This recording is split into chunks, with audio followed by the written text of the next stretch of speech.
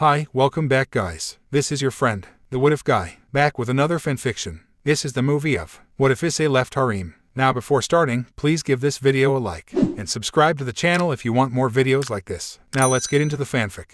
Issei looked at the beast of apocalypse Trihexa, roaring onto the red dragon emperor. He knew all this started by one light spear aimed at his abdomen. The next thing he knows, he is thrusted upon so many battles that he has lost count. Trihexa was described to have the appearance of a large beast with characteristics coming from different animals like a lion, a leopard, a bear, a dragon, etc. It has 7 necks, 7 heads, with 10 horns, as well as 7 long thick tails of different shapes. It also has 4 stout arms and 2 legs that are even thicker than its arms. Its main body is that of a primate leaning forward and is covered in black fur and what appears to be scales all over its body. Its size is well over several hundred meters, making it significantly larger than even Great Red. Issei gave a depressed sigh as he spoke. Yep, story of my life just this once, one final time. Issei started the chant. He gave a glance towards Off-Eyes who nodded in response, giving a sad smile. She knew what happened to Issei before he had faced the beast and dealt with Apophis personally. Let's do it, Off-Eyes. Issei spoke with a small interest. This was his one final battle, and no matter what happens, he will give it his all. After that, no more fighting for the supernatural.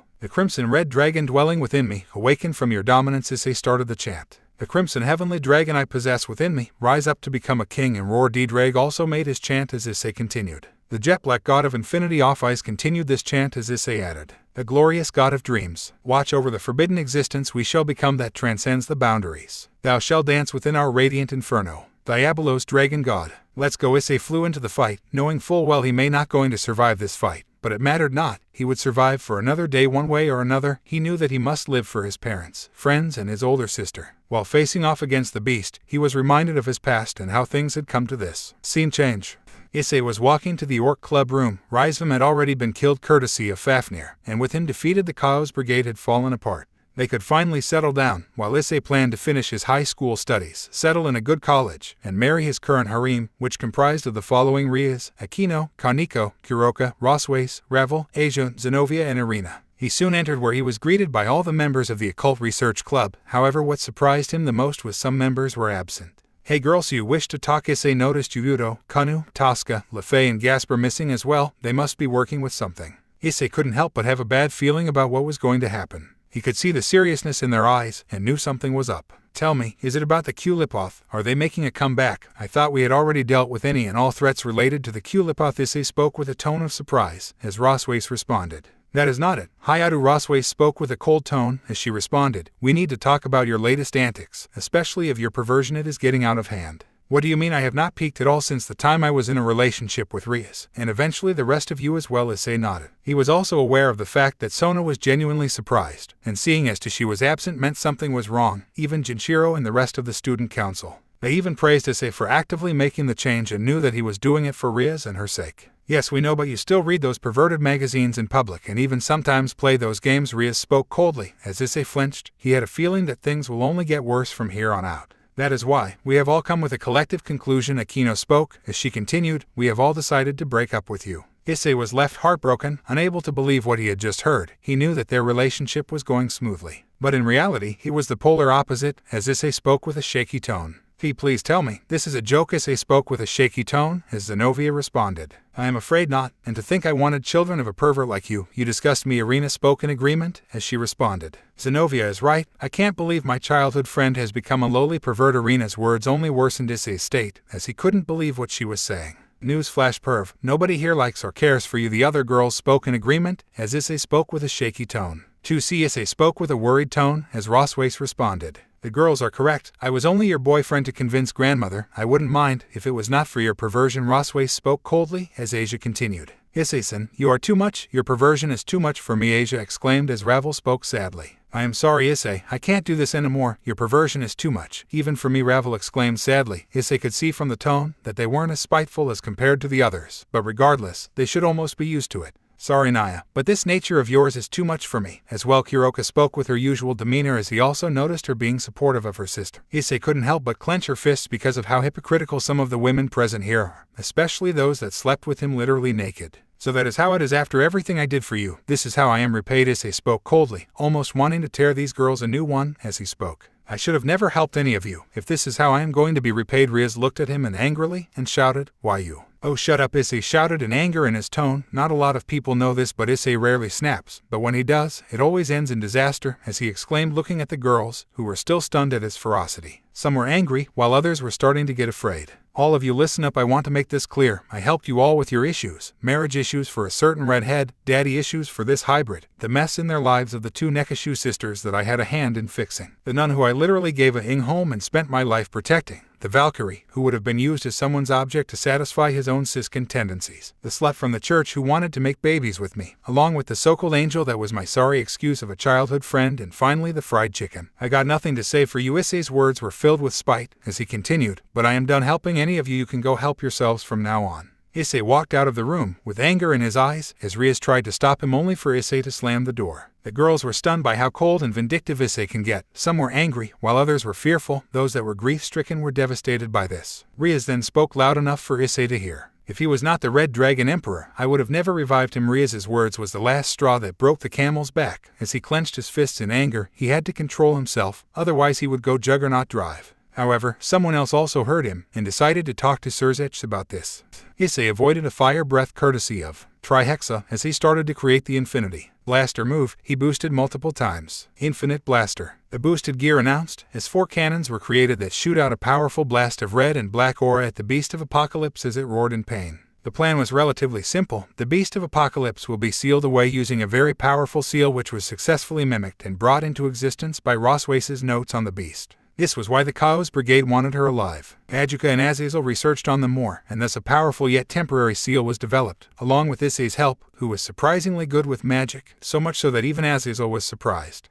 Take some more. Infinite Blaster." Issei charged another blaster at the Trihexa. He could feel the strain on his body, but he did not relent. Offeyes knew his body won't survive for much longer and decided to take him in case he falls apart. However, Trihexa decided to act and split up, since it would cause even more problems and destruction, while regenerating at the same time. Issei grew frustrated knowing that it will keep persisting, causing even more damage. He had to act quickly. "Partner, use my flames right now. It is the only way we can prevent it from regenerating to activate the seal." Issei understood this, and decided to generate D-Drag's flames, flames known to even burn down the souls of its victims. They were blazing inferno of scorching flames. He could only hope that it was enough, as more and more of his past flooded his mind. However, this time, it was the good memories. Scene change. Flashback. Begins. Issei walked into the office of Surzech Lucifer. Initially he did not want to involve her older brother into the fight, but Azazel insisted on bringing him here. He had already informed him about this. He entered into the room where he could see the faction leaders along with some of the guests who were relatives of the girls present. Almost all of them were present, however they all had saddened looks, as Surzech spoke sadly. "Issei, we have all called you here to apologize for what my sister and her peerage did to you." Surzech spoke with a solemn tone, as many soon followed suit. "I wish to apologize as well, Issei, for my daughter Akino's behavior." The one who spoke was Baraquil, Akino's father. Their other relatives also started apologizing, as Issei shook his head and spoke. "None of you need to apologize for what they have done. Same goes for you people as well." Issei spoke with a sad smile, gesturing towards Gondel, Grisla Quarta, Sierra Phoenix, Riser Phoenix, Seorg Bale, and several others, as he then spoke in a serious tone. "But don't expect me to help any of them ever again." Surzech nodded as he spoke. "I was expecting that, but I don't think it is enough, and I don't mind fulfilling any request."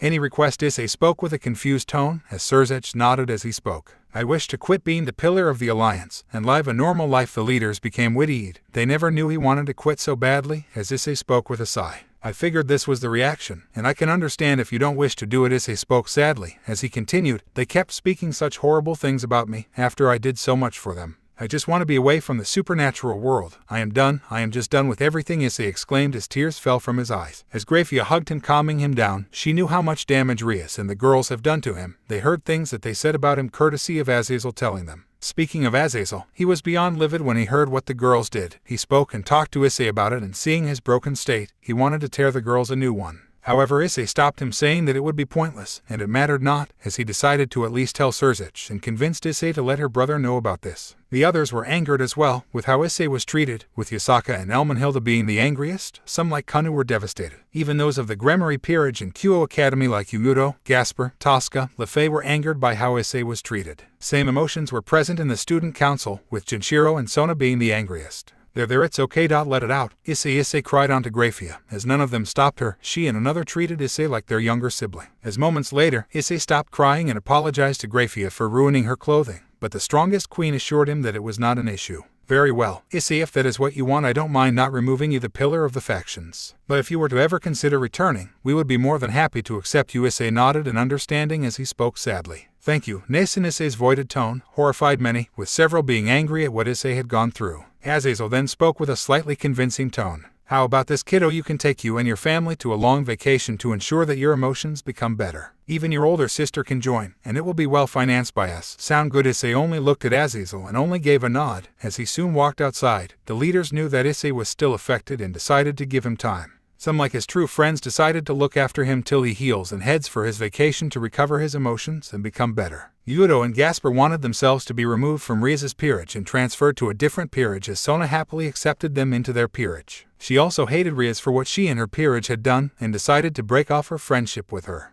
Issei looked at the beast. It was burning and trying to regenerate at the same time. He noticed it trying to split into other parts. However, Issei shouted, knowing what it is going to do next. Marini, the woman who Issei called, was Issei's older sister. She was a beautiful brown-haired woman with long hair and brown eyes. She wore a purple sweater and white dress, along with purple shoes. Leave it to your big sister, Issei Mary exclaimed as she summons gauntlets with special openings that allow his mobile terminals to be fitted. The left gauntlet fits a blue terminal that has the powers and abilities of Innovate Clear, though a simple version. In the right gauntlet, he inserts a jet black terminal that has the powers and abilities of Tilo's Karma. Balance Breaker. Mary activated her very own Balance Breaker, which was a combination of both her sacred gears. It was called Transcendental Arrival. It was a futuristic-looking endoskeleton which was comprised of jet black and blue metal armor. It started to glow as Mary spoke with a cold tone. It's no use in this armor. Mary can make an ideal world, albeit for a short period of time, with which she was able to prevent Trihexa from splitting itself. However, it was too straining even for her. Off-Eyes knew this and had to act quickly. She immediately activated the seal that everyone had been working on months for to stop the beast. Mary fell to the ground. Trihexa was too strong even for someone like her, as the seal was taking effect.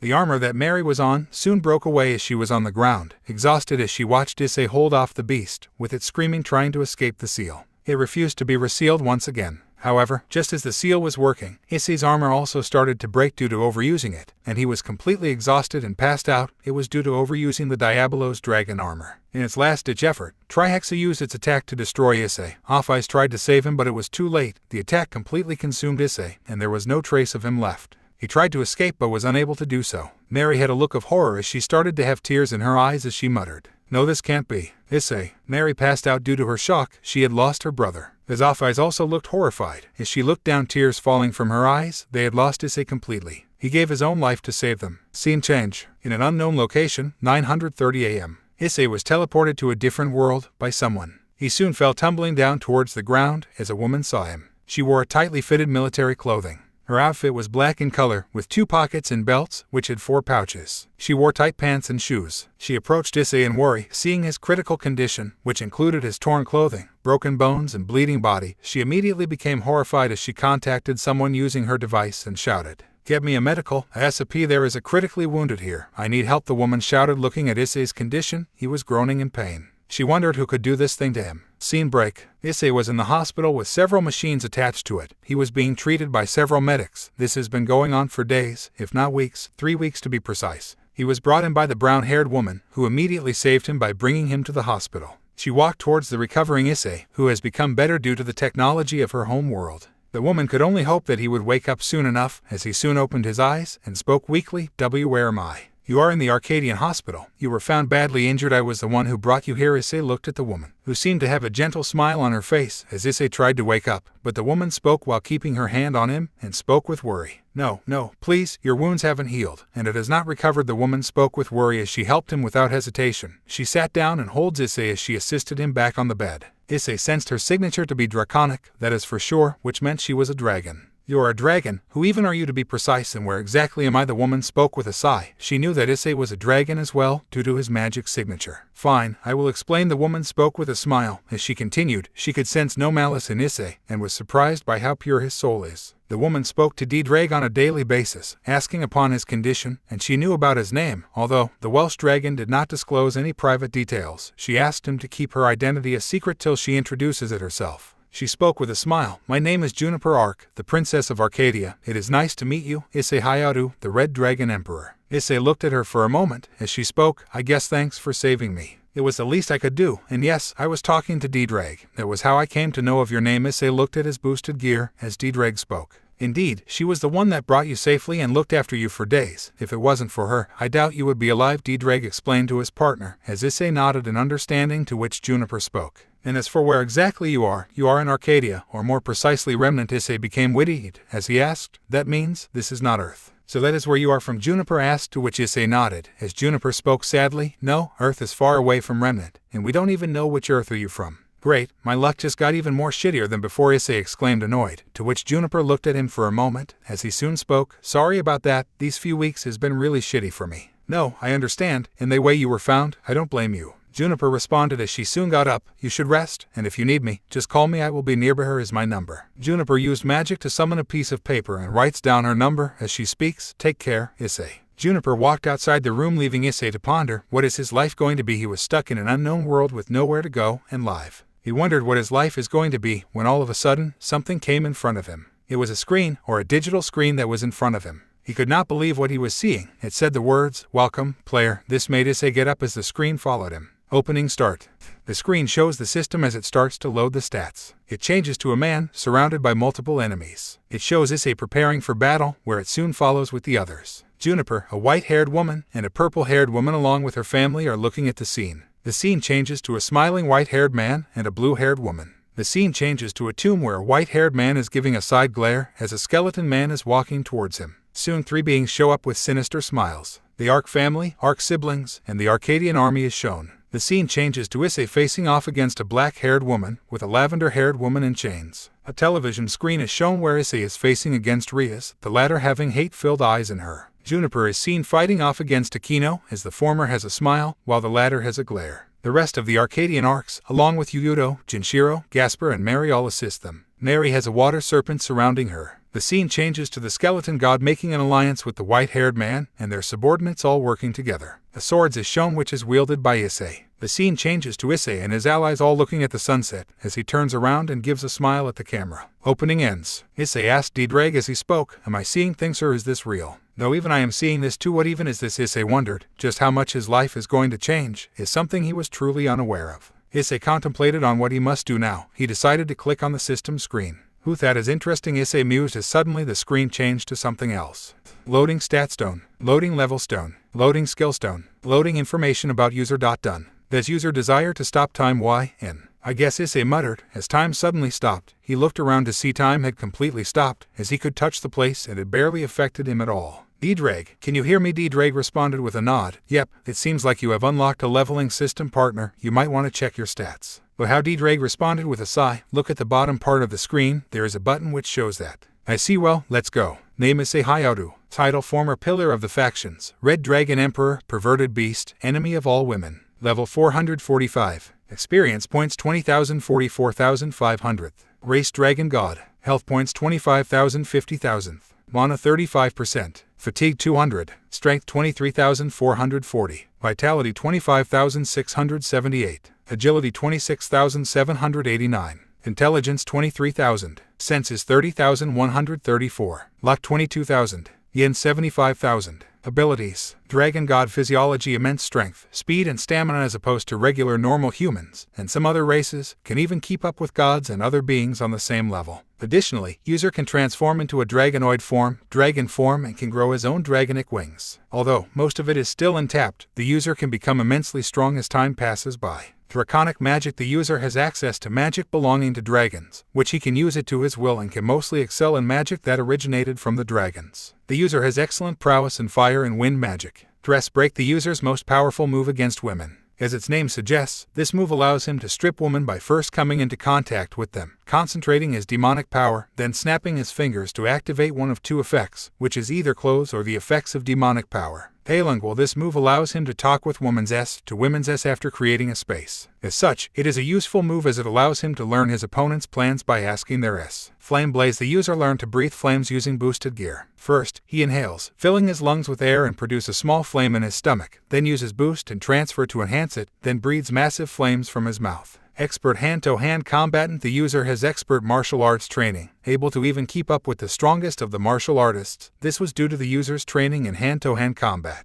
However, the user is still vulnerable to feints and redirections, but due to Issei's physiology he can handle that. Decent sword fighter. The user has decent sword fighting skills, capable of sensing and fighting against sword users, and even keeping up with them. He is capable of holding on and even potentially blocking attacks from them, albeit he struggles against the stronger ones. Skilled tactician. The user has base level knowledge on how to counter and play tactfully instead of charging into fights, like most brawlers are meant to do, often using their weaknesses and abilities against them to win fights. Abilities. Boost. This ability allows the user to double their powers every 10 seconds without limit until the user reaches their limit, whether it's their physical abilities, magic, or demonic power based on the user. Transfer. The user can transfer increased power to other people or objects. Dragon shot. The user fires a beam of energy of concentrated demonic powers. This move is generally used in tandem with the boosted gear to increase its destructive powers. Divide. Since the user recklessly had taken a part of the vanishing dragon, the user can use the special skill Divide, which can cut down the power of a target by half, although this too is dependent on the user. Dividing gear. A boosted gear variation of the divine dividing and what allows the user to use the skill Divide. However, this can siphon the user's lifespan. Balance breaker. This move allows the user to be cloaked in a strong draconic armor, which increases their stats by a lot, even more than it usually should have been.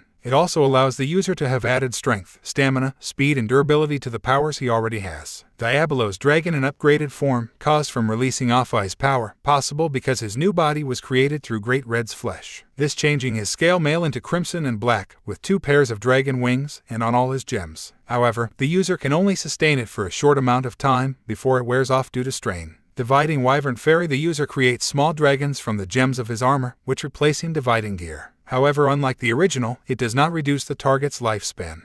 Interesting. Issei mused, looking at his stats, wondering what else he can do. He remembered on how he asked Ajika to remove his evil pieces, which did take some weeks, but they were able to remove it. Now, he was a full dragon. Partner, I think we should release ourselves from the time stop. Issei nodded in agreement. As time reverted back, he then pondered on how to close the system. No sooner than he thought that, the screen changed to the instruction that Issei needed, as it read. To do that, I will have to say, close system. And to reopen the system, I will have to say, open system. To see status, I will have to say, check status. And to see other status, I will have to say, check stats. Issei read out the instructions as he then commanded, close system. The system soon went off as he soon lied down. He was stuck on this planet and he did not know what to do next. He was in an unfamiliar alien world, and he knows nothing about it. He could only hope he found a way in this place. Dreg, do you think we will be alright? Dreg responded with a sigh. I am not sure, but I know that you will be fine. Issei looks at the phone as he speaks. Should I call her, ask her more about this place? Maybe, but you should rest for now. Issei nodded as he soon rested. He pondered on finding a place in this new home, till they find a way back home.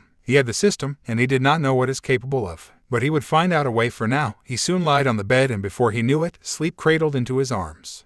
Issei soon woke up. As he started to eat his food in the Arcadian hospital, it was surprisingly decent, not the bland food that he was expecting. He soon was met by Juniper, who spoke. How are you feeling? Better, actually. I think I can walk. Juniper smiled in response as she spoke. That's great to hear. Speaking of which, you are the princess, right? So do I need to call you by your appropriate title or something? Juniper shook her head and spoke. Not here. Only when you are in the Arcadian court, when you will be needing to talk to my father, the current emperor of Arcadia. I see. So when I was found out, how was my condition? Issei asked, to which Juniper shuddered, remembering on how bad his wounds were. She then spoke. Your clothing was torn, with your body being even darker than it usually was. It was almost as if you were burned alive. Not to mention, your bones were broken in the ribs, abdominal area, and even your limbs. You were bleeding from every location, especially in your head and limbs. The doctors even stated that you wouldn't even survive this, but you were persistent, and you eventually recovered. Juniper spoke with a smile as he responded. Alright, so is there a way I can head back? My parents, sister, and others must be really concerned about me. Will you help me head back? Issei asked, to which Juniper only smiled in response. Of course, why wouldn't I? Thanks, Issei responded with a smile, as he spoke with a sad tone. You really are doing something so much. For someone whom you have barely met, is there anything you expect in return? Sorry if I am a bit skeptical. My experiences have taught me that no one does anything for free. None, Issei. None. I needn't worry about that. I will help you in any way you can to get back home. I have no intention of forcing you to stay here, but if you can't return, you can always have a place here. Juniper spoke with a solemn smile, as Issei looked at her and nodded in response. Thanks again. No need, no thank me. Issei, it is what I don't know. Can you walk? Issei spoke while averting his gaze. I haven't tried. I will work it out. Issei spoke as he kept the plate on the table and started to walk. He staggered for a bit as Juniper assisted him. Easy. Issei looked at her and nodded. He soon managed to walk at a normal pace. He was still in his hospital clothing, however, as Juniper suggested he should get a change of clothing. He decided to go with her to a nearby apparel shop, where he decided to wear a casual red t-shirt and black jeans. He also wore red shoes. The reason Juniper did this was so that he looks presentable when he meets the Emperor. She then takes him across the main city of Arcadia, as Issei looks around marveling what kind of a place Arcadia was. It seemed like a marvelous futuristic city as Juniper spoke. So what do you think of Arcadia, Issei? It is amazing. What kind of a place is this? Juniper spoke with a smile. Years and years of hard work, dedication, and technological advancements were the reason we got this far. I see. Juniper then spoke with a smile. Let me give you a brief rundown on the location of Arcadia, Issei. Arcadia is a large empire comprised of many different continents, 15 to be exact, whose lands reach up to 50 billion kilometers at best, compared to the Four Kingdoms, which is around 100,000 kilometers at best. Each continent is governed by different nations, with the main nation, the Arcadians, taking most of the land, around 8 continents. The main 8 continents are governed by the Arcs. They essentially rule and guide the nation in its duties, with numerous other royal families assuring them. Those families also have a high power that is equal to the Arcs. Juniper spoke while keeping her hands behind her back, as she turned around and spoke with a smile. And soon, I will be the one to take up my father's place, Issei, as the new Empress of Arcadia. I see. So once you are of age, I guess I will be calling you Empress, or Your Majesty. Juniper responded with a smile. You are right on that one. Anyways, we have other places as well. Just so you know, Grimm, Faunus, Undead, Dragon, Fairy, Elves, Dwarves, Middle-earth are their own selected nation and govern numerous lands. I take it you know most of them. Issei nodded as he spoke. Except for the Grimm and Faunus, I am not aware. Juniper then spoke in response. So basically the Grimm Kingdom are sentient beings of darkness that roam the world. And before you ask, no, they are not trying to kill or harm us. Alright, Issei nodded as Juniper continued.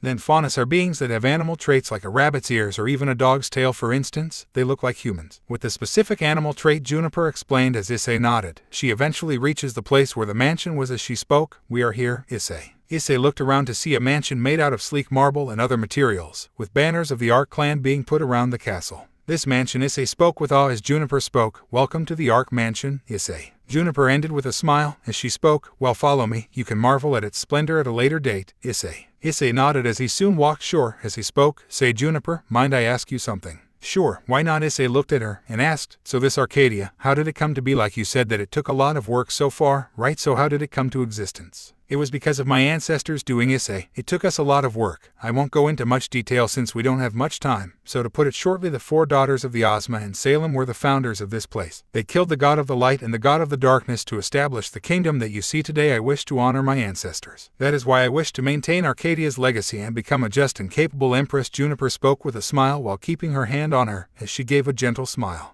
Issei did not know why, but in his eyes, he saw something that nobody will ever see. He could see the gaze of a true empress, but it was not cold, it was gentle, warm, and kind. He never saw this next to Ria's or any of his former harem. He did not know what to say as he spoke whatever words he could. I guess you will become a good empress, Juniper. Juniper gave a smile as she spoke. Issei, let's go. My father is waiting for you. Yes, Issei spoke with a gentle tone as he soon encountered some of the Arcadian royal guards. The guards wore a blue and white medieval tunic with a sword holstered around their hip. Additionally, there was a cape around them and they wore a gold paladin helmet on their head. The cape was supported by a yellow star and they wore golden boots. They saluted Jean upon her entrance and were intrigued by the new guests in the castle. Greetings, Princess, and the guards seemed to be confused as to see who Issei is, to which Juniper explained to them, he was the injured guest. He has no record of any person in Arcadia. We just want to meet the Emperor. Very well, as you wish, Princess. The guards head inside to inform the Emperor, as Issei asks, so was there anyone else that had met me or D-Drag before? Well, there was an old friend of mine. You can meet her once we are done. Okay, Issei looked at her and nodded, as the guards soon came outside and spoke. The Emperor is ready and wishes to see you. Very well. Juniper turns to Issei and speaks. Come in, and you needn't worry about my father. He is a good person, so just be the way you were with me, okay?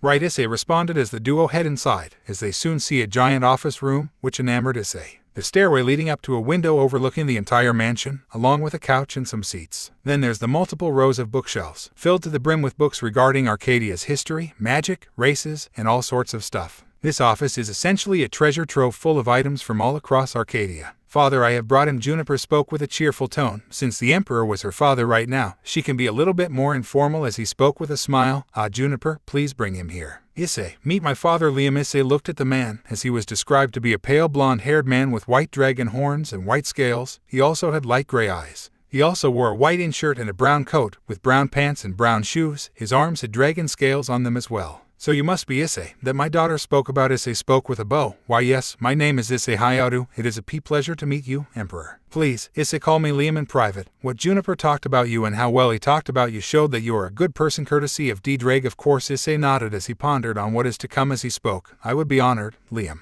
So Issei, I hope you don't mind telling us how you landed up here. Issei nodded as he spoke. Yes, so what happened was during a battle in my home where I was facing a very strong adversary. I managed to take the threat down, but in its last-ditch effort, it tried to kill me as well, such that I don't become a problem. The attack hit me and the next thing I saw when I woke up was me being in Arcadia with your daughter looking after me in the hospital. Liam nodded in understanding. As he spoke, I see, so that was why you were in the hospital for 3 weeks and you were so badly injured. Yes, Liam, that is what happened. Issei spoke while rubbing his head, as he still could feel the after effects of using Diabolo's Dragon God. He had overused it, and still was feeling the effects even now. He knew that it was disabled for 23 hours, as Liam spoke. So Issei, what is that you wish to do? Issei only shook his head and spoke. I just wish to return home, Liam, that is all. To my own Earth, my home, that is what I want. Liam nodded in understanding as he spoke. I see. So you wish to return to Earth, right? Issei nodded as Liam spoke. That is going to be quite a pickle, Issei. How so? Juniper then explained to him. It is because there are multiple Earths, Issei. So first we need to scan every single Earth for the magic that is emanating from your body to identify the precise Earth. This will take time to do so, since we have go through every single one of them and to make sure if magic or your magic type exists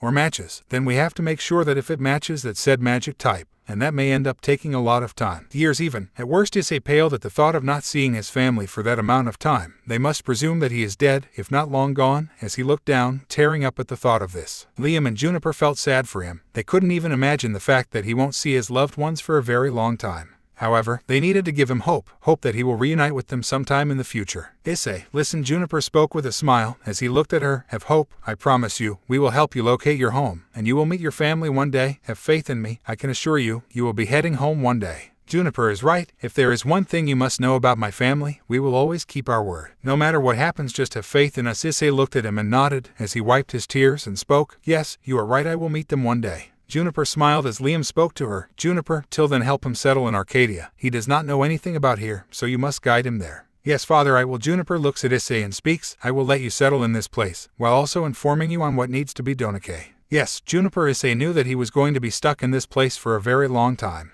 However, he did have to make the most out of it. He had no choice but to do so. At the very least, he had time to think about what needs to be done. Scene change. In the DxD world. 3 days later. Hyoudou Residence, 9:30 a.m. A Hyoudou residence, once a place of festivity and joy, was now a place that was completely deserted and devoid of any emotion. The joy that the world once felt was gone, since Issei Hyoudou had been consumed by the attack that Trihexa unleashed on them. It was revealed that Great Red had teleported him to a safe location far, far away from the planet, since it was the only thing he could do as quickly as possible. Otherwise, Issei would have died. The ones hurt the most were the ones that supported Issei, like his family, his older sister, the faction leaders, and many more. Then he still cared and loved Issei, especially the Gremory family being one of them. They were livid at what Rias had done to the boy, and decided to take action. However, the Gremory girls did something stupid. They had the gall to enter into Issei's place and room for feeling regret from their actions. However, in reality, they were only doing this due to fear. They had no regret breaking up with him. Not until Surzech removed Issei's pawn pieces from his body and informed Rias that he is no longer her pawn. The girl did oppose as expected, only for the crimson-haired Lucifer to shut down any and all comments from her. He made it clear that she has no right to Issei, since she broke up with him, and she had to relent out of fear. No sooner they entered, they were met by a very livid Mary who tore the girls a new one, almost killing Irina, ripping her wings, especially when they refused to leave from the house, and gave Rias a very nasty scar. She even almost killed those that slept naked next to Issei, like Rias, Akino, Zenobia, Kaneko, and even Kuroka. She blamed them for causing their brother's death in a tear-filled rage. She would have done the deed had she not been physically restrained by the leaders, mostly the stronger ones like Surzech and Shiva. They did not blame her for her anger, as they were also angry at the girls for having the guts to even enter Issei's house. The aftermath caused the girls to be in the hospital where they are under critical condition due to the damage Mary inflicted on them. Phoenix tears had to be used, and they were put under house arrest, as they all apologized for the trouble to the Hyoudou family. The loved ones of the girls made sure they stayed in their rooms, except for those like Kaneko, who was sent to live along with the Gremory peerage girls in the Gremory mansion, minus Irina, who was sent back to her parents in England.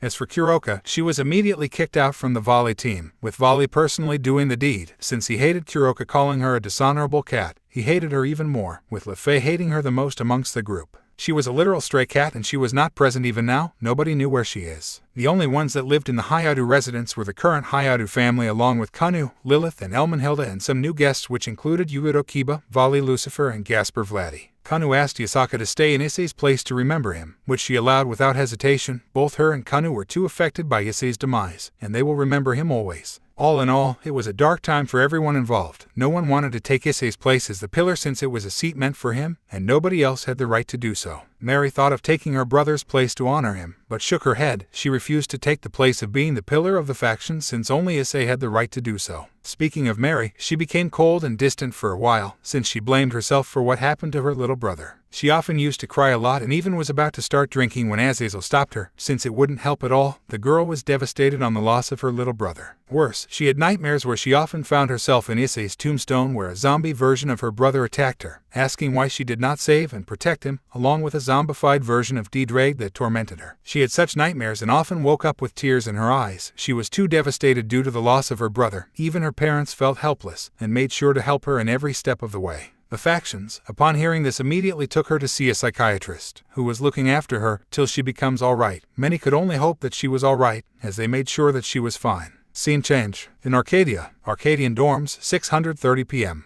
Issei was walking towards his dorms, with Juniper guiding him to that location, where they see a white-haired woman. She had long flowing white hair with blue eyes, and wore the same soldier costume as Juniper did. Yo Juniper. Been a while. The woman walked towards Juniper and Issei, as Juniper introduced her to Issei. Oh Issei, meet Willow Schnee, she is one of the members in my battalion. So you must be the new kid around here. Welcome to Arcadia. I guess. Willow greeted Issei with a handshake, as Issei returned it to him. Normally Issei would be a bit perverted, but he did not have that since even before the breakup with the girls, he decided to act upon himself and become better, even gaining praise from the Citri peerage. This was even more lessened post-breakup, which was to the point of nothingness. Hi, my name is Issei Hyoudou. It is nice to meet you. Willow returned the smile. As she spoke, don't worry, you will get settled in, with no time. Willow soon turns to Juniper and speaks, we need to head to the army, for our daily routine, help Issei settle down, alright. Yeah, and inform Anastasia that I will be heading there soon. Willow nodded as she left the location. Juniper then spoke, Issei, we will settle you down. I would suggest you to head to one of the academies. I will help you choose on which academy you can go for. Juniper spoke, as Issei nodded, as he thought. This is my life now, I guess. Issei spoke as Juniper motioned him to his new dorm room, as she gave a key to him and spoke, this is your key card to your dorm, since you don't have a scroll. Oh, and speaking of scrolls, you can give your mobile phone to me. I can ask for an upgrade and turn it into a scroll in an hour or two, with all the data in it. Issei nodded as he spoke, yes. Issei rummaged through his pocket and removed his phone. It was a miracle that the fall did not damage it. He gave it to Juniper and spoke, it is quite advanced if you ask me, but I can make it even better. Well, see ya, Issei, we will meet again soon. Juniper spoke as she left Issei alone to his dorm, as he pondered on what he needs to do. He entered his dorm knowing that his new life was going to start today. Scene break. Issei's dorm, 9:30 a.m. Issei woke up from his dorm room. It was surprisingly advanced and highly good. He removed his sheets and took a look at the mirror. He sighed and spoke, well, that's another day. The dorm room, or more accurately, a sort of a full well-furnished apartment. The room which Issei was in comprised of an air conditioner with a bathroom on the left side, and proper technology present. There were decorations present as well. Issei headed to the bathroom, which comprised of a sink, a proper showering room, a toilet and a sink. The showering room had a door to prevent water from escaping. He started brushing his teeth, and soon followed by the rest of his routine, as Issei walked out with a towel around him. He wore a different pair of clothing which comprised of another clothing set Juniper had given him alongside his new scroll. It comprised of a red and white t-shirt and black track pants. While her Issei spoke, already as he soon heard a doorbell, he wondered who this could be. Walking into the living room, he was greeted by Juniper, who was in her casual clothing. She wore a white dress with a red miniskirt and heels. She greeted Issei in a causal manner. Morning Issei. Issei responded with a smile of his own. Morning, so what brings you here? Well, I did say I would help you get settled, right? Juniper mused in response as she continued. Well then, let's get going. You have a lot to explore and we have a lot to show you in Arcadia. Issei nodded as he followed Juniper. He had to accept this place as his new home. He did not know how long would it take him, but he will accept this, he has to. They soon headed outside as Juniper spoke with a smile. Well then, let's go. Opening start. The screen shows the system as it starts to load the stats. It changes to a man, surrounded by multiple enemies. It shows Issei preparing for battle, where it soon follows with the others. Juniper, Willow, and a purple-haired woman along with her family are looking at the scene. The scene changes to a smiling white-haired man and a blue-haired woman.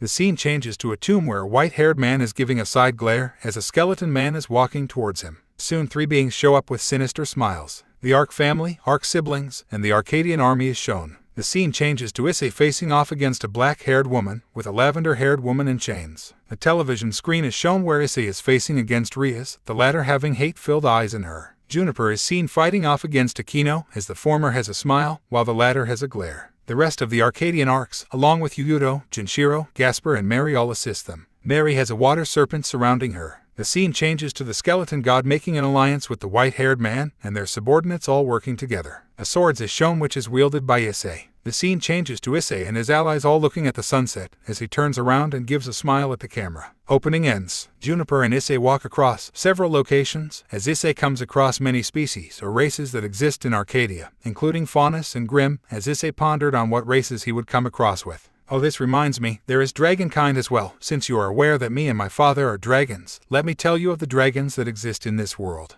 And since you are a dragon, I can presume you have a dragon form, right? Juniper asked Issei, to which the latter responded, technically yes. But I normally don't use it. I can transform a part of my body into a dragon. That checks out. That means you can transform into a dragon, right? Juniper put an emphasis on the word can as Issei nodded, with Juniper continuing, then you and many dragons are not different after all. This kingdom, many dragons can shift from their human form into their more draconic form. Myself and my father included can do that. What about your mother then? Juniper shook her head and spoke. She is actually an elf from the kingdom of Elvest, was the former queen of elves before she stepped down and became the empress of Arcadia. Her name is Alciarch. So you are basically an half-elf? Juniper shrugged in response. Kind of actually. I may not look like an elf or have any of their traits, but I still have elven running inside of me. I see. Juniper smiled. He had a lot to learn when he is here. Perhaps she can settle him till he finds his way back home. Speaking of which, what kind of a fighter you are? Juniper asked with a smile, to which Issei responded, I am more of a brawler. I prefer close combat and getting the job done, but that doesn't mean that I don't have magic. Given that I am a dragon myself, I have excellent flame and wind magic, and of course, my boosted gear, my very own sacred gear, which houses the Welsh dragon D-Drag, my partner and someone whom I can trust without exception. I see. Well, D-Drag, what do you think of Issei? D-Drag's boosted gear activated as he had spoken. He is the best partner I could have asked for. He never saw me as a tool like the others, and I like talking to him. D-Drag did not mention about the Oppi dragon part, since it would not only be awkward and weird about it, but the mere mention of that often brought Issei to the point of depression, since it reminded him of his past relationships or failed relationships. I see. Very well. It is nice to have someone like Issei. So we will be starting with the first academy. Follow me. Juniper spoke with a smile as they headed to the academy, the first academy, aptly called the Academy. This is known as the Academy. This is the best academy for the students who aim to vast themselves in technology. The technology they offer here is unbelievable. For those who love to create and invent weapons and gear, you are provided with your own personal lab, and the resources you are given are infinite. Yes, you can also use it for combat. They aim for their students to use their technology to do good out there. To enter the academy, there is an exam to present your creation, as they will be given to a judges panel, so if they like it, you're in. Juniper explained, to which Issei mused in response, Something that catches your interest for this one? Juniper asked, to which Issei shook his head and spoke, Maybe, but I am going to need some time to decide. Take your time, Issei. Juniper mused in response, as they soon started to walk towards another academy, which almost looked like a dragon statue on top of the academy. The Academy for the Strange and Gifted. It's for those people whose semblances are unique, new, and cannot be controlled. This is the #1 academy for semblances of any kind. They can turn your weakest semblance into a powerful one. Anyone can get in, but the training is very difficult. This is also for those whose magic is unstable and those whose summons are difficult to use. They can teach you how to perfect your magic despite the difficulties of that certain skill set. Juniper explained, as she continued. Your sacred gear will be perfect for this academy, Juniper added, to which Issei responded, I guess, maybe I will reconsider it. Like I said, this is one of the many academies. There are many more. Juniper spoke as they started to head to the next academy. As she spoke, most academies are close to each other, since they are under the same campus. This allows students to interact on a daily basis, often mingling and sharing ideas, eventually helping their further growth. I see. I understand. Then Juniper smiled as she started to explain the next academy, which was described to be a dual mansion-like academy, almost seeming like a main campus. This is the Arcane Academy. This is the #1 academy that will teach you extreme survival training. They will teach you how to survive any terrain and remnant. The simulation rooms have a feature where they can display the biome of the teacher's choosing. They will also teach you how to survive with only a few sticks. After all, once you lose your weapon, you need to figure out how to survive. They'll teach you everything there is to know about surviving. Issei nodded as Juniper continued to move on to the next academy. There were still some more she wanted to show. The academy in question looked like a huge mansion building, almost akin to a futuristic, with several dome and towers that are connected to it. As Juniper explained, Magallanes Academy, one of the leading academies for those that wish to learn forms of combat. This academy is one of the more militaristic schools, where they teach you different forms of combat and strategy. But they have a special program there for pilots, and no, it's not like the Titans, but it's something else. All I'll say is they're called Gundams, EVA units, Nightmare frames, Zoids, Silhouette Knights, and many more. Wait, one of them, Issei asked, as Juniper responded. Yep, there are many more, although they are at different locations in Arcadia. Let's settle for the ones I have considered for now. Yes, Issei spoke in response, as they proceeded to head to the next academy. It seemed to be a majestic castle that was supported by entrances leading to different locations of the academy. There were pathways connecting those said entrances that were in the air. Students were walking on these pathways. This is called the Magic Academy. This academy is also one of the hardest academies to go to, as their entrance exams last for a week. They want to find the best there is. Those that get picked are given a rank. By rank, it means the placement of your skills and power in that academy. You continue to grow and learn, your rank goes up. You slack off and your rank goes down, and if it goes down a lot, you will be expelled. Oh, and this place is where you learn more advanced magic. Once you get up the ranks, you learn harder and more powerful magic. And yes, and if you're wondering about the ranks, they are in order from lowest to highest: copper, iron, silver, gold, platinum, mithril, aurichalcite, adamantite.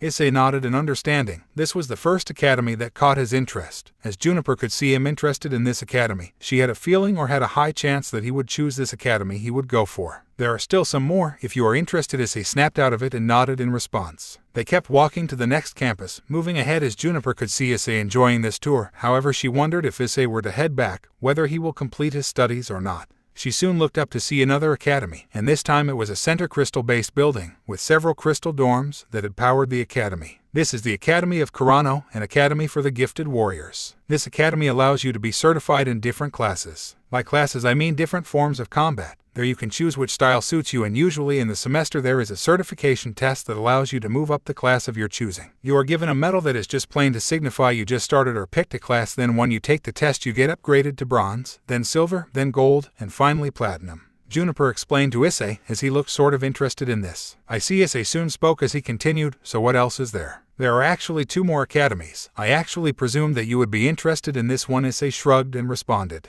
All academies so far have been tempting. It is hard to make the choice. Juniper responded with a smile. Well, there is no rush. Take your time and make the wise choice. Issei nodded as they kept walking towards the next academy, as Juniper explained this one. It seemed to be a conical dorm-like building. This is Strixhaven, an academy for the more highly intelligent students in Arcadia. This academy teaches you high-level combat, as well as other practices outside of combat and leadership skills like business, politics, sciences, medical, and other courses. This academy is extremely difficult to get in. You need a recommendation to enter. I see. Is there like an entrance exam or something? Issei asked, to which Juniper responded. Indeed, but not only that, it also has an aptitude test. Basically, they want you to be fit for this academy. Issei mused as they walked towards the final academy, which almost seemed to be a modern campus building, unlike the other mystical ones before. And this is the Academia, the last academy I wanted to personally show you, and the academy where I and my friends all studied in, the #1 academy in training highly elite warriors. You all know the training here is extremely difficult, but you can come back and try again. The academy welcomed all those that wished to prove themselves. Juniper explained to Issei. Issei was the most interested in this one, as Juniper knew that Issei would be going for this academy as well, to which the princess spoke. Either way, take your time to make your decision. You have 2 proper days to do so, as there is no rush. Juniper's words made Issei nod, as they soon left the location. Juniper had to go back to the army, while Issei headed to the dorm. Scene change. Issei's dorm, 12 p.m. Issei was seated in his dorm, working on the academies that he would be heading to, as he asked his partner Didrag, "Hey Didrag, what do you think, which academy would suit me the best?" From what Juniper had spoke, partner, I would suggest to head to the Academy for the Strange and Gifted, since that would help you with your power, especially learning on how to control and master the Juggernaut drive, but it is your call. Partner, this is your life, and I think you should prepare yourself here, till they find a way back home, Didrag explained to Issei as he nodded. He would be grateful to Juniper and her family for what they are doing for him. Not only did they save him from certain death, but also are helping him settle down. He would do anything to protect and cherish them at all costs. I will, but I think Academia would also suit my abilities and strength. What do you think? Didrag mused with a smile, as he grinned. So you wish to follow what the Empress did? Interesting, but you are right on that. Even Academia would suit you just fine. Yeah, and I am thinking of heading to the Magic Academy after that. I have decided to hone my magical skills even more. Didrag was surprised as he spoke. I doubt you would have the time to do that, and magic was not your best trait until quite recently. I can work with it. I was able to work on the seals courtesy of Trihexa, right? Didrag nodded to Issei's words as he spoke. Yeah, you are right. Anyways, Didrag, what do you think I should do? Didrag mused in response. I told you before, it is your call. Your new life in this place should be present. Speaking of which, what are your thoughts on Juniper? D-Drake then asked, to which Issei responded, I can't say. When I first saw her, she was gentle and kind. She saved my life even when she did not know me. For that I will be eternally grateful to her. And so did that Gremory brat. She did save you from Rainier, right? D-Drake mused in response, wondering what Issei would respond. As Issei responded, I don't think it would be wise to compare them. I have a feeling that Juniper saved me without hesitation. She did not see me as a dragon, but as a person. I can also see that based on her first impression, Juniper seemed to be different, unlike Rias, who came off as a bit spoiled even in her early days. If only I knew how much spoiled she was. Regardless, I do owe her for saving my life, and she is helping me get home. I should repay her back. It is the least I can do. Issei responded, to which D-Drake seemed to be satisfied with the answer. He did not know Juniper well, and it would be best if he knew more about her. This was the best answer he could come up with. I see. Well, I think you should do just that. D-Drake cuts off his connection as he rests for a while. He sleeps on his bed, pondering on what he should have done. He looks at his boosted gear and his new location of living. He pondered on how his life is going to be from here on out. But he had to make the most out of it. Well, D-Drake, it's time I should turn my life around since I will be here for a very long time. D-Drake grinned in response as he spoke. You are right on, partner. That is the partner I know. Anyways, from her beauty standpoint, how would you rate the Juniper? You know I have stopped doing that, D-Drake. I stopped it long before the breakup. Even told my friends about this, who unsurprisingly did not take that well. D-Drake remembered on how he informed Matsuda and Madohama, who like usual did not take it well, but he made it clear that he was done with his perverted attitude, which caused a literal uproar in the class. Unfortunately, knowing the Gremory girls who shared a single brain cell, they failed to see just that. Well, it was their loss, and Issei could care less about them. But come on, how would you rate her regardless? Even I am curious, D-Drake mused as Issei spoke with a sigh. No, D-Drake, I am not doing that. But if you want to know, I'd say she is a very beautiful, on the inside and on the outside. I see. I just wished your perversion went in a, well, different manner. D-Drake spoke with sadness as Issei responded. The girls did teach me a very important lesson that day, and that was to not put your faith and blind loyalty into some women who never really cared for you. Seriously, my perversion failed to see what kind of women they really were. You are right on that. You should probably get some rest before you head to your chosen academy, D-Drake suggested Issei, as he decided to head outside in the hall room to watch some television, wondering what shows are there in Arcadia. The room is well furnished and had an air conditioner behind the couch at the top of the wall. It seemed like a proper home with state-of-the-art technology. Issei sat on the couch and brought out some of the snacks that was already present in the dorm room. He started the television and wondered if there is some good anime he could watch. Scene change. Time skip brought to you by Chibai. Issei being introduced to the gaming squad. The next day, Academia campus, Arcadia, 9:30 a.m. Issei was looking at the campus. He wore a red t-shirt, a black jacket that was open from the zipper, and a track pants. Issei started to like these track pants since it made him more comfortable in order to maneuver across the field and defeat his enemies. So I hope you are ready, Issei. Juniper spoke. She wore the same military clothing she usually does. Issei nodded as the duo head inside to settle for the academy. Issei was registered and he had to wait for his turn at the academy. You seem nervous. Is it your first time giving an entrance exam? Issei nodded as he spoke. No, I did give them before, especially for the academy that I was in. But the entrance exam here is something I am not familiar with. I never knew I had to fight against enemies to be accepted. I see. Juniper mused as she remembered the process he was informed in order to enter Academia. She remembered that Issei will have to face enemies which will be getting stronger as he moves across the levels. I'd say you would be fine, Issei, just have faith. Juniper spoke as Issei nodded. After a few moments, Issei's number was announced and he went inside for the examination. The exam was a simulation as there were several low-level robots that were aiming their weapons at Issei as the announcer spoke. Candidate Issei Hyoudou, here are some rules that you must know before the examination begins. The robots here will test your skill, meaning you must proceed by defeating all of them. The announcer then continued. The difficulty of your enemies will increase across each level, with the highest being level 10, but in order to pass, you will need to just reach level 7, that is all. Yes, understood, Issei responded as the announcer continued. You will lose if you pass out, but worry not, you can try as many times as you need, alright. Understood, the announcer then responded. We will begin the examination, be ready. Issei got into his stance. He decided to save the boosted gear for a later stage, as suddenly a notification popped up in the system. Legendary quest: defeat all the enemies standing in your way and reach level 7, and enter an academia. Reward: a new boosted gear armor plus 45,000 experience plus 100,000 lien. Failure: you can always try again, so no consequences. Sub-quest: complete the simulation and reach level 10. Reward: new skill book plus 90,000 experience plus 200,000 lien. Failure: none. Issei accepted both the quests as the announcer exclaimed, ready, level 1, start. The droids started to attack him with their blaster fire. As Issei dodged the attacks with ease, he immediately dashed in front of them and punched the droid, sending it flying. Several other droids were attacking him, but Issei evaded everything with ease. Level 1 seemed to be easy. Not many were like that, and Issei had to save as much energy and mana as he required to be ready for the next stages. He soon breathed some flames and burned them all down to the ground. Although much weakened than what he usually does, it was enough for him to deal with the droids of level 1.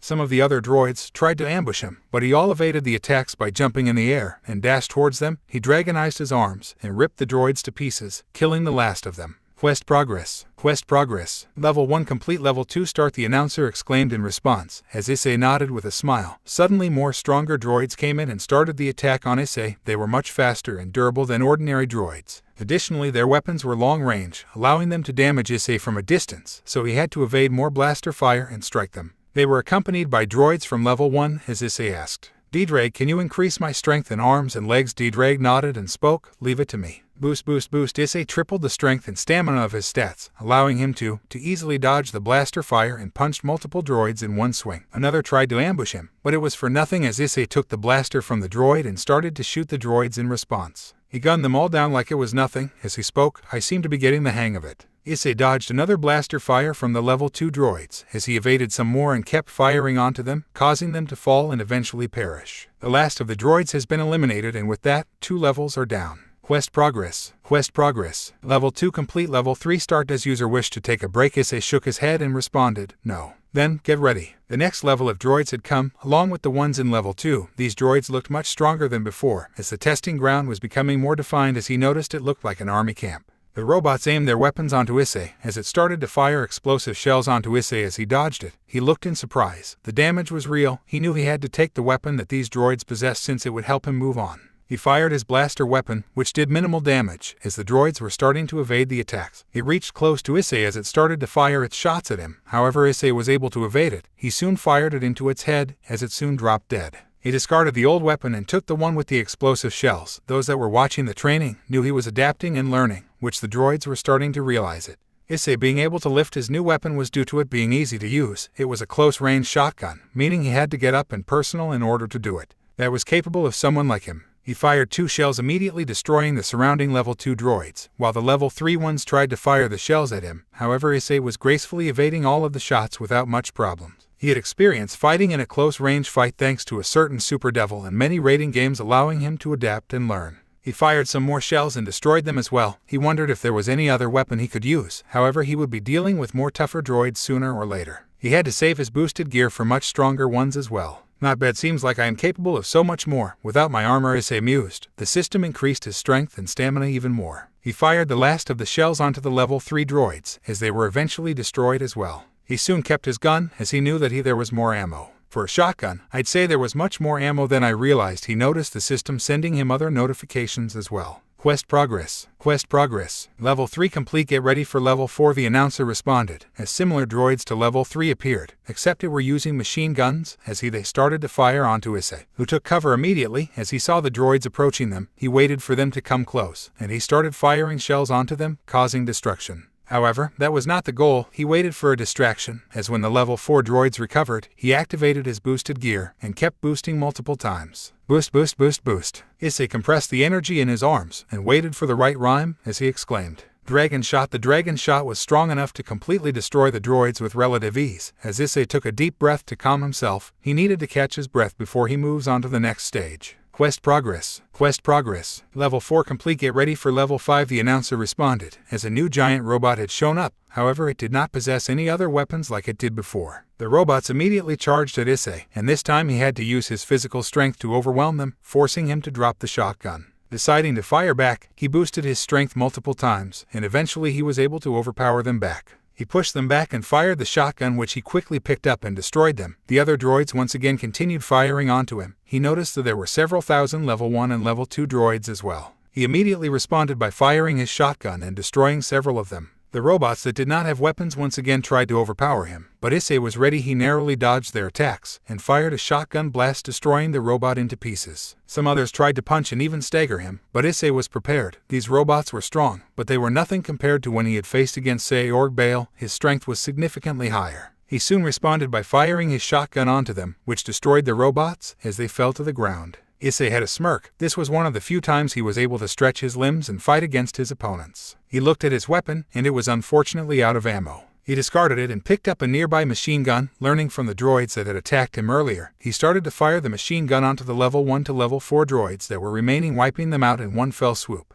The minigun soon ran out of ammo as well, as Issei was forced to drop it as well. 2 more droids charged at him, intending to send him flying with one punch. However, Issei grabbed their hands and smirked. They struggled against the brute force of Issei. He crushed their arms much to their shock and punched them hard enough, sending each of them flying. The droids crashed onto the rest of the droids, taking several out with them. He picked up a nearby assault rifle and started to fire onto the rest of the droids that may have survived the destruction. He knew there was ample of ammo in the assault rifle as he had fired onto the last of the droids as well. He took a breather, knowing the stage 5 was pretty rough. Only 2 more remained to enter and 5 more remained to become one of the best. Quest progress. Quest progress. Level 5 complete. Get ready for level 6. The environment suddenly changed into a dystopian city as a new batch of droids were sent with the saw blades. They were accompanied with level 3 to 5 droids, but in more number. However, no level 1 or 2 droids were present, as Issei knew they would be close range. The droids charged at them, catching Issei off guard with their strength, sending him flying. As he immediately was ambushed by a laser beam sent by the droids, he immediately used his dragon wings to gain a footing and evade the attacks. He immediately responded with firing 2 dragon shots at them, but the weaker ones took the hit and were eliminated, the ones that wielded far-ranged weaponry. But the stronger ones were still intact, as Issei mused, son of a partner. Our only choice is going balance breaker for this one, and the level 5 droids were not giving Issei time to recover, as they immediately started ambushing Issei with several punches as Issei kept blocking with his fists, forcing him to drop his assault rifle. However, they were overwhelming it, as Issei raised his aura, pushing the droids behind. Screw this, balance break. Welsh Dragon balance breaker. Issei entered into his armor as he became even more faster, with the system responding.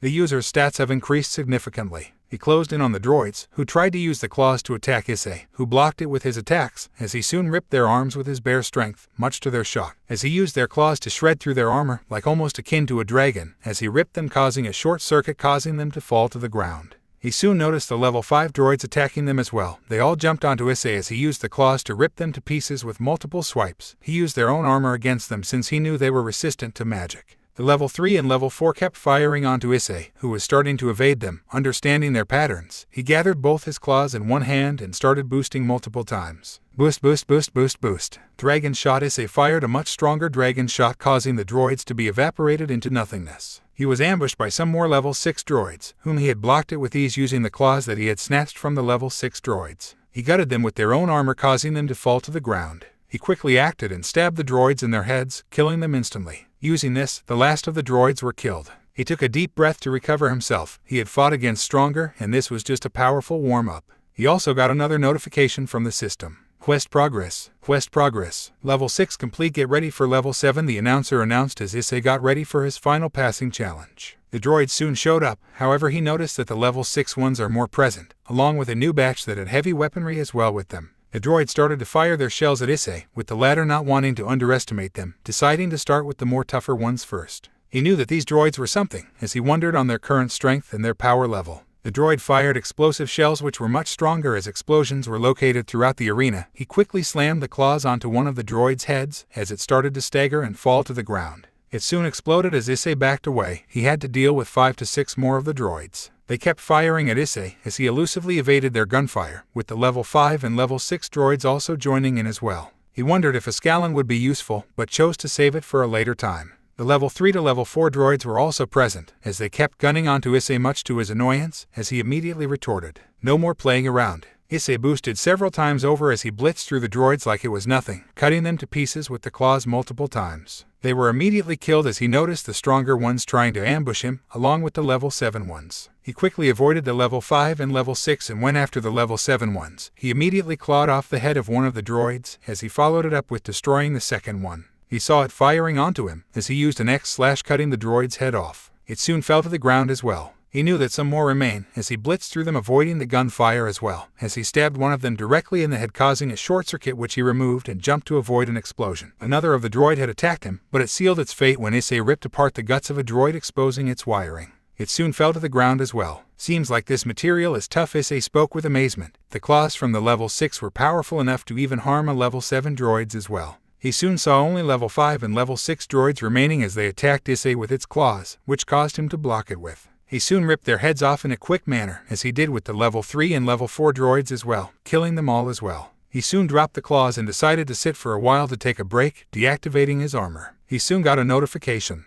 Quest progress. Quest progress. Legendary quest complete. Defeat all the enemies standing in your way and reach level 7 and enter an Academia. Reward a new boosted gear armor plus 45,000 experience plus 100,000 lien. Level up. New armor unlocked. Crimson King armor. A stronger variant of the boosted gear armor and even stronger than Cardinal Crimson promotion. It has all of the abilities of the original along with the fabled move, Longinus Smasher. Now that's what I am talking about, Issei exclaimed as an announcement called out. Level 7 complete. The candidate has completed all 7 trials and is now an official student of Academia. Does the user wish to continue after a mandatory break? Issei responded with a smile. Yes, I would like to, Issei responded, to which the announcer responded, you can rest for 30 minutes, then we can begin the final levels. Issei took a breather, wondering if Juniper was watching him. She must be happy that Issei was clearing the levels even better than ever. He wondered if he could access the shop inside of the system, but he decided to rest for a while, gathering strength and stamina. Time passed, and Issei got up. The announcer then spoke. Level 8 has begun. Best of luck to you. The scenery changed, and instead it was a sort of field with floating islands. He immediately entered into his balance breaker state, knowing full well that they will be annoying.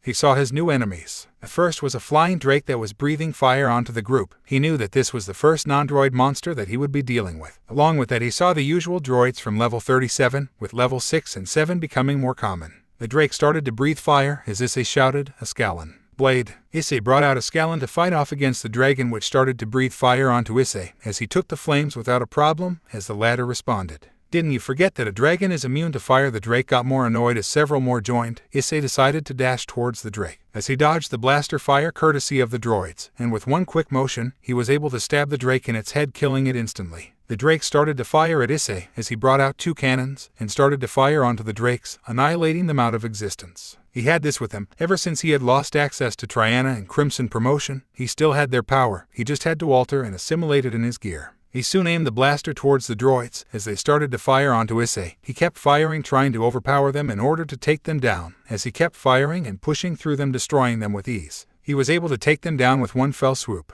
He couldn't use Diabolo's dragon, but he is far from beaten. He soon reached the ground and saw that the droids were annihilated, as he knew the cannons were powerful since they even gave Seorg a run for his money. Quest progress. He soon heard another announcement. Level 8 complete. Get ready for level 9 along with the previous enemies. There was one new enemy that had joined them as well, and this was a sort of 9-tailed wolf that had dark magic in its palms. These were 5 in number. The wolf was exceedingly fast, as he was able to cross the distance between itself and Issei within just a blur, and used its blade to slice off Issei's head, who only responded by blocking it with a Scallan. He used his free hand to fire a dragon shot, sending it behind. The wolf commanded the armies to attack Issei, only for him to boost several more times. Boost, boost, boost, boost, boost. His armor was starting to grow unstable, as he started to fire the blasts onto the droids and drakes as they tried to defend themselves from the attack. But it was too strong. The armor was also starting to release all of its pent-up power in just one go. The entire army of droids and drakes were annihilated in just one fell swoop. Issei staggered. This was the first time his armor was able to push this far. He was pushing it to his absolute limits, knowing full well that his balance breaker will not be able to keep up with the strain for much longer. However, he still had to prepare for what happens in the final level, which was supposed to be harder than this. D-Drake himself was worried about Issei. He had to applaud his resolution. The mere fact that he was able to keep up with the likes of even the stronger beasts was really strong, using innovative and creative tricks to take down his enemies, allowing them to be overwhelmed by the same powers they had once used against him. But he feared that Issei won't be able to keep up for much longer. He had already passed, but he wanted to go even further beyond.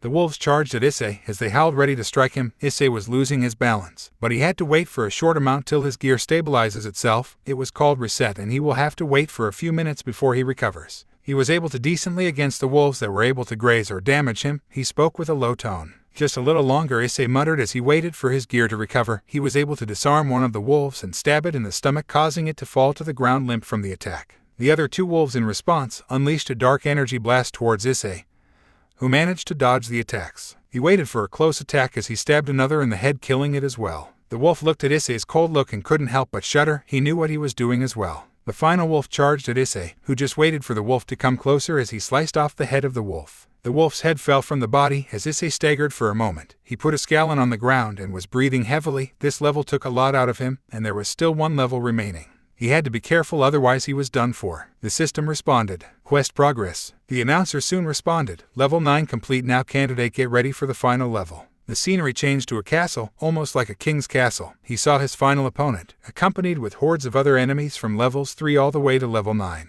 It was a giant demonic being. However, it was only one, meaning it was the boss monster that Issei had to deal with in order to win. The demonic being had a whip which he had flung, destroying the ground completely. As Issei spoke, "You've got to be kidding me. Partner, you need to use that new armor of yours." Issei nodded, seeing that he has no choice. He activated his Crimson King armor, which looked like Cardinal Crimson except it was much darker and redder, unlike the old variation which was lighter. In mere moments, Issei dashed towards the Demon King, who had used his whip to try and attack Issei. He barely evaded the blow and fired a dragon shot which pushed the beast behind. Issei was ambushed by the droids that kept on firing at him, coupled with the drakes and wolves who were keeping their distance from him. He knew what he had to do. "Crimson Blaster!" Issei shouted as 2 more cannons had joined Issei, as they all started to boost multiple times. "Boost, boost, boost, boost, boost, boost, boost, boost, boost, boost, boost, boost. Take this!" Issei shouted as the whole army either tried to evade or escape the complete annihilation, while the Demon King tried to deter Issei, but to no avail. Since Issei activated a barrier protecting himself from the attack, the army was starting to get eliminated as many tried to attack him from different angles. Issei was quick. He started to fly to avoid the attacks, as he used a scalon to stab a nearby wolf, as some drakes tried to fire flames at him, with Issei narrowly avoiding them, and he quickly slashed off the heads of the wyverns as they fell tumbling down to the ground.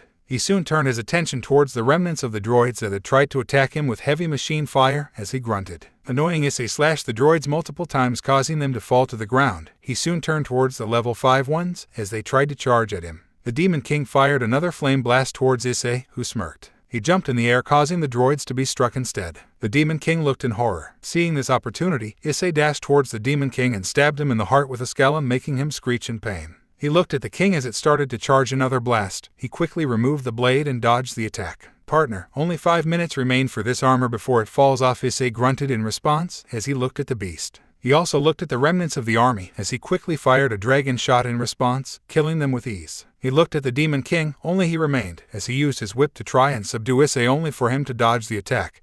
He looked at the Demon King and fired some more blasts with his cannons. Albeit weaker, they performed their goal of forcing the Demon King to block, as Issei quickly followed it up with a stab in the heart, and this time, he kept piercing it even more, causing it to screech in pain. This ends now Crimson Blaster. Issei generated his cannons as once again multiple boosts were heard. Boost, boost, boost, boost, boost, boost, boost. Issei fired onto the Demon King at point-blank range as a bright explosion of red and green was noticed, causing a dust storm. Issei flew from it holding a scalon in his left hand, in his dragon armor. As the Demon King was on his last edges, it was almost on the verge of bowing. Well, it was quite the match, but it's over. Issei quickly dashed and decapitated the Demon King, which ended the final level as well. Quest progress. Sub-quest completed. Complete the simulation and reach level 10. Reward: new skill book plus 90,000 experience plus 200,000 lien. Level up. Level up. Skill book: gain book of water and ice attacks. Description: this book can teach the user the attacks needed to learn the water and ice-based attacks needed. Even God-class spells are there in this book. Use it wisely. The armor soon fell off, as Issei sighed in exhaustion as he decided to rest, with the announcement speaking.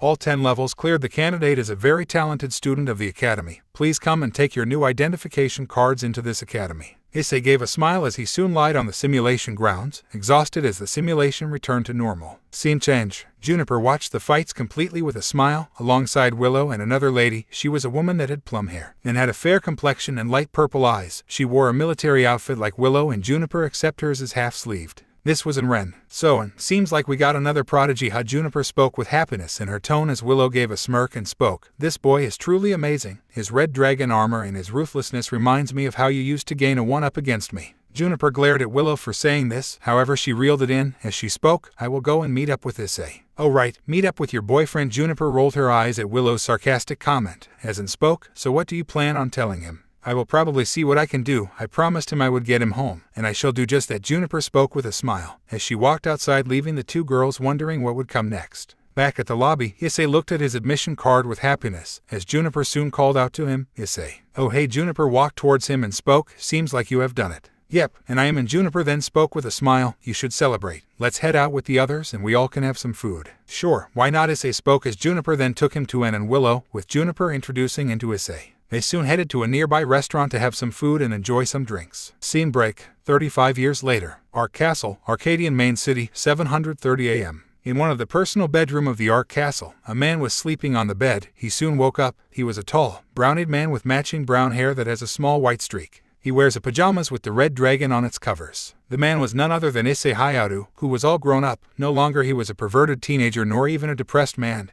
He was completely different, as he spoke with a sigh. "It's been 35 years since I came here," Issei muttered with a yawn. He remembered on how time passed as he was in Arcadia. He settled down in the place. He graduated from Academia and Magic Academy, eventually settling into the army and moving up the ranks, reaching that of a general. He wondered what was even going on in his world. He hasn't seen his parents and sisters since the past 35 years, and things have become better for him. He eventually became one of the Big Four and is considered the strongest man in all of Arcadia. His thoughts were snapped when someone yawned. Issei turned his gaze to a very beautiful woman. She was described as a brownish golden-haired woman, wearing a black pajamas, and her hair was not fixed. This was Juniper Arc, his wife, with whom he has been married for 30 years. "Morning, darling," Juniper spoke with a smile as Issei returned the smile to her. Opening start. The screen shows the system as it starts to load the stats. It changes to a man surrounded by multiple enemies. It shows Issei preparing for battle, where it soon follows with the others. Juniper, Willow, and a purple-haired woman along with her family are looking at the scene. The scene changes to a smiling white-haired man and a blue-haired woman.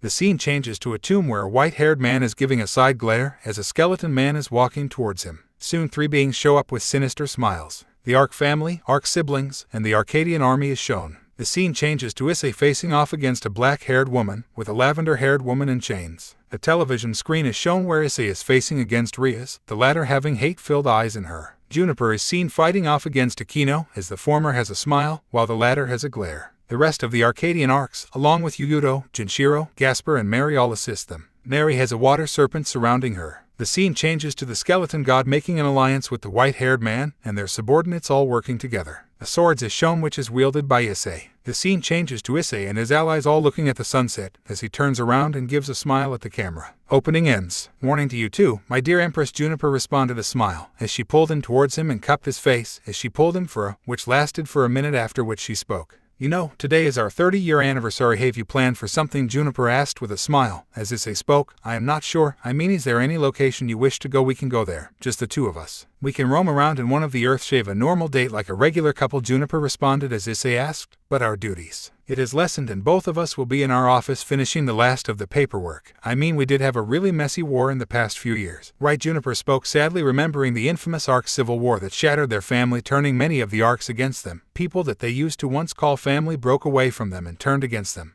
Issei also remembered on how many of their own turned against them for power and fame, willing to murder innocents just for the fun of it. It was all started by the man they once saw as family, that both Issei and Juniper saw as a son, Nicholas Arc, or Nicholas Kane. His betrayal broke their family, especially the Arc siblings that saw him as an older brother figure. It broke their youngest daughter as well the most. It took Juniper nearly dying for the family to start hating him, to be finally deal with him once and for all. Unfortunately, the man responsible for the Civil War was still very much alive, along with some of his allies, and are still being looked after, and as a result many of the Arcadians were in the 4 kingdoms to locate for the Black Arms, the organization that was once Arcadian, but became their enemy under the leadership of Vlad Arc, when their oldest daughter was just a few months, almost a year old. He was exiled after the stunt, and it was fine for years until Nicholas joined in, and eventually that was what caused the Civil War, that lasted for a year, taking the lives of many innocent people. Eventually, they were defeated, but the main branch escaped to an unknown location, and the Arcadians have been locating them ever since. They were not in the 4 kingdoms yet. Given the spies there haven't noticed any cells present, surprisingly, meaning they were not here. They were still somewhere out there. "Hey, it's alright, we all are at least together, right? And we have all been living a happy life so far, haven't we?" Issei mused. He couldn't imagine abandoning Juniper or their children. He pulled his wife closer to him and she rests her head on his, smiling. They still love each other, even after a lot of hurdles that got in their way. Juniper remembered Issei's fear of women, which she noticed when she along with the rest of the Big Four asked to share a room, where Issei awkwardly wanted to choose a different room.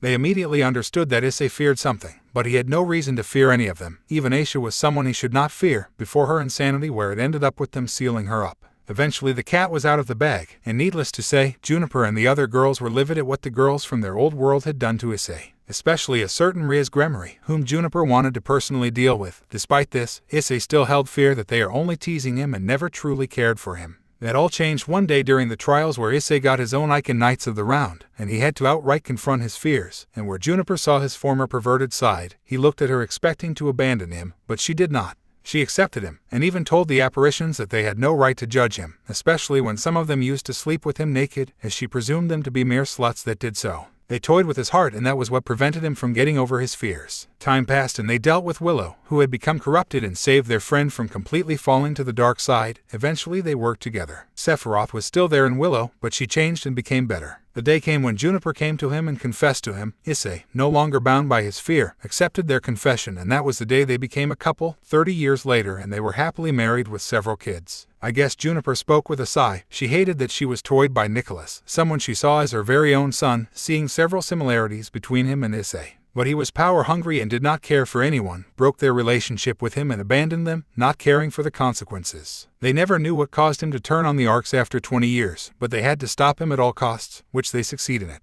However, Nicholas, Vlad and Carmilla managed to escape, and now they had to look out for them. They will find the trio and bring them to justice. In the aftermath, the couple had to work hard in order to restore the alliance between many of the kingdoms, which they succeeded after a back and forth. The man they saw as a son was vile, arrogant, and had no regards for anyone but himself. With the power he's gained in Arcadia, he became boastful, thinking no one can touch him, but still is smart enough to avoid provoking certain individuals. He is manipulative, able to persuade anyone to his side. He has no regards for life, not caring how many lives he's ruined or how many people he hurt. He would do anything for his goal, and what was his goal? Complete and utter control of Arcadia and the whole world. He was the sole reason why Arcadia, or Arcadians, now truly hated and distrusted those that came from the Four Kingdoms. There was a time when Arcadians were more open to letting people of the Four Kingdoms in, with Harem being such an example, but with what Nicholas did, there was no way that was going to work. The Arcadians truly did not care about the Four Kingdoms, even if they suffered, since they are nothing but vile, arrogant, and power-hungry. Some are even greedy. His goal was to win the current empress's heart. However, Issei already was the emperor and he had married Juniper by that point, which internally angered the wannabe megalomaniac. He decided to manipulate them as an older brother figure and a loving son,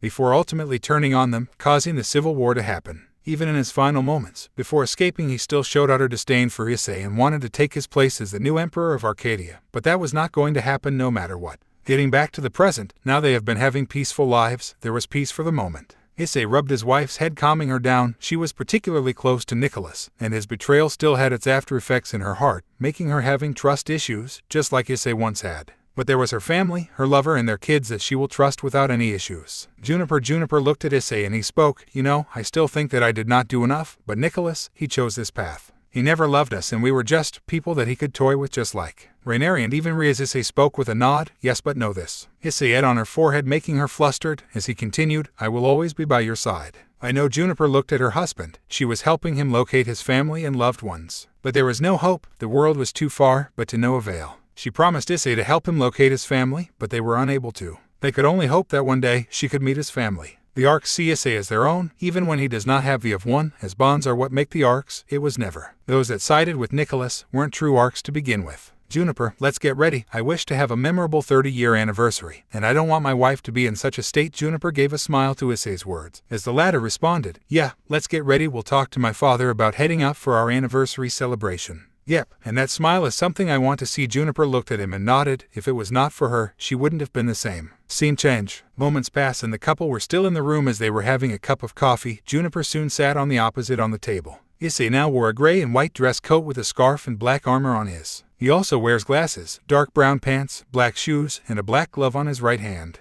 Juniper was now wearing a dark-colored dress. She wore a hat like a hoodie that covers her hair, and a brown belt with golden ornaments holstered around her hips. Her sleeves are also well decorated. She wears white gloves, black leggings, and golden heels. She takes a sip of her coffee and speaks. I think the kids have also gotten up, haven't they? Issei nodded, remembering that the kids have finally gotten some time to rest and recover. He decided to give them some time to mature and grow up until the throne would be passed to the heir. The Arc Council have decided. Even Issei himself was personally chosen and monitored by the Arc Council before he became the emperor. Yep, I think they should be coming to our place soon unless they have other appointments. Juniper gave a sigh, remembered their son's antics. She had a feeling that he would be up to something. Hey, he is living his dream as the Harem King. Juniper gave a glare to Issei when he spoke that word, making him shudder. As she gave another tired sigh, I thought he would settle with her, but then, from what I hear about him, I have a feeling that he has even more girls. But didn't you want grandbabies? Juniper looked at him and spoke. I do. He will be fine. He is our son, and he is a good leader in his battalion. I did personally train him. After all, Issei spoke, remembering that he was trained despite protests from Nicholas. But Issei wanted his son to be ready. Even Juniper agreed to this and even in some cases trained the boy, along with his sisters that supported him.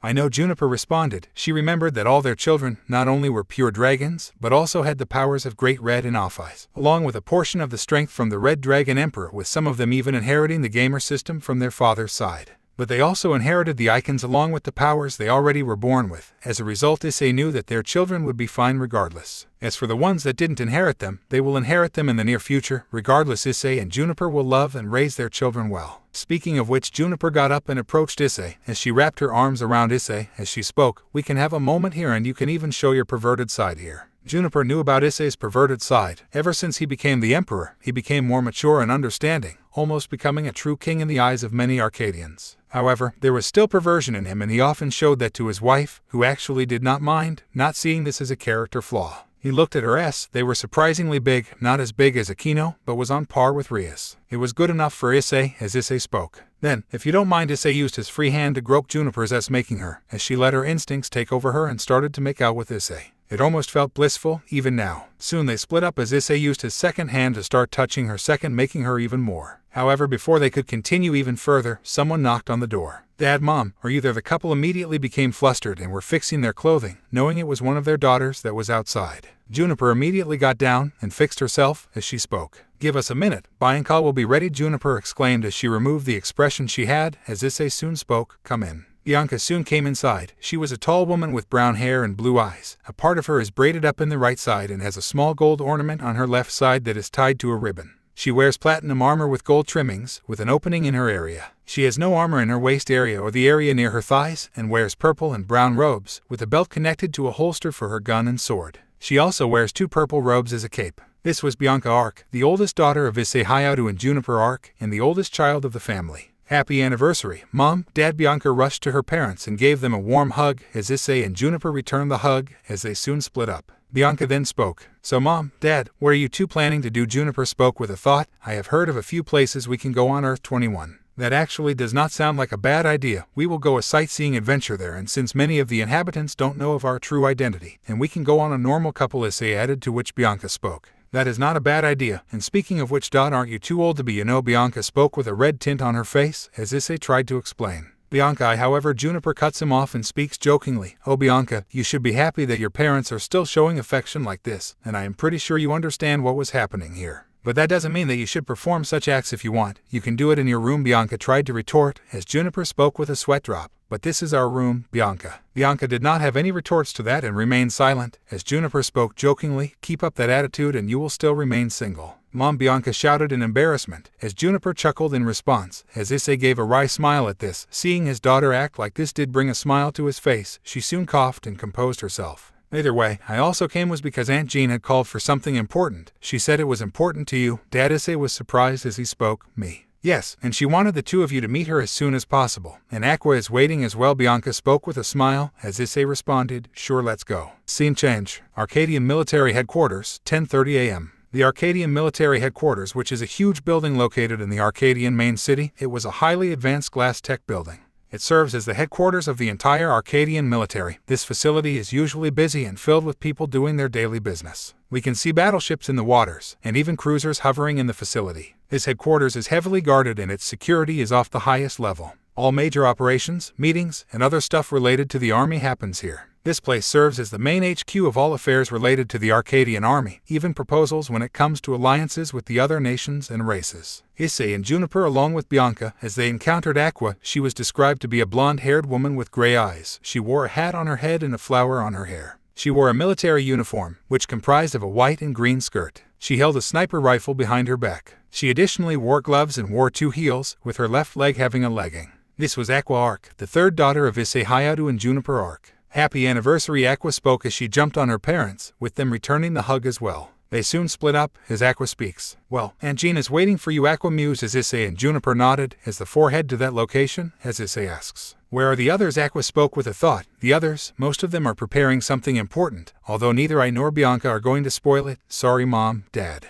"Hey, don't worry, I would love to see what my kids have planned." Aqua gave a smile to what her father had spoken, as Juniper also was happy. Seeing how much Issei has changed over the years, becoming a well-supportive and caring father, never leaving any of his children, and being there for them no matter what. They soon headed ahead, where they were greeted by a woman donning black armor with long blonde hair which has a crown on top of it. She wears black arm guards on both her arms, and a white skirt that is flowing down. This is Jean Arc, the Supreme General of the Arcadian Army. "Greetings, Empress, Emperor, I am glad the 2 of you could make it." Jean spoke with a smile as Issei responded. "Yeah, it's nice to see you again, Jean. Anyways, what have you called us here?" Jean spoke with a smile. "2 visitors have come for you. You once told me about some people important to you, right?" Yeah, Issei did not hide his old world from his family. He informed them everything before he came to Arcadia, even to Nicholas, who was present, back when he was on their side. He told them about how he nearly died thanks to Samuel's poison, and even told them about his parents and older sister. The only one who knew this before was the Big Four, along with Liam and Alcy. But that day everyone else came to know as well. Many of the children of Issei couldn't help but be proud of the hero that their father was. They knew of his nature, and they did not judge him for being a perverted teenager who was known to screaming Oppai.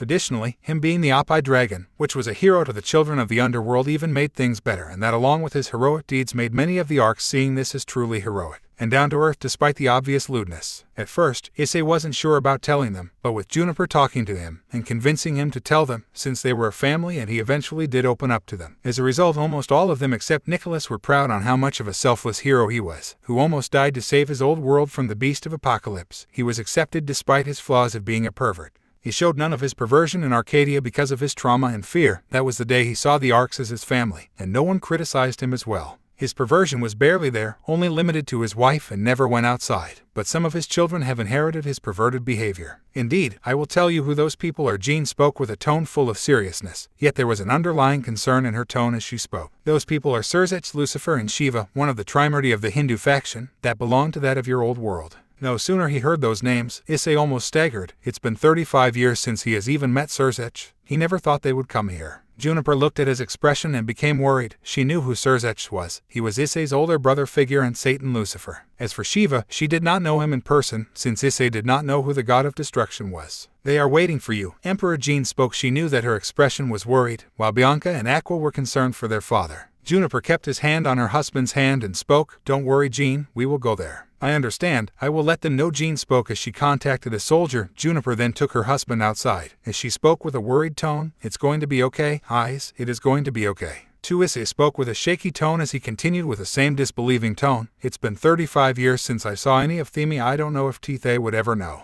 Issei had tears in his eyes. He never would have guessed they would come for him instead of going back there. He was worried whether they would know him or not. Juniper hugged her husband as his daughters soon followed, with Juniper speaking. "It's all right, Eyes, it's all right." Juniper spoke while rubbing his back, as Issei started to tear up even more, with Aqua speaking. "Come on, Dad, you are better than this. You know you will come for them one day. Instead they came for you." Bianca soon followed it up. "Dad, you will be all right. We all will go and talk to them, please. I would love to meet my grandparents and my aunt one day." Issei stayed like this for a moment, before looking at them and gave a nod. He had to talk to them, as he must have realized that they have come for them. Scene change. Issei and his family walked towards the room where two people had met up with them. Issei recognized the first person to be Surzech Lucifer, which made Issei witty. He took a deep breath to calm himself down, as Surzech spoke with a respectful tone. "Good evening, Emperor and Empress of Arcadia. My name is Surzech Lucifer, and I am one of the 4 Satans of the Devil faction. It is nice to meet you." Shiva also introduced himself, as he spoke. "My name is Shiva, one of the 3 pillar gods. I wanted to give you my greetings, Your Highness." Shiva got up and spoke with a bow, with Surzech following suit. Juniper walked forward and spoke. "It is nice to meet you as well, Lord Lucifer. My name is Juniper, and these are our daughters Aqua and Bianca." "Greetings, Lord Lucifer. It is nice to meet you." Bianca spoke respectfully as Aqua soon spoke. "Hello, it's nice to meet you. My name is Aqua." Aqua spoke cheerfully and respectfully, as Surzech greeted them in response. "It is nice to meet you too as well, Lady Aqua." Lady Bianca. Surzech spoke respectfully, as he looked at the Emperor and asked, "Aren't you going to introduce yourself?" Issei had a feeling that Surzech must have forgotten him. Not that Issei blames him, as Juniper spoke with a smile. "Didn't you recognize him, Lord Lucifer?" Surzech looked at Issei for a moment, before sensing his energy and aura. There was no way it could be him of all people. He even looked at Issei for a moment. His expression almost seemed like an older version, or more accurately, an older version of his lost younger brother figure. Even Shiva was himself surprised. He read his mind, and it was really him, the same pillar that got lost during the fight against Trihexa. It has almost been 3.5 years since any of them have seen him. He was even presumed dead, and now here he is, the Emperor of Arcadia, Issei Hyoudou. "Issei, is that really you?" Surzech's tone was full of disbelief as he spoke. "How have you been?" "To have been fine." Issei spoke while looking away. His tone has been completely saddened. Surzech knew how much his disappearance had changed many things back home, and he himself never gave up on locating him. Many others did the same as well, as Surzech spoke. "You know, we all missed you, and I am not going to lie. I never thought I would find you here with them being your family. I never thought you would be the legendary hero of Arcadia, and its emperor as well, and from what I presume, Aqua and Bianca are your daughters, right?" Surzech spoke as he sensed the girl's signature to be similar to their father's, as Issei nodded. "Yep, but these 2 are not my only girls. There are 6 others as well, and it's been so long I haven't seen any of you for 35 years. Surzech and Shiva were surprised by this. For them, they have not seen Issei for 3.5 years. Additionally, Issei having even more kids surprised them even more than before. He had a family here, and that alone made them conflicted. They were happy for him, but they weren't sure if he even wanted to come back. 35 years, Issei. None of us have seen you for 3.5 years, Surzech spoke with confusion, to which none of them were able to understand this. 3.5 years? I haven't met any of you for 35 years. Hell, I feared that you would have forgotten us. Issei spoke with disbelief, making the two wonder on what just happened. As Juniper spoke with agreement, Issei is right. In fact, Bianca herself is pretty old, was here for the past 35 years when he first was found by me. Shiva noticed neither of them were lying. They had no reason to do so, as the god of destruction spoke. I see. Lord Surzech. Neither the Empress nor Issei are lying. Surzech looked at him and nodded, as Aqua explained. My guess is that Remnant is faster in time as opposed to the Earth where Dad is from. That is why it is almost like when 1 year is over in Earth, it is 10 years over in Remnant. That does make sense, Lady Aqua. Shiva spoke with a calm tone, as he nodded. Surzech then spoke. So Issei, what will you do now? Your parents and sisters still presume you to be gone. You can come back. Issei did not know what to say. While Aqua and Bianca were worried that they may have to say goodbye to their father, he may not come back to them for a very long time. Juniper knew this day would come, where she would have to say goodbye to Issei, since he had to return back to his world. She looked at him sadly, knowing he will end up going back to his world. She dreaded this day, but knew that forcefully keeping him here won't fix anything. She could only hope he comes back, since his family was here as well. I am sorry, Surzech. I can't come back. I have my wife and children here, and I can't leave them be. Surzech looked at him for a moment and spoke with a sad smile. We understand, Issei, but what will you do? No, you can't abandon them as well. I know, I just don't know what to do, Issei responded, as Juniper had to quickly think of a solution, as she soon remembered something. She knew that her husband can't abandon either of them, not her or her family and their children, and neither he could abandon his own family. Right, Lord Lucifer, how about I propose this idea? Surzech looked at Juniper as she continued. You wish to make an alliance with Arcadia. We have an alliance with many of the Earths.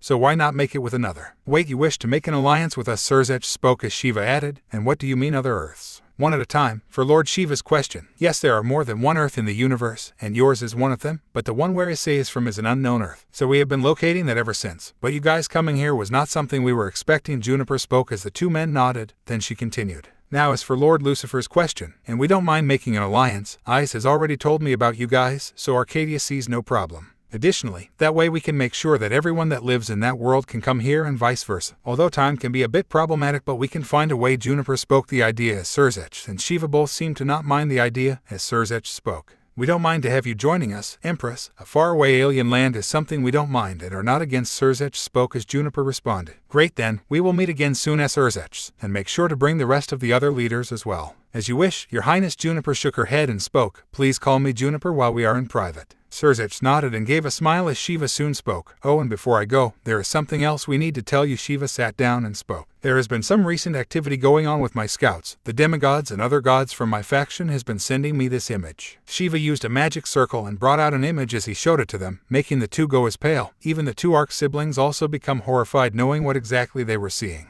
They were soldiers of top military gear. They had a light gray faceplate with black-colored military gear. There was also partial gray coloring inside their black-colored gear, which was their inner shirt. These were the black-armed soldiers. No way, Lord Shiva, where did you find this image? Juniper spoke with fear and anger in her voice, as Shiva was surprised by this sudden change in the atmosphere, as he knew something bad must have happened in this world. It was found by my scouts near the underworld area, where Hades' realm is present. Their activity is the highest there, and it was not only me. Even the faction leaders found out about this. We don't know who these soldiers are, but all we know is that Hades is up to something. Both Juniper and Issei looked at each other, meaning the Black Arms found their planet before anyone else could do so. This was a massive problem, as Aqua explained. Lord Shiva, that image belonged to a terrorist organization in our world. They are called the Black Arms. Both the leaders became witty, meaning that those men are from a terrorist organization. This was a massive problem, and they had to inform this to the other leaders as well. Or are they? Surzech asked as Issei spoke worryingly. They are as bad if not worse than the Chaos Brigade. They have caused the deaths of many Arcadians and have done some serious damage to Arcadia and their allies. Their actions have even extended to the alien worlds as well, and this includes other Earths. So this means Hades is working with them. Surzech spoke with fear as Issei nodded. Yes, I fear the most. Juniper, we can only do one thing.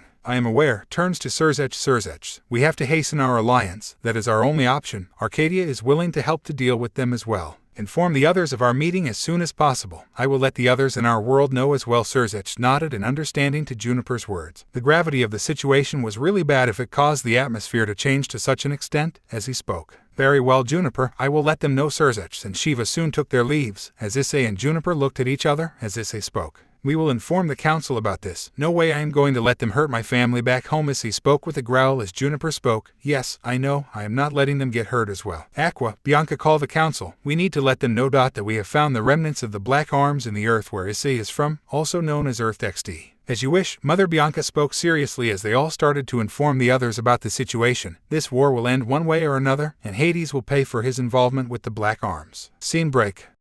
Issei and Juniper, along with Aqua and Bianca, were with the Arc Council, as the council was well briefed on what the Black Arms and what they are doing. They were horrified to know that they managed to reach all the way there to Issei's home world, which caused them fear and concern, as Issei warned them on the potential threats that were present. One of them was Hades, since he always was a problem, and had a hand in working with the Chaos Brigade. This is a problem. The Black Arms managed to gain access to the DXD world, and worse, they are in leagues with Hades. Liam spoke with worry as Elsie, who was the mother of Juniper Arc. She was described to be an elf that had navy blue hair and hollow eyes. Her hair is short length and she wore a veil covering her face. She had pointed ears that had earrings on them, which were crescent moon in design. She also wore royal clothing. She wore gold ornaments, a light blue cape and navy blue garment. She soon added, "You are right on that one, Liam. Worse, Hades has access to Samuel's poison, which is a death sentence on its own, especially to anyone that is a dragon." Elsie spoke with worry, as those that a dragon, especially Issei, flinched upon hearing this. They knew on how dangerous Samuel's it was. Not to mention, Issei has already told us that even being struck by a small dosage can deal some serious damage, enough to render someone like Off-Ice from infinite to finite. Worse, it even killed Issei, resulting in him being in the body that he is today. The one who spoke was Galoth, who was described to be a man whose stature and look is giving off an intimidating appearance. He has black hair and bright gold eyes. He wears black robes that have gold ornaments all over him, especially in his where it resembles a necklace. But the worst part is, Carmilla is still alive, and we all know on how much of a catastrophic attack the Black Arms created was, which began the Civil War. There is no telling what she can do with Samuel. She can even make it such that it can potentially kill dragon gods, and even other beings. Juniper's tone was filled with fear. When Issei told her about Samuel, her expression had dread and horror that she would never forget. She shuddered, fearing that her and even their children would get struck by Samuel's. They will die agonizing deaths, which her husband did experience. You are right on that, sister. Just what was the biblical God thinking when he made a freak like Samuel? The one who spoke with fear was Artemis, Juniper's younger sister and Liam's youngest daughter. She was a woman of average height, who gives off an appearance of a fairy. This is due to the wings that are on her back, which are blue. She has white hair tied into a ponytail, has pale skin, and bright blue eyes. She wears a light blue dress with the part having a floral design. We don't know, but only me and Volley survived the poison, and that is saying something. If Hades or the Black Arms is able to do it, then not only will Arcadia be in danger, we all will also be in danger. Issei spoke with worry, as Liam added, "Then it's settled. We will have an alliance with your Earth, but we must make it quickly, else both worlds are doomed." Liam's voice had fear in it, as they knew how dire the situation is, as Juniper spoke. "Yes, we shall do that, Father." Juniper's tone was serious. They had to stop the Black Arms at all costs, otherwise they are done for. Opening start. The screen shows the system as it starts to load the stats. It changes to a man, surrounded by multiple enemies. It shows Issei preparing for battle, where it soon follows with the others. Juniper, Willow, and a purple-haired woman along with her family are looking at the scene. The scene changes to a smiling white-haired man and a blue-haired woman. The scene changes to a tomb where a white-haired man is giving a side glare as a skeleton man is walking towards him. Soon 3 beings show up with sinister smiles. The Arc family, Arc siblings, and the Arcadian army is shown. The scene changes to Issei facing off against a black-haired woman with a lavender-haired woman in chains. A television screen is shown where Issei is facing against Rias, the latter having hate-filled eyes in her. Juniper is seen fighting off against Aquino, as the former has a smile, while the latter has a glare. The rest of the Arcadian Arcs, along with Hyoudou, Jinshiro, Gasper, and Mary, all assist them. Mary has a water serpent surrounding her. The scene changes to the skeleton god making an alliance with the white-haired man, and their subordinates all working together. A sword is shown which is wielded by Issei. The scene changes to Issei and his allies all looking at the sunset, as he turns around and gives a smile at the camera. Opening ends. In the 4 Kingdoms, Beacon Academy, 8:30 p.m. 2 teams were having a conversation. That were teams RWBY and JNPR, as they were seated in the Beacon cafeteria. He was bored senseless, but primarily for the shitstorm of events that have happened. When John revealed his transcripts to Pyrrha, he was half expecting to abandon him, since back then, it was still not authenticated due to how slow the processing took in Beacon, but she did not. She understood the reasoning, and eventually she accepted him. Eventually the fake transcripts were also revealed to Yang, Ruby, Blake, Weiss, Nora and Lai, all of whom accepted him much to his surprise again. He expected Yang and Ruby to abandon him, due to Ruby having a fairy tale mindset thanks to her mother, whom John still held anger against due to her being the reason why several of his friends had died. But he remembered his father's words. Don't judge them, because they are from the four kingdoms or they remind you of someone from your past. Let their personality be the one to decide whether they are like the rest of the outsiders, or whether they are different. Trust only those that your heart tells you to do. Look at my past. Just because Rainier screwed with me doesn't mean I hate all fallen angels. I used to distrust them, but some I can fully trust. Cases point as Azazel, so trust only those that your heart and soul tell you to. John. This actually sat well with John, since he looked up to his father a lot. After all, when Nicholas, someone who he deemed as an older brother, had no interest in training him, Issei believed in him and personally trained him. His training still haunts John, but that was the best thing that could have happened to him. Issei's training was almost akin to Tannen's training, allowing John to be prepared for what comes next. Regardless, it did not save him from his transcripts from being exposed, from those that held a grudge, since he had no reason to pretend being weak. John put some of the more arrogant ones in their places, and they exposed his transcripts. Needless to say, he was harassed at every step. But John at first let it happen, until the attacks started to extend to his friends and teammates. And if there is anything you should know about John, it is that, in terms of personality, he is a carbon copy of his father Issei with some small differences, inherited from his mother. He does not tolerate if any of his friends get injured and will fight against even a god if that person does threaten or harm them. He will destroy anyone that is bold enough or stupid enough to try and harm them. This all happened when a student that hated John threw a huge rock towards Ruby, causing her to get a concussion, knocking her out cold, much to John's horror, and that was when he decided, enough is enough. In combat class, he remembered on how Glinda Gwitch, someone who hated him for fake transcripts, decided to set him up with all those that had hated him. This was due to John calling her out on how much of a terrible teacher she is and is a pathetic and sorry excuse of a professor. Scene change.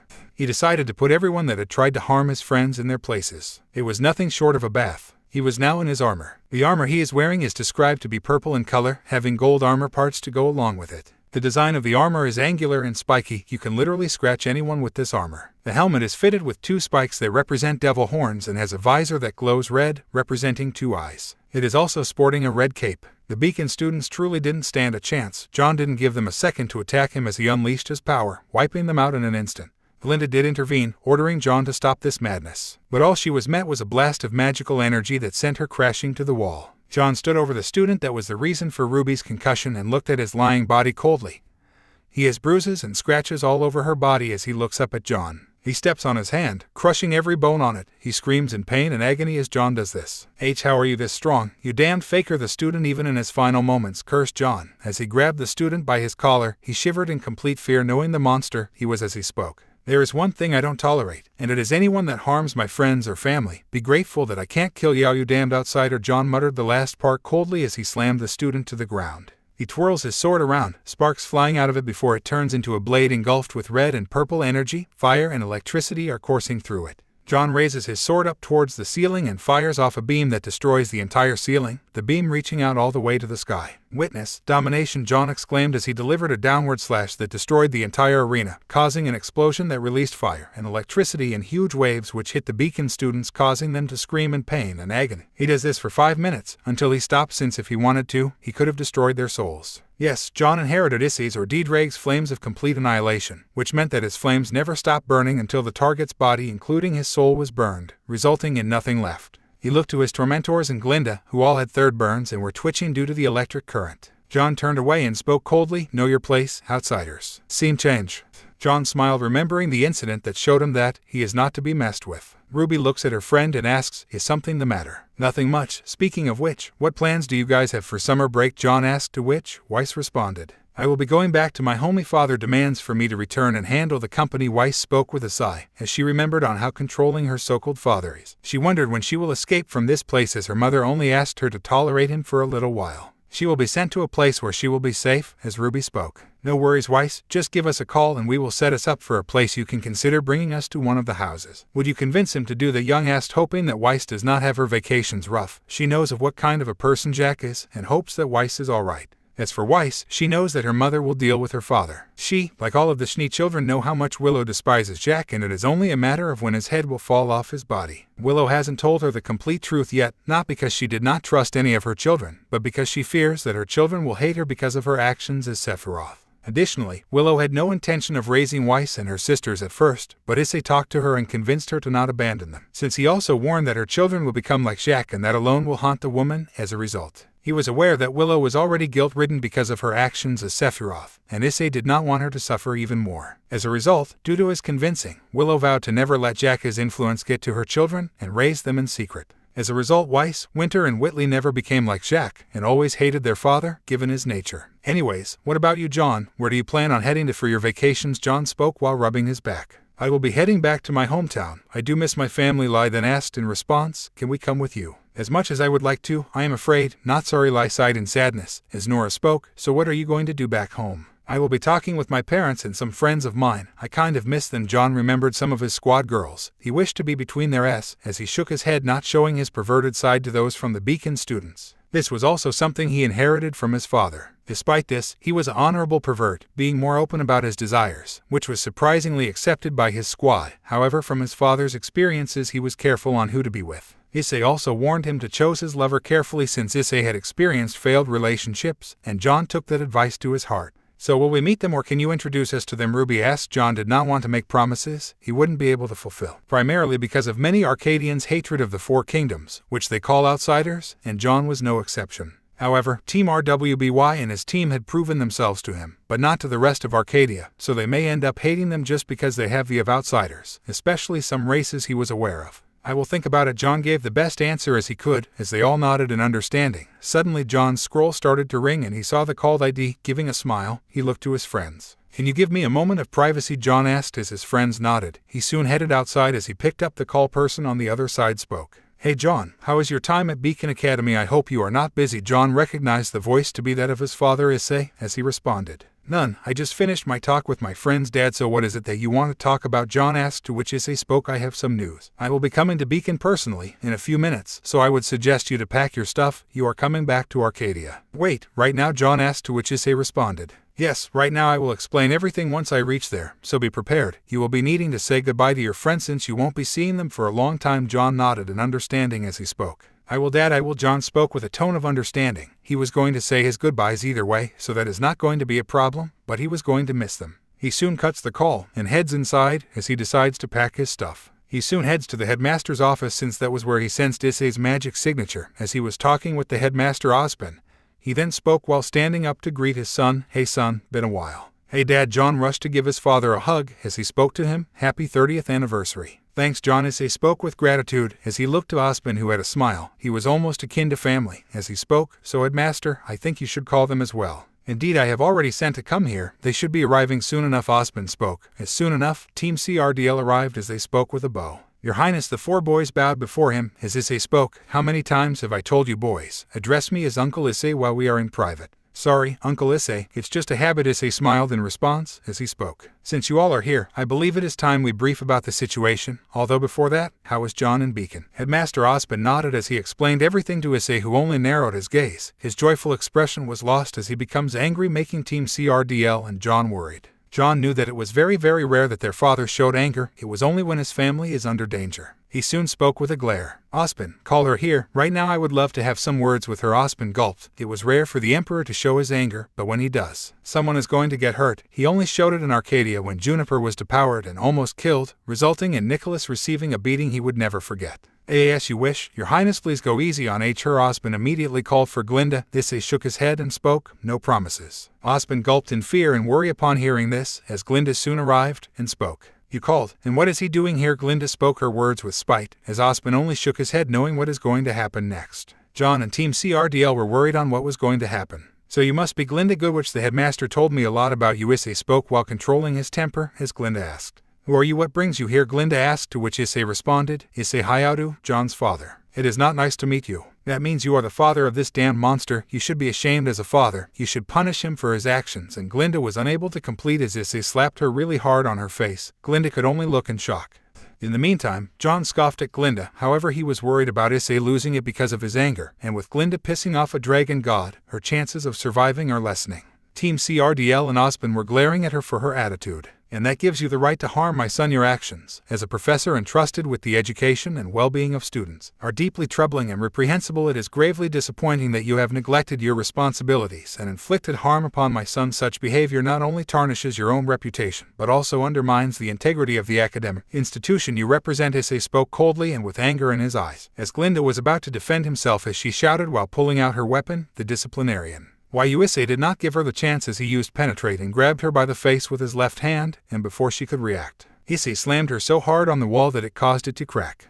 Your brazen defiance in the face of your reprehensible actions is utterly devoid of shame. Moreover, your audacity to retaliate only exacerbates the severity of the situation. Be advised, my restraint in this matter is a testament to my commitment to civility and justice. But should you ever again inflict harm upon my son, rest assured, you will face consequences of a magnitude you cannot fathom. I vow to ensure that you experience profound regret for your actions, and I will spare no effort in holding you accountable for any further transgressions. Your heedlessness of the consequences thus far does not grant you immunity from the repercussions that await should you continue down this path. Issei spoke as he looked at Glinda, who had a look of fear. She had several injuries, with her face being bruised and it was bleeding from the blow Issei gave her, as he grabbed her by her clothes and spoke coldly. I promise you nothing but endless suffering. Glinda's voice trembled as she spoke, her breath shallow and ragged. The looming silhouette of the red dragon cast a foreboding shadow over her, intensifying her fear to unimaginable levels. The man before her exuded a palpable rage, his very presence a terrifying force that threatened to consume her. As her heart raced, Glinda struggled to maintain composure, the dread of what lay ahead paralyzing her with uncertainty. There's no point in wasting your breath on this outsider. John spoke while keeping his hand on Issei, as he took a deep breath to calm himself down as he spoke. Now get out of my sight before I put you in your place. Get out. Glinda nodded as she ran away with whatever strength she had, once she was out of sight.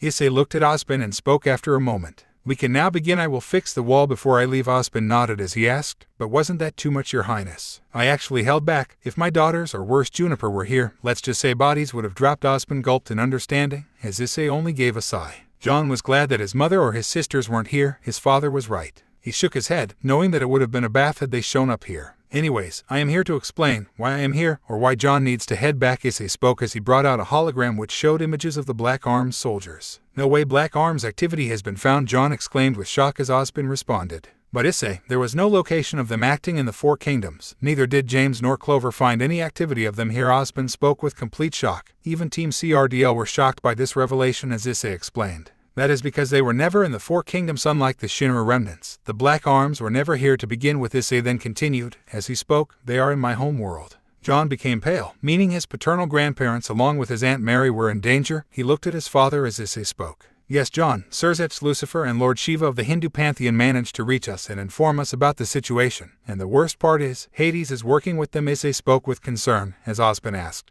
Hades, the god of the underworld in your world, Your Highness. Issei gave a nod as he spoke. Indeed, Headmaster, indeed, and he is anything but good news. Hades has been a problem in my world for a very long time, but that is not what terrifies me. Issei changes to the hologram, to a being that was a large ominous creature with bizarre features such as the upper body of a fallen angel and the lower body of an Asian dragon. No way, is that Samuel? John spoke with fear. He heard of stories of the dragon killer from his father and also remembered on how his father mentioned about his death along with an ally of his named Vali. Lucifer almost died from this monster. Indeed, and with the Black Arms working, I think you all know what this means. John shuddered. He knew what his father was implying, meaning that they have the poison that can kill anyone with dragon, a painful and agonizing death. Not even their souls will survive the whole ordeal. This was all thanks to a certain woman from the Black Arms enhancing and working on his poison to do so, which could only mean that they have to be stopped. Ozpin and Team CRDL looked at the monster with utter fear. To think that someone like Samuel exists in Issei's old world, like John and Issei, they also needed to act quickly or else the Black Arms along with Hades will cause even further problems. Not to mention, there must be gods or other allies colluding with Hades, meaning this is going to cause even more problems. John looked at Issei and spoke, Dad, I have already packed my stuff. What have the others decided?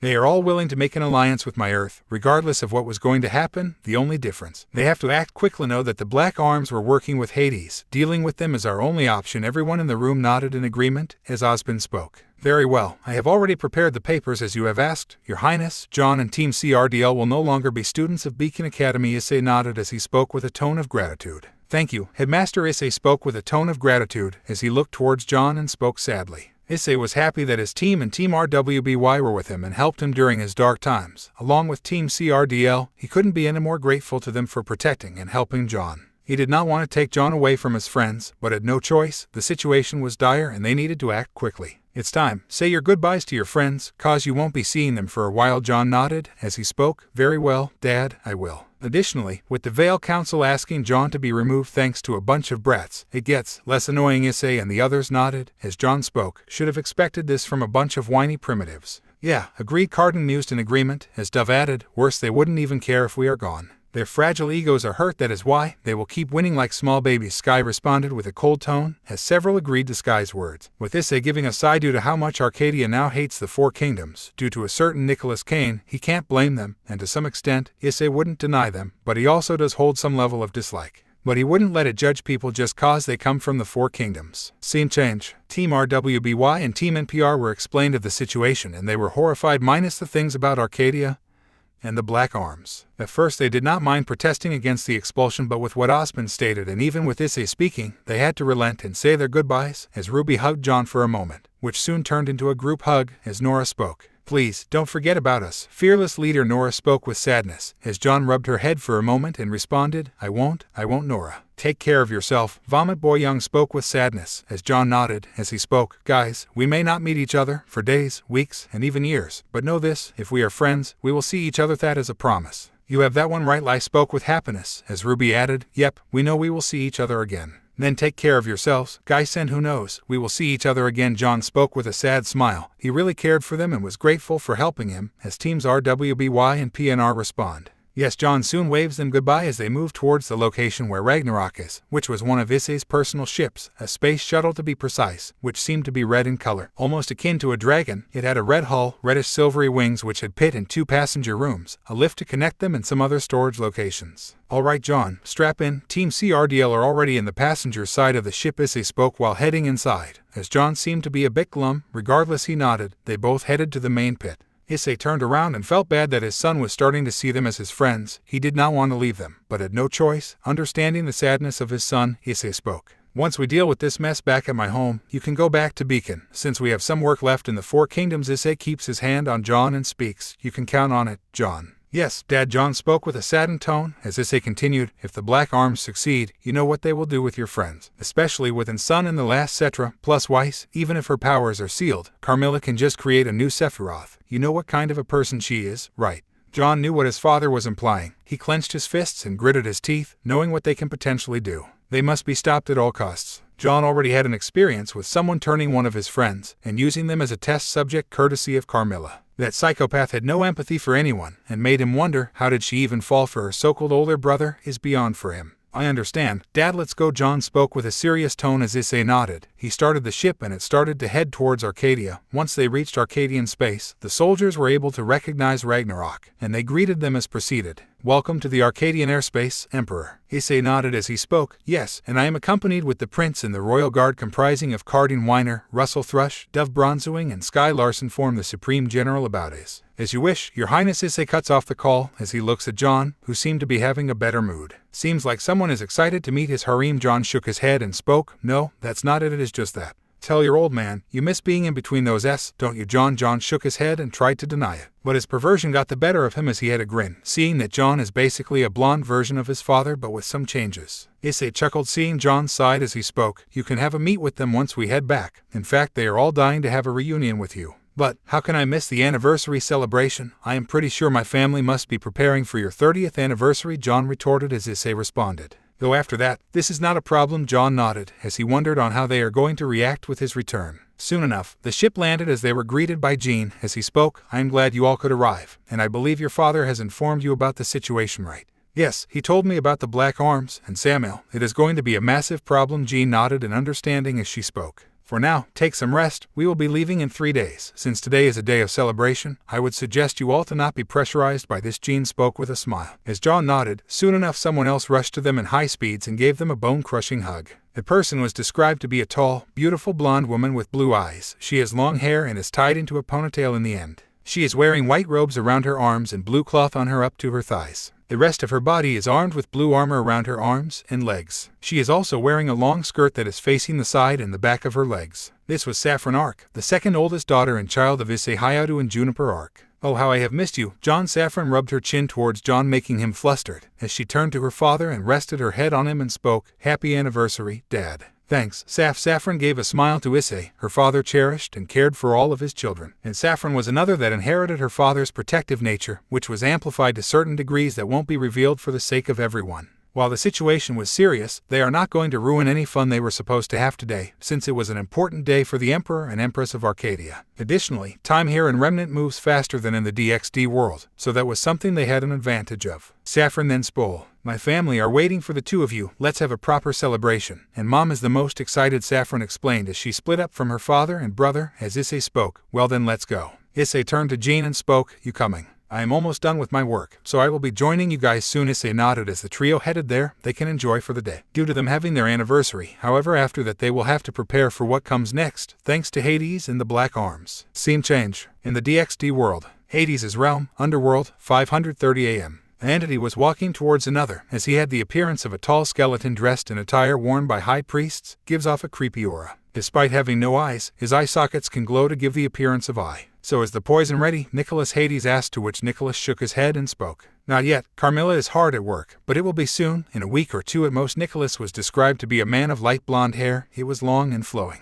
Blue medieval-style clothing, wearing what looks like armor on his legs. He held a bow that was holstered from behind. I see, Hades mused as Nicholas assured him, worry not, once the poison is prepared, nothing is going to stop us. Nicholas's words made Hades nod. The poison that Carmilla was working on surpassed Samael's original poison, implying that it can even kill dragon gods, no matter how strong they are. But until then, I have something else that can keep them at bay. Nicholas spoke with a grin, as Hades knew what this meant. As he spoke, I see, so you intend to use that girl to control them, right? Indeed, in her free time Carmilla managed to break her, and now she is nothing but a mindless slave. Would you be so kind and bring her here? Nicholas spoke while motioning to two Grim Reapers who nodded. As they nodded, moments later, they bring her here. She was a beautiful foreign girl who appears to be in her late teens. However, her look was completely hollow, like she was devoid of anything. She has long purple hair and orange eyes. She wears a white dress typical of female noble devils that exposes much of her large ass, with high slits and long sleeves. She also wears a black mini skirt. The girl was Ingvild Leviathan. She was abducted from Grigori months ago, and ever since, Carmilla has been tormenting the girl, thus breaking her. As a result, she was nothing but a toy, a puppet that would serve them. Hence why she has a hollow look on her face, and you can thank the Black Arms for that. Nicholas had a grin as he rubs her head and spoke with a malicious grin. Well, Hades, will she do? She can control dragons, and that is a trait we can't ignore. We can even control beings like Great Red and Off Eyes, potentially. Her Longinus narrate Kyrie is still in its initial stages, however it can be worked on, and eventually we can even control them and even potentially those from Arcadia. Hades looked at him for a moment. His malicious and ruthless personality even caught him off guard. Regardless, him and his allies were a lot helpful to him, and he will achieve his goal of dealing with those that would get in his way as well as defeat those from the other world.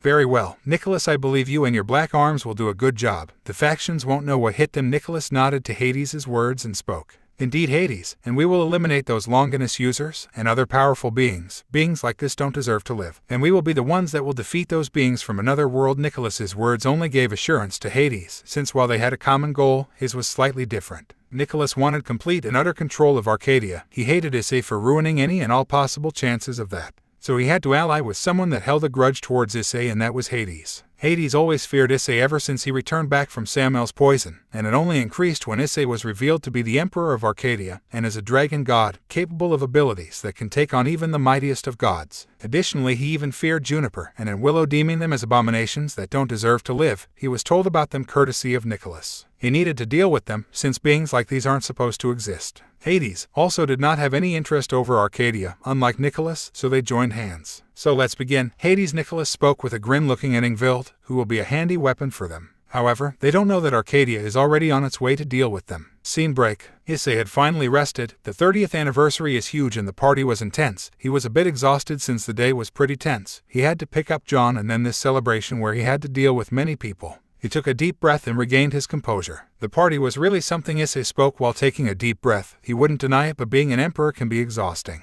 He may be the Red Dragon Emperor, but the Emperor of Arcadia was really something. Additionally, he was not getting any quests, as the last quest he had gotten was a legendary quest, which was to defeat the Black Arms and end the Ark Civil War. Well, partner, you should be getting used to it. Your birthday is literally the biggest celebration anyone could ever give. Alsama goes for Juniper's birthday as well. Issei felt a shiver in his spine. The birthdays are really something, especially with Issei being seen as the Arcadian hero that fights for Arcadia, and Issei is really popular, even here. I guess that is true, Issei responded, as someone called out to him. Daddy, something wrong? The one who spoke was described to be a young girl with long dark yellow hair with bangs and green eyes. She wears a long sleeve polo and a black sleeveless polo with yellow lining. She also has a ribbon tied around her neck. She wears a blue and white skirt with a strap wrapped around her right thigh, is wearing black leggings and golden brown boots. This was Rosemary Arc, the youngest daughter of Issei Hyoudou and Juniper Arc. She was joined by another, who was described to be a beautiful woman with brown hair and green eyes. She is wearing a mixture of cloth and armor for her, which is colored blue with gold linings. She also has an opening revealing her stomach.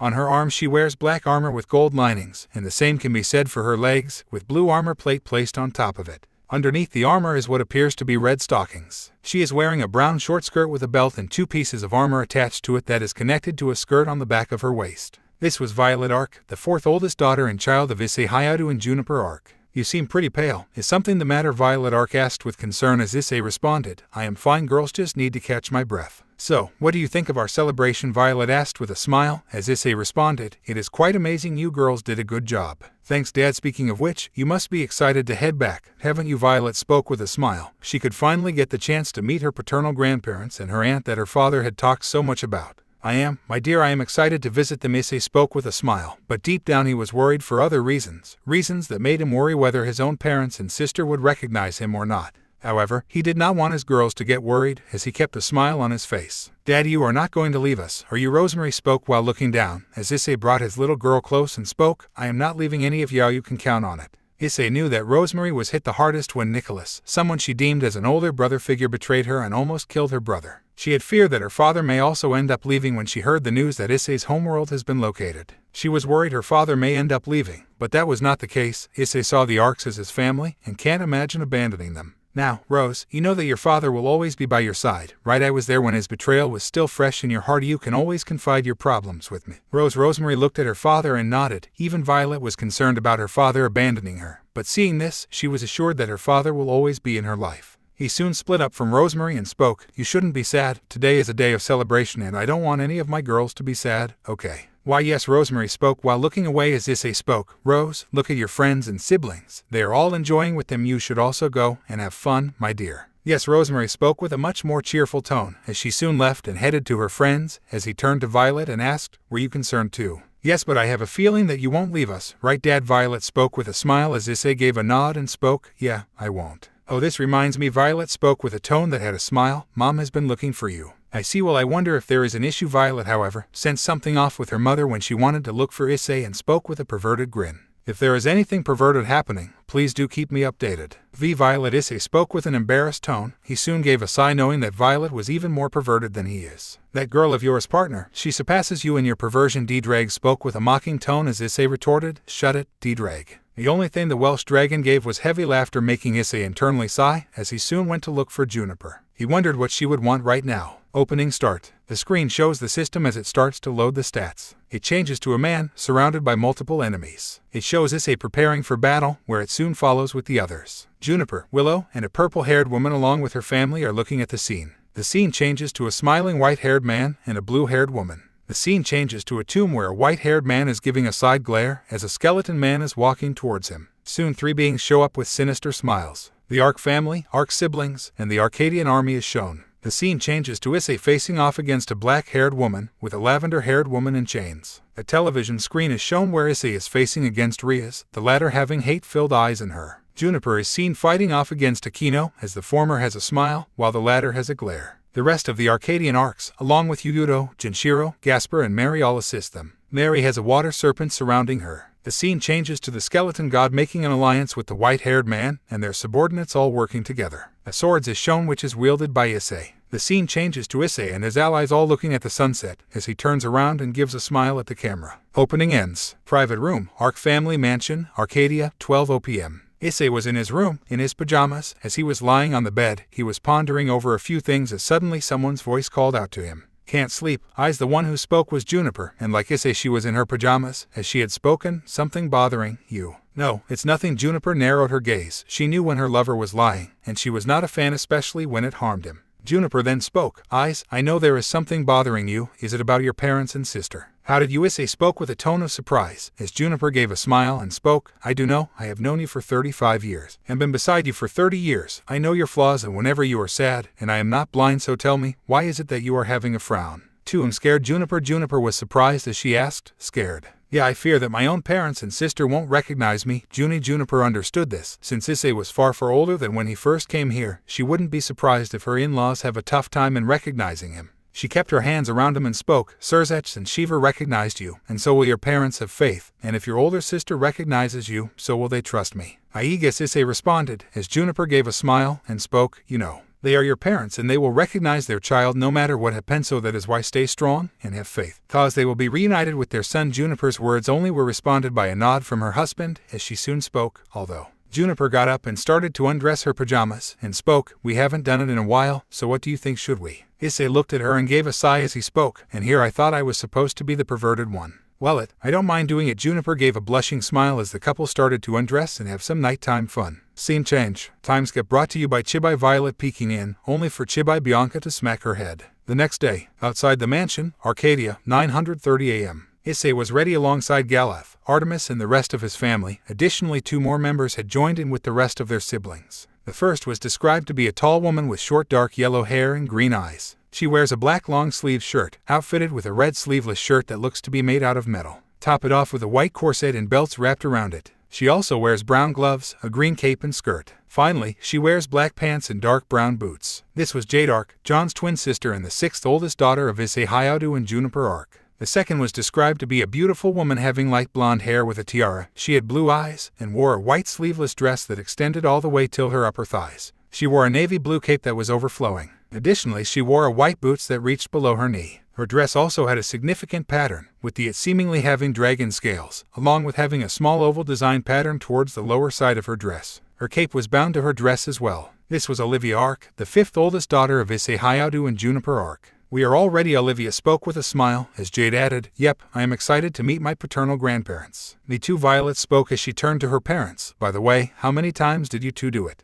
Both became red, as Juniper spoke while stuttering, Violet. Come on, please, let us know. Juniper was remaining quiet as steam came out from her ears, as Issei spoke, 100. Issei, Juniper shouted with embarrassment, as the children of the family gave a chuckle with Violet only imagining on how things are, given the pervert she is. Bianca and Aqua remained stoic, but even they were curious like the other children. Juniper sighed in exhaustion as she spoke seriously. Okay, enough, we should all compose ourselves. This is a very important meeting and we should all be prepared. The others nodded, as Artemis and Galath had a small sweat drop seeing the antics of the children as Galath spoke. It seems like almost all of the kids have inherited their father's perversion to some extent. Artemis nodded. The family's perverted antics only remain behind closed doors. Despite this, as Artemis spoke. Yep, that is how it is. Artemis spoke with a sigh. She was slightly jealous on how happy Juniper is. Looking at Issei, while she was stuck with someone like Marcus, she had no remorse on killing that man either way. She saw Juniper's smile, and long back, a part of her wished she was in her place, but she respected, loved, and cared for Juniper, and seeing her smile was more than enough for her. She also saw Issei as someone close to her, and he saw her as a little sister. Anyways, we should get going. Great Red has already informed me telepathically that we will be heading straight to the underworld, so we should get ready. Issei spoke, gathering all of their attention, as they all nodded. Suddenly, the dimensions around them distorted and they looked around, seeing the world completely distorted as Issei, while generating a barrier which allowed the people present to breathe air. This was for his wife, Galath, and Artemis to breathe in. So this is the dimension gap, right, Dad? Jade asked with intrigue as Issei responded.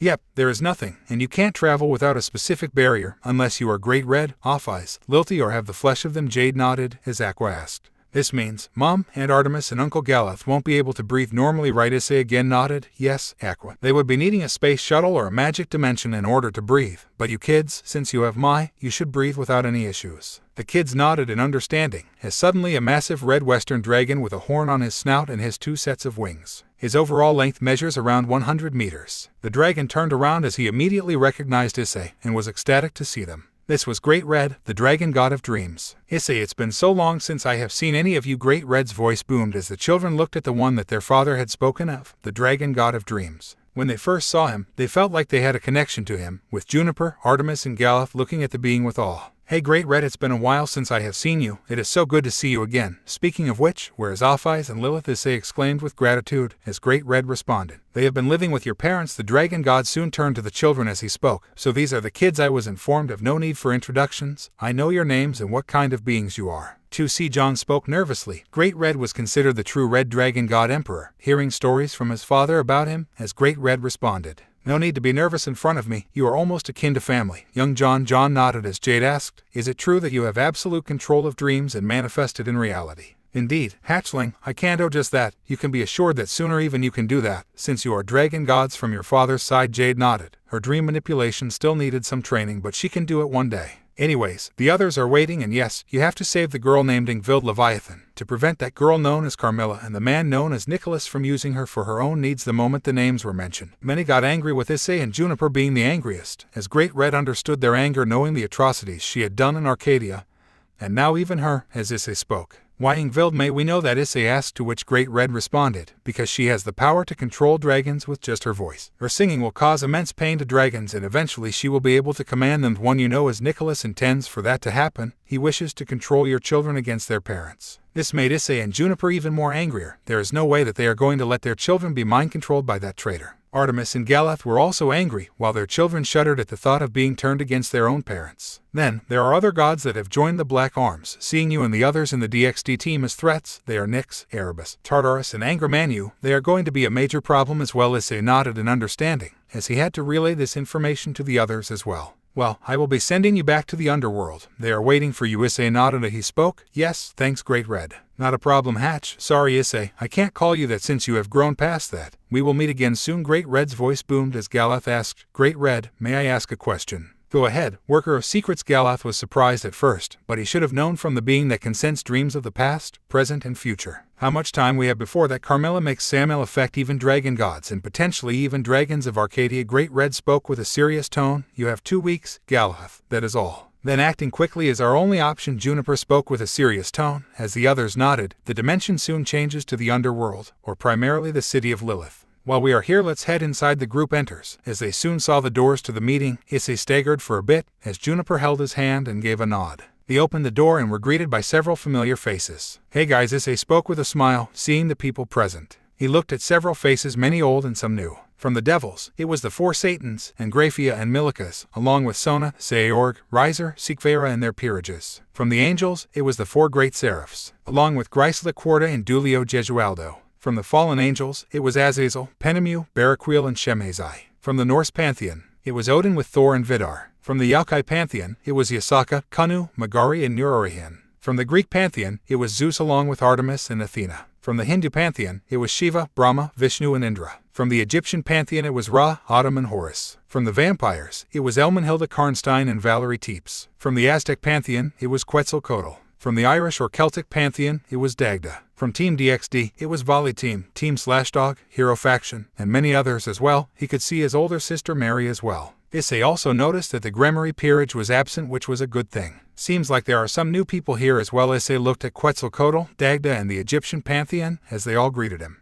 They knew the hero that many talked about had returned. Many had tears seeing Issei return, which was noticeable in Mary and some others, as Mary did not hesitate and rushed to her younger brother as he embraced her. Mary kept crying on her brother's clothes as she kept saying, Issei, I am sorry, over and over again. It's okay Marini, I am back. Issei rubbed his sister's back, as many smiled seeing this reunion. As the sister looked towards Issei with tears in her eyes, her younger brother had returned. It's good to have you back, my student. Azazel spoke while wiping his tears. As Issei nodded, Kanu and Milikas also soon rushed to him as Issei embraced the kids as he spoke. I missed you too as well, Milikas, Kanu. The 2 kids nodded as they sniffled. Others wanted to talk to him, but now was not the time. Graphia herself wanted to do it, but restrained herself. She will do it once everyone is gone. Mary soon turned around and asked while splitting up. Kanu and Milikas also split up. Are they the ones Lord Surzech talked about? Issei nodded as he spoke. Yep, these are your nieces and a nephew. Our children. Points to Juniper, your sister-in-law. Points to Galath and Artemis, my uncle-in-law and sister-in-law. Mary nods in understanding, interested in meeting her nieces and nephews. Why don't you guys introduce yourselves? Issei spoke with a smile, as Bianca spoke first. My name is Bianca Arc, the oldest child amongst the group. Bianca spoke respectfully, as Aqua was the next to follow up. Many looked at Bianca, noticing that she was quite mature and respectful in nature. Pleased to meet you. My name is Saffron Arc. I am the second oldest in the group. Saffron spoke gracefully and with a smile, as several nodded in understanding.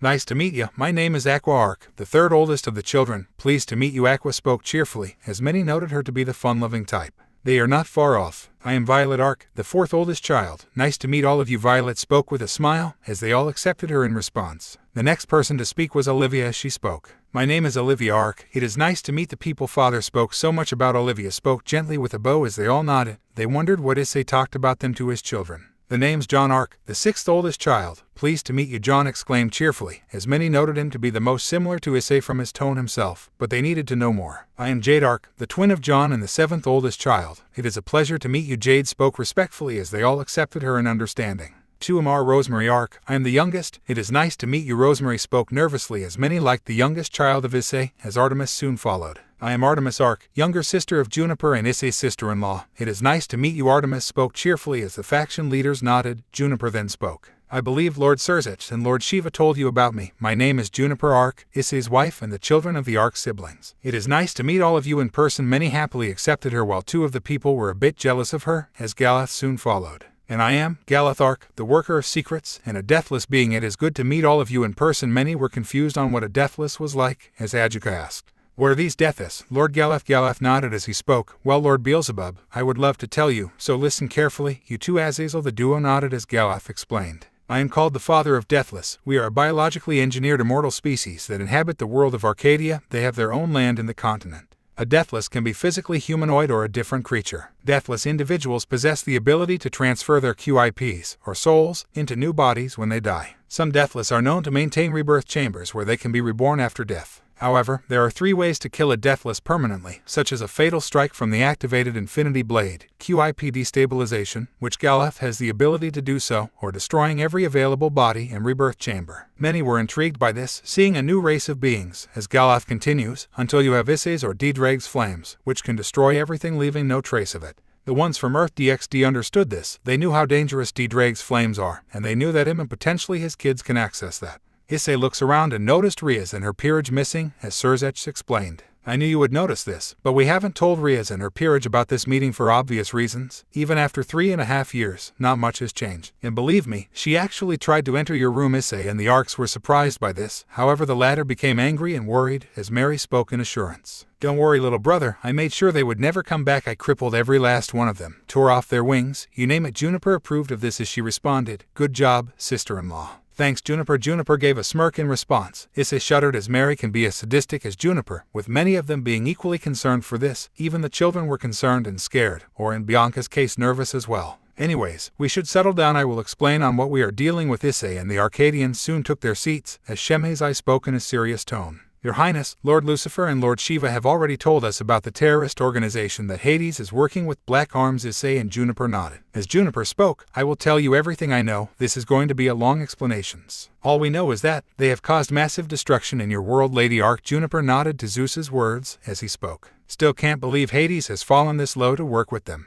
The reasons can be seen later, Lord Zeus. We understand that your brother has become this way, but we need to stop Hades and the Black Arms, along with any of the gods that are working with them. Our priority is to deal with them accordingly, and trust me when I say this, the Black Arms are considered one of most dangerous armies that you will deal with. And yes, they are worse than Kulipoth. The faction leaders were even more worried, with Grafia flinching on how bad things are. Milikas and Kanu join their parents' side, as Yasaka asks with fear. Worse than Kulipoth. Yasaka's words were nodded by the Arcadian Arcs, as Issei spoke, indeed, and they have caused the deaths of millions, if not trillions of innocent sentient beings. That is why I see them as worse than Kulipoth. They are basically Rizum's dream come to life. Several growled upon hearing the man's name, especially Vali Lucifer. If there was anyone that hated the man, it was his grandfather. Issei knew this, and nodded as he spoke. Trust me, the people I am about to talk make Rizum look like a saint. Who are you talking about? Your Highness. Vali spoke respectfully. Ever since Issei's death, he has lost any and all purpose, only training to become stronger so that none of his friends from the Vali team, which is basically everyone, meet the same fate as Issei. He became more respectful and mellowed down.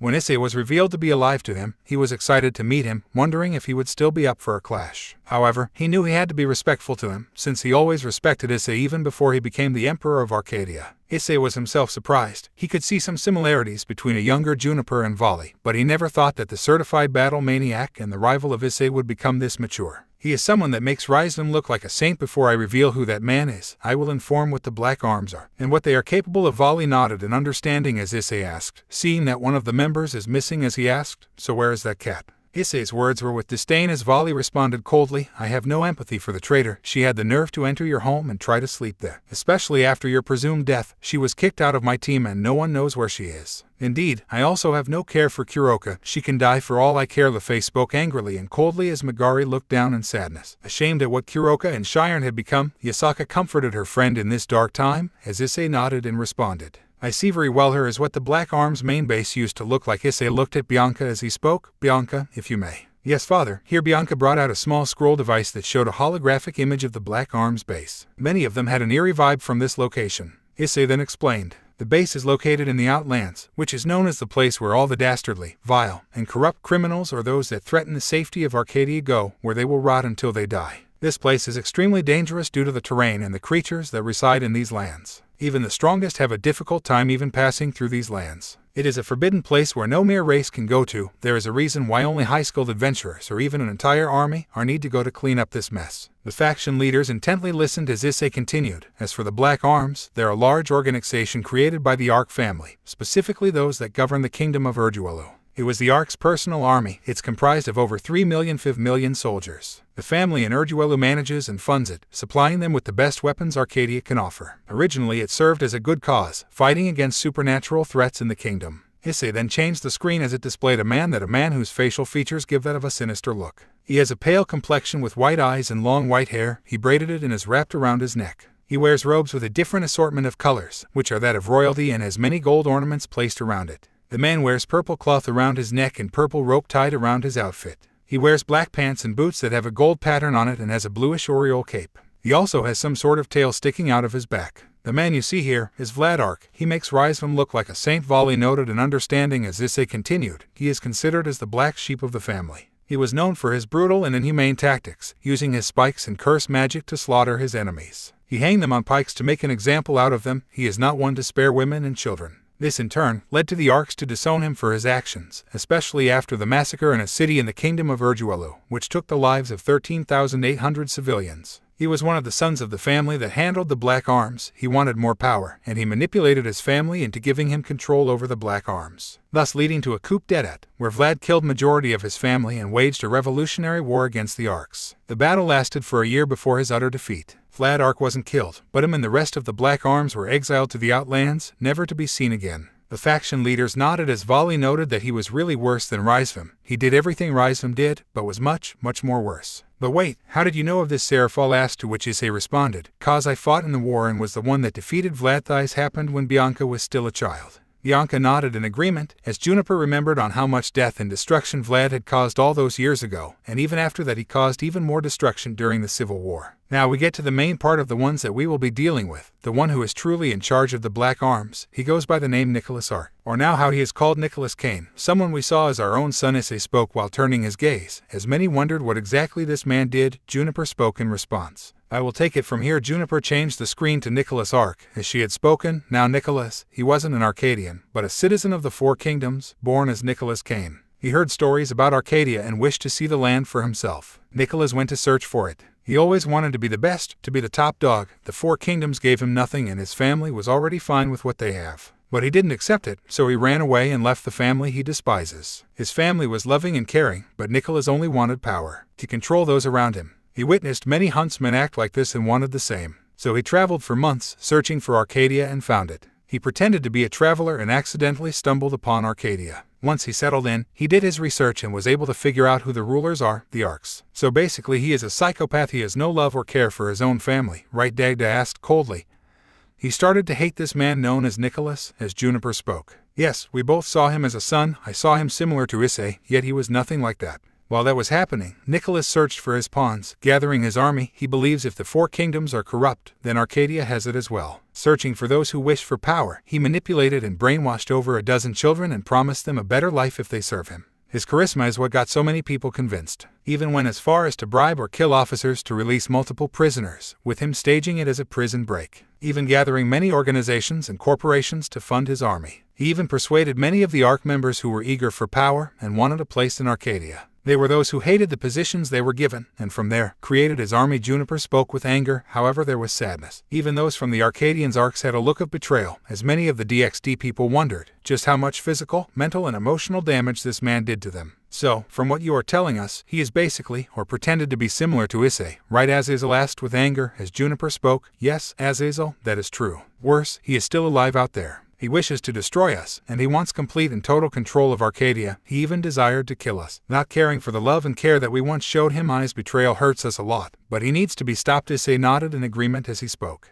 You are right, but there is someone worse than Nicholas, and trust Mesh is anything but good news, and with her around, she is going to still be a problem. Issei changed the screen. She was a tall and beautiful woman with long curly orange hair. She has blue eyes and is known to give an emotionless face. She is wearing a white polo that is underneath a black dress with gold linings. She is also wearing a corset with golden buckles. One of them has a jewel placed on it. She wears black gloves and a small cape with the middle also having a blue jewel. She is the brains of the entire Black Arms. Her name is Carmilla Leichenberg. Wow, she looks kinda hot. Azazel spoke with intrigue as Odin nodded in agreement. Yep, does some of the men in the audience nodded in agreement, as the Arcadian arcs, especially Issei and Juniper, did not agree, knowing how dangerous she is. Trust me, Azazel-sensei, Lord Odin, she is the textbook definition of looks can deceive. Issei spoke with a growl. Everyone that knew Issei were surprised that Issei could have this much hatred for her, as Mary became concerned as she asked her brother, just who exactly is she, and why do you have so much hate for her? She is Carmilla Leichenberg, another one of the main leaders of the Black Arms and Nicholas's girl. Carmilla is highly intelligent and is known to have the highest IQ in all of Arcadia, to the point it's scary. She is the one who comes up with various plans to win every battle, and even has backups to her backups. Mary was surprised by this, and so were the others, as Issei adds, to put it best, I would say she makes Euclid look like an angel. Graphia became surprised by this, and so was Serzech. They knew what Euclid had done, and if Issei states Euclid was an angel, then how bad was Carmilla? Issei is right, she is anything like how you think she is. She was once a scientist who used any methods to achieve her little projects, in the name of science. The kinds of experiments she does is inhumane and can cause problems with Arcadia. She will kill an entire city, all for the sake of science. Juniper spoke seriously, as it made those that thought of her as hot retract their statement. She is a monster in every way. Now even Shiva and Serzech knew how bad the matter was, and they had to act quickly. Now you know how bad the things are, and Hades working with them will only lead to. Issei spoke as Zeus responded. Only disaster. So what is our plan? We make an alliance. Arcadia is willing to assist the faction leaders in this. Juniper was about to speak when the doors suddenly burst in, revealing the Gremmery peerage with Irina. Lord Lucifer, I was told that Issei was here. Serzech groaned in frustration. Someone must have accidentally tipped her to the meeting. Many glared at them, especially the Arcadian arcs, knowing what kind of people they are. Mary was seething seeing them here. Riaz, what are you doing here? Serzech exclaimed with frustration in her tone. As Riaz looked at Issei, she fails to recognize him. Juniper growled in response, as Issei kept his hand on her. Even he was not happy seeing her here. He could see his children, Artemis and Galath, ready to put this woman down 6 feet under. He knew if she tried anything stupid, the only thing she is going to receive is death. I was informed that Issei was here. Where is he? Where is my pawn? Riaz spoke with a tone of desperation, yet there was arrogance in her tone. Many frowned, seeing what kind of a person she really is. Even those that didn't meet her in person saw what kind of first impression she gave. She is Riaz Gremmery, Dad's former master. Her tone and attitude reminds me of the incompetent and corrupt officers in the military. Bianca thought with annoyance. No wonder Dad hates her so much. She reminds of the brats I had to deal with in the JROTC. Aqua thought with anger. Honestly, she is disappointing in every way. She has no qualities of being a king. Saffron thought with annoyance. I can see why Dad once respected her before, only to see her true side. Is disgusting. Violet thought with anger in her head. She was starting to really hate Riaz. She does not value anyone that is in her peerage, especially someone that has died multiple times for her and even would have served her as a lover. But she does not value Dad at all, even seeing her as a pawn of an. After all this time, Olivia thought in her head. Usually I love women with big S. Being a redhead is something I love the most, but her attitude really makes me annoyed. She reminds me of Scarlet from her earlier days in the JROTC. John thought with anger and annoyance. If there was one redhead he hated, it was Riaz, from what her father told her about. I had a feeling this would happen. She really is a red-haired in my eyes, Jade thought with coldness. Dad hates her a lot. She is nothing but a headache, and the fact that Dad had to deal with her makes me wonder how is she so revered in the academy. Rosemary thought with annoyance. So she is the infamous Riaz Gremmery that had caused so much fear in my eyes' heart. I should have known that her bratness will cause her to come here as well. I am going to enjoy putting her in her place, especially for what she has done to Eyes. Juniper thought with a sadistic grin, as she was going to enjoy putting her in her place. I am starting to see why Eyes hates her a lot. Really is a headache and a nuisance. Artemis Arc thought coldly, as Galath thought. The fact that Issei had to deal with her for so long, me wonder how was he able to remain sane while not killing her. Some people really show their true colors when the person is not needed, and I can see that in their actions. If she tries anything against my family, I will be joining the battle, Gala thought with total coldness, looking at zero empathy against her. Riaz, just leave. Your presence is not required, Azazel spoke coldly as Serafal added. Azazel is right, we never invited you here for a reason. You are no longer invited to any of the meetings. Serafal's words made the peerage shudder as Sona added. I mean Lady Leviathan is correct. After your abandonment of Issei, I don't think you are welcome here. Sona spoke coldly as Riaz spoke, but Sona, we were. Don't you dare play your friend card with me, Riaz. We stopped being friends the day you abandoned and betrayed Issei, so get the hell out of here. You are not welcome in this room, nobody wants you here. Sona cuts her off and responds. Riaz was almost driven into tears as she retorted. But can you at least let us see our pawn again? We deserve to know his existence. Due to me being his master once, Riaz demanded, as many were angry at this, especially Issei, who saw that even after 3 years, she was still the same. However, everyone was surprised when someone started to clap as she spoke. Bravo, bravo, Riaz Gremory. So you are the one my eyes talked about so much about. Safe to say I am disappointed. Wait, you know where my pawn is? Take me to him. Surzech almost wanted to teleport her away, but Issei stopped him as he muttered, my wife knows what she is doing. So that is how you see I's a mere pawn? Then he is better off without you. He told me some very interesting things when he was your pawn. One of them is the infamous scene that I like to personally call Say My Name or Suffer scene, where if I recollect, you all cornered and pressurized him to call you your name when you explicitly made it clear that he should call you President.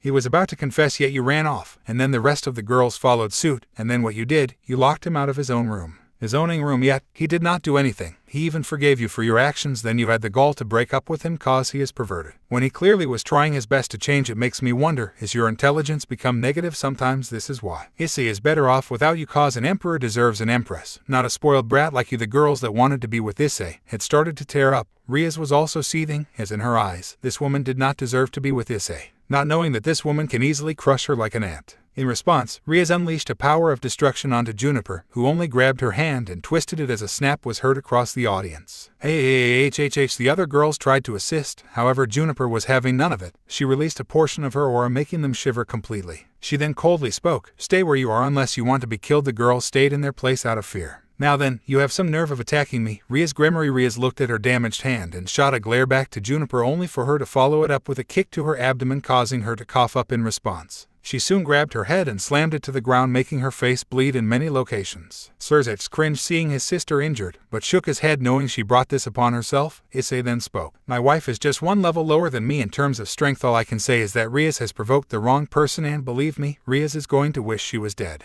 May we know why? Surzech asked with a bit of fear, as the others wondered what kind of a person she is. Issei then explained with a bit of fear. Amongst the Arcadia's strongest, whom Juniper is one of. She is the most sadistic amongst them, and with what is going on you are going to wish Riaz survives this one. Surzech turned to the kids, who all had a looks of fear knowing how sadistic their mother can get at times. Surzech swallowed a lump of bile in his throat, as he noted that Juniper was almost akin to his mother Venelana and his wife Graphia. Even her brown hair matched hers as well to some extent. All he could say is that she is Ed in every single way. She reminds me of my wife Shuri. Barakwil muttered to Azazel, as the two fallen angels looked at Akino and could only have looks of sadness knowing what she has become. Yep, my wife Parvati is also as sadistic as yours is, Issei, especially when she is in her Kali form. Shiva spoke softly, while also having a tone of fear. He knew that once Parvati becomes Kali, almost everyone is done for. Even his kids fear their mother's wrath. Juniper grabbed Riaz by her throat as draconic parts are shown across her body, as she speaks coldly, if I see you again, I will make sure you never see the light of day. Aghanis that clear, Riaz Gremory. Riaz couldn't speak out of fear as Juniper shouted in response, is that clear? Riaz rapidly nodded her head out of fear, as Surzech soon walked forward and spoke, Lady Arc, I will take it from here. Yes, Lord Lucifer, please, otherwise we would end up killing her. Her presence makes me sick. Juniper dropped Riaz,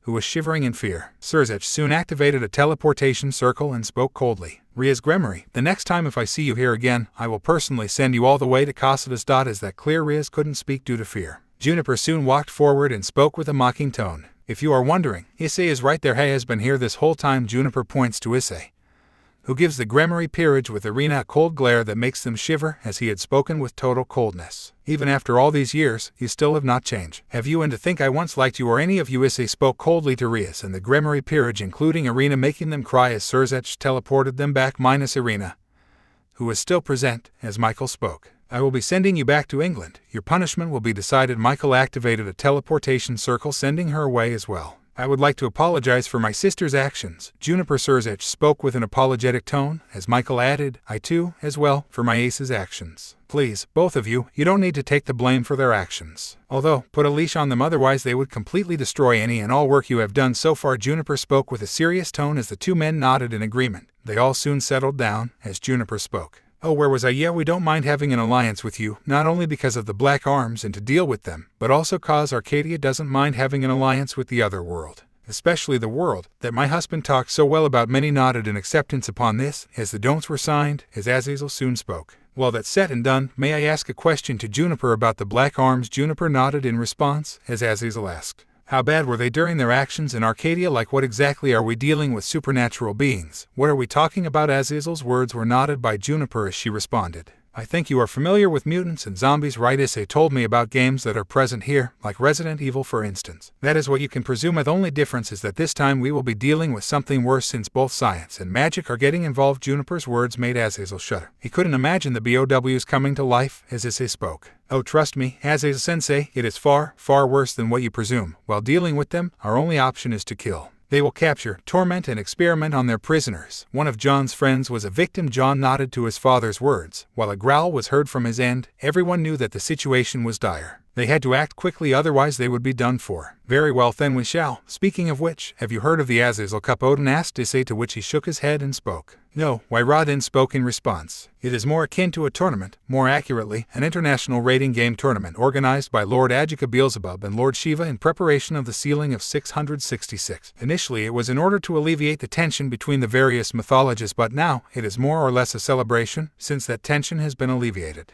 Not to mention, it was supposed to happen 3.5 years ago, but with your sudden disappearance, it was cancelled. However, when you returned, we decided to have it again. It would take a few days for preparation. And we wouldn't mind if you can bring 2 teams from your side, Your Highness. Horus added to Ra's words, as Issei looked at Juniper and spoke. Sure, we wouldn't mind, right? Juniper nodded as she spoke. Yep, we would like to join. Great, then in that case, the meeting is done for. We will meet again soon. Surzech spoke as all the leaders minus Azazel teleported back home, leaving only the devils present, as many of them were happy for Issei's return. Raphia soon gave a blow to Issei's stomach, making him cough up. Everyone, including Galath, was surprised by this action, as she soon hugged him. Idiot, you made me so worried. Issei quickly recovered. He had taken much tougher blows than before as he spoke. Hey, it's okay, Graphiani, it's alright. Regardless, it is good to have you back. Aishin. Issei returned the smile back to Seraphol as he had spoken in response. Yep.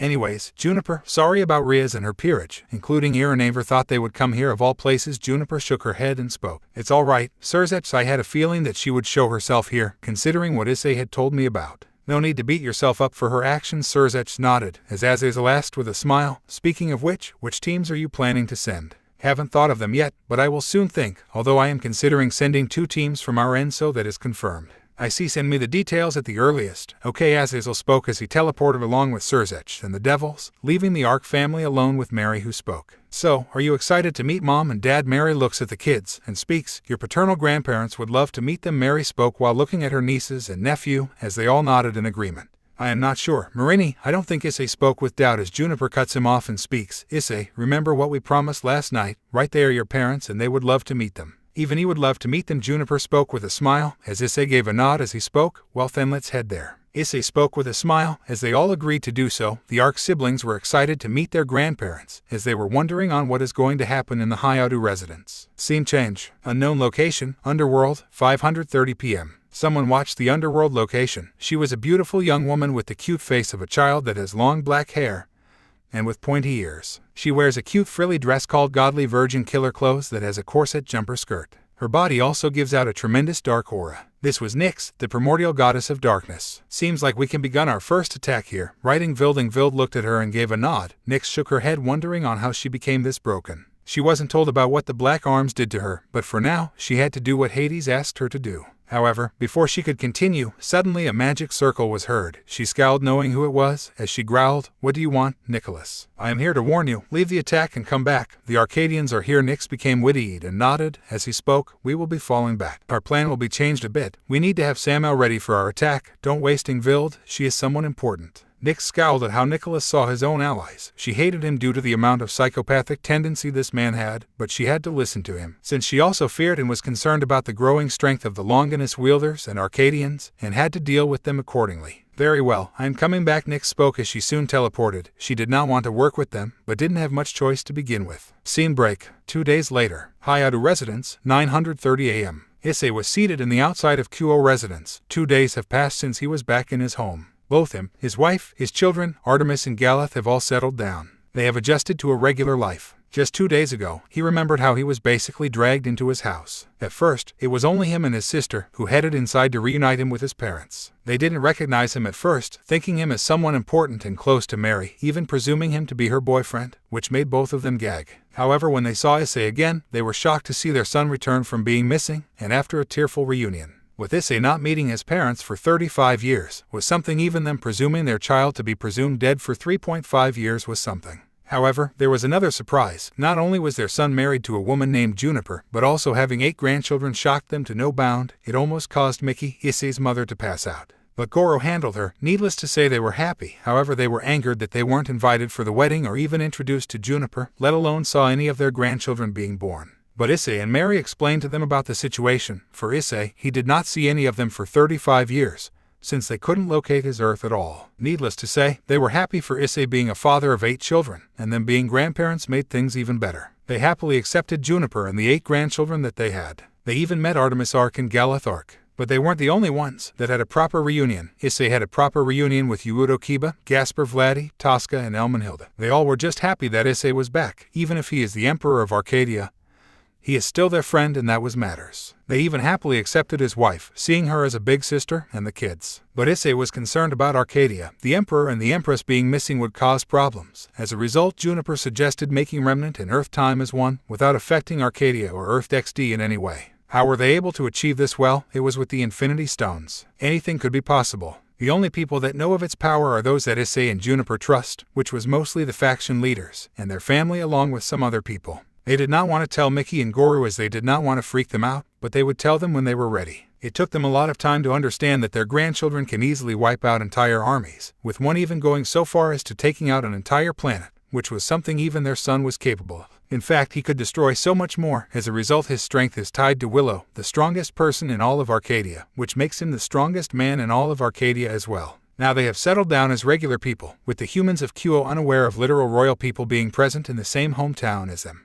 They were in disguise, since the Black Arms can pose as regular humans, which is a problem. Eliminating them is an even bigger problem. While this wouldn't pull the suspicion off them, it would at least protect them, even for a short while, as they could only hope that they don't go after his parents to weaken the Emperor, and even the rest of the Arc siblings. They were just ordinary civilians, and unlike the ones in Arcadia, never had military training and were extremely old. The two were in their 60s. He had a sip of tea. His parents really enjoyed his kids, especially John and Rosemary. They got along relatively well. His life seemed to be returning back to his regular self. It was the best 30th year anniversary gift he could have asked for. Him reuniting with his world was the best thing they could ask for. Suddenly Juniper came inside, alongside Miki Hyoudou. As Issei sensed them with Juniper speaking, "I have brought some cookies. I hope you are not too busy." "Not at all, Juniper. Mom, not at all," Issei responded with a smile, knowing he wouldn't mind having a chat. Opening start. The screen shows the system as it starts to load the stats. It changes to a man, surrounded by multiple enemies. It shows Issei preparing for battle, where it soon follows with the others. Juniper, Willow, and a purple-haired woman along with her family are looking at the scene. The scene changes to a smiling white-haired man and a blue-haired woman.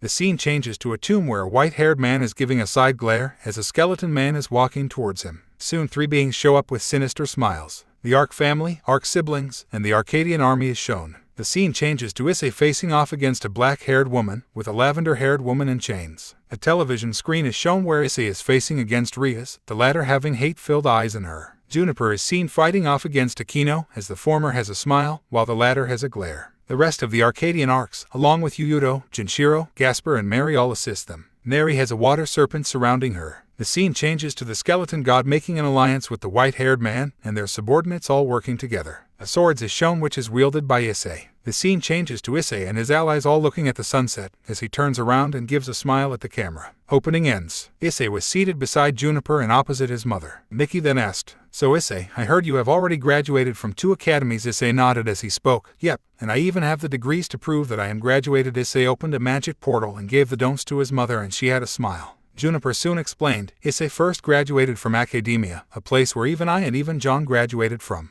Its entrance and curriculum is one of the hardest in all of the academies in Arcadia, and only the strongest are accepted there. Mickey intently listened as Juniper continued. Then we have the Academy of Magic. It is also pretty hard to get in, using a high-tier magic to get into, not as hard as Academia. But it nevertheless is, and Issei is not the only one that graduated from. Aqua is also one of the few that did so. In fact, most of our children have graduated from some or the other academy. But Rosemary is pretty young. How old were they when they graduated? Mickey asked with concern, to which Juniper spoke. Most were around 1,516. That is when they joined the army. Issei added as well. You usually do a year or two of military service before you pick your future career. Mickey became worried as she was about to speak her concerns. However, Juniper spoke. I understand your concerns. I can see that you may see them as too young for that. In fact, I myself joined the military at that age. Issei joined when he was in his 22nd. He became the leader of our squad, much to everyone's surprise, and cleared the military. Right now his position as general of the army, his legion, is in Arcadia. Not to mention, our homeworld is riddled with invasions from extraterrestrial beings. So to defend that, we had to place this rule so that our citizens can be ready for anything. Mickey understood this as she spoke with an understanding tone. I see. Anyways, speaking of which, where are the kids? Issei asked, to which Mickey spoke. They are with your dad and older sister. Even the others are talking with them, so they are spending some time with them except for John.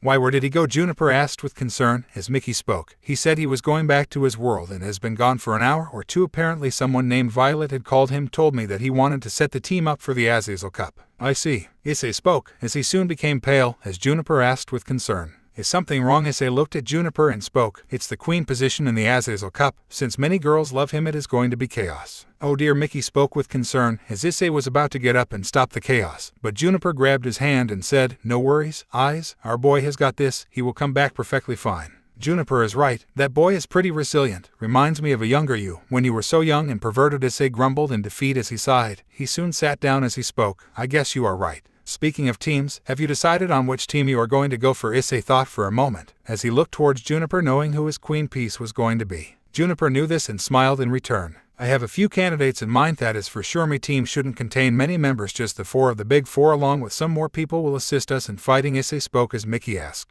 The big 4? Mickey asked, to which Juniper responded. It is basically me, your son, along with 2 others that will be joining the fight. Normally we would have brought even more people. But with the rules of the Azazel Cup only limiting a few beings to participate, I have thought of someone that would love to join us. Juniper knew who he was talking about, as Mickey asked. Who is that? Issei responded to his mother, an old friend from my legion, although I wonder if he would be up for the task. He is actually a Grimm. I take it I must have informed you about them, right mother? Juniper spoke as Mickey responded. Yep, I know that. I am surprised at how beings that were meant to destroy humanity became friends with them. It was a surprise too. Like eons ago they were mindless beasts under the command of the god of darkness, but the ancient Grimm decided enough is enough and fled the lands. Where they ended up was that of Arcadia. The ancient Grimm built a settlement and its species grew. They weren't the mindless creatures made by the god of darkness, but their own people. The Grimm started gaining sentience and became just like you, me, or any Arcadian. The 4 founders discovered them and was met with hostiles at first, but in the end, we were able to create an alliance with the people of Arcadia, thus making the Grimm a part of their kingdom, or empire now, and today they are a valuable ally for us, Juniper explained as Mickey intently, as Issei continued.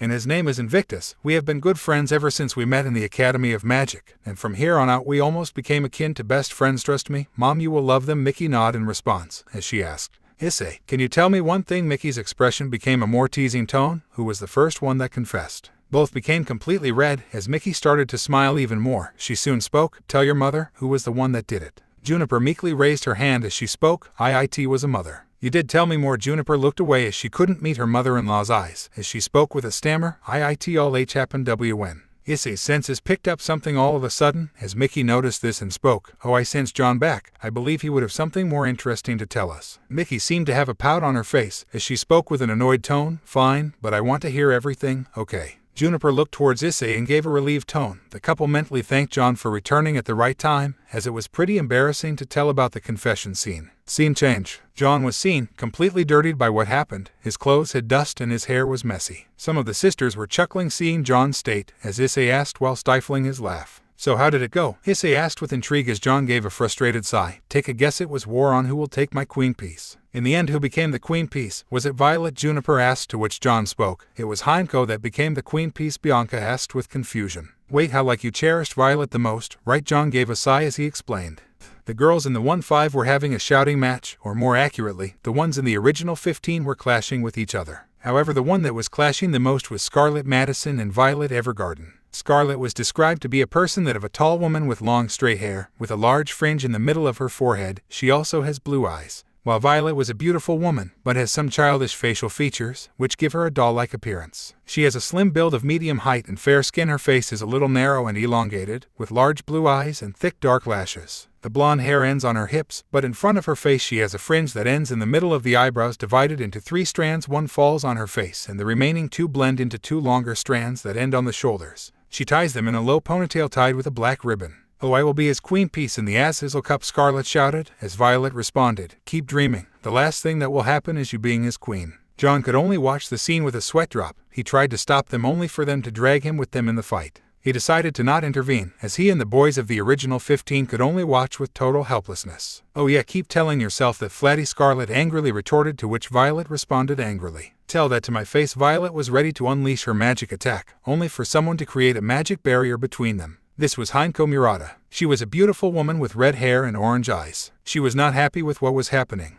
"Alright, that's enough. All of you, the original 15, stop fighting," as Murata angrily retorted. "Don't you girls realize that you are causing so much problem for John? I will become his queen. None of you will become his queen." End of story. Murata was stern as she glared at the girls. They all were looking at her. They wanted to protest, but a glare from the S-rank Valkyrie made them think otherwise. "That's what I thought." Murata looked at John and spoke. "We will design the team, and Scarlet and Violet will become bishops. As for the others, we will decide on who will be the other pieces." Murata looked at John and said, "I believe His Highness has sent the rules right." "Yes, Murata." John showed his scroll as Himeko read the rules. She looked at it and knew all of the original 15 wouldn't be able to be a part of the team. The rules were like this. 1. Anyone can register as a king, but they can't be replaced once registered. 2. A king can register anyone on their team as long as the targeted person isn't on another team. 3. Devils with multiple evil pieces will be treated as one piece for this tournament, with the exception of gods or god-evil, which will automatically be counted as 2 pieces or 8 pawn pieces. Additionally, several rules regarding god-evil players participating as a pawn were implemented to prevent the appearance of several queens of the same level via promotion. 4. Each team starts with 15 points, and they would accumulate more points by playing matches. Winning against teams with higher points would lead to an incremental increase in the points, while losing to a team with lower points than their own will result in their depletion. "I see. And we can use replacements, right?" John nodded as he responded. "They are called reserve pieces. That is all I can say." "Very well then." Himeko turns to the rest of the team as she says, "Not everyone can fight in the original team, but rest assured you will become a reserved piece. All of you will play a part in the Azazel Cup."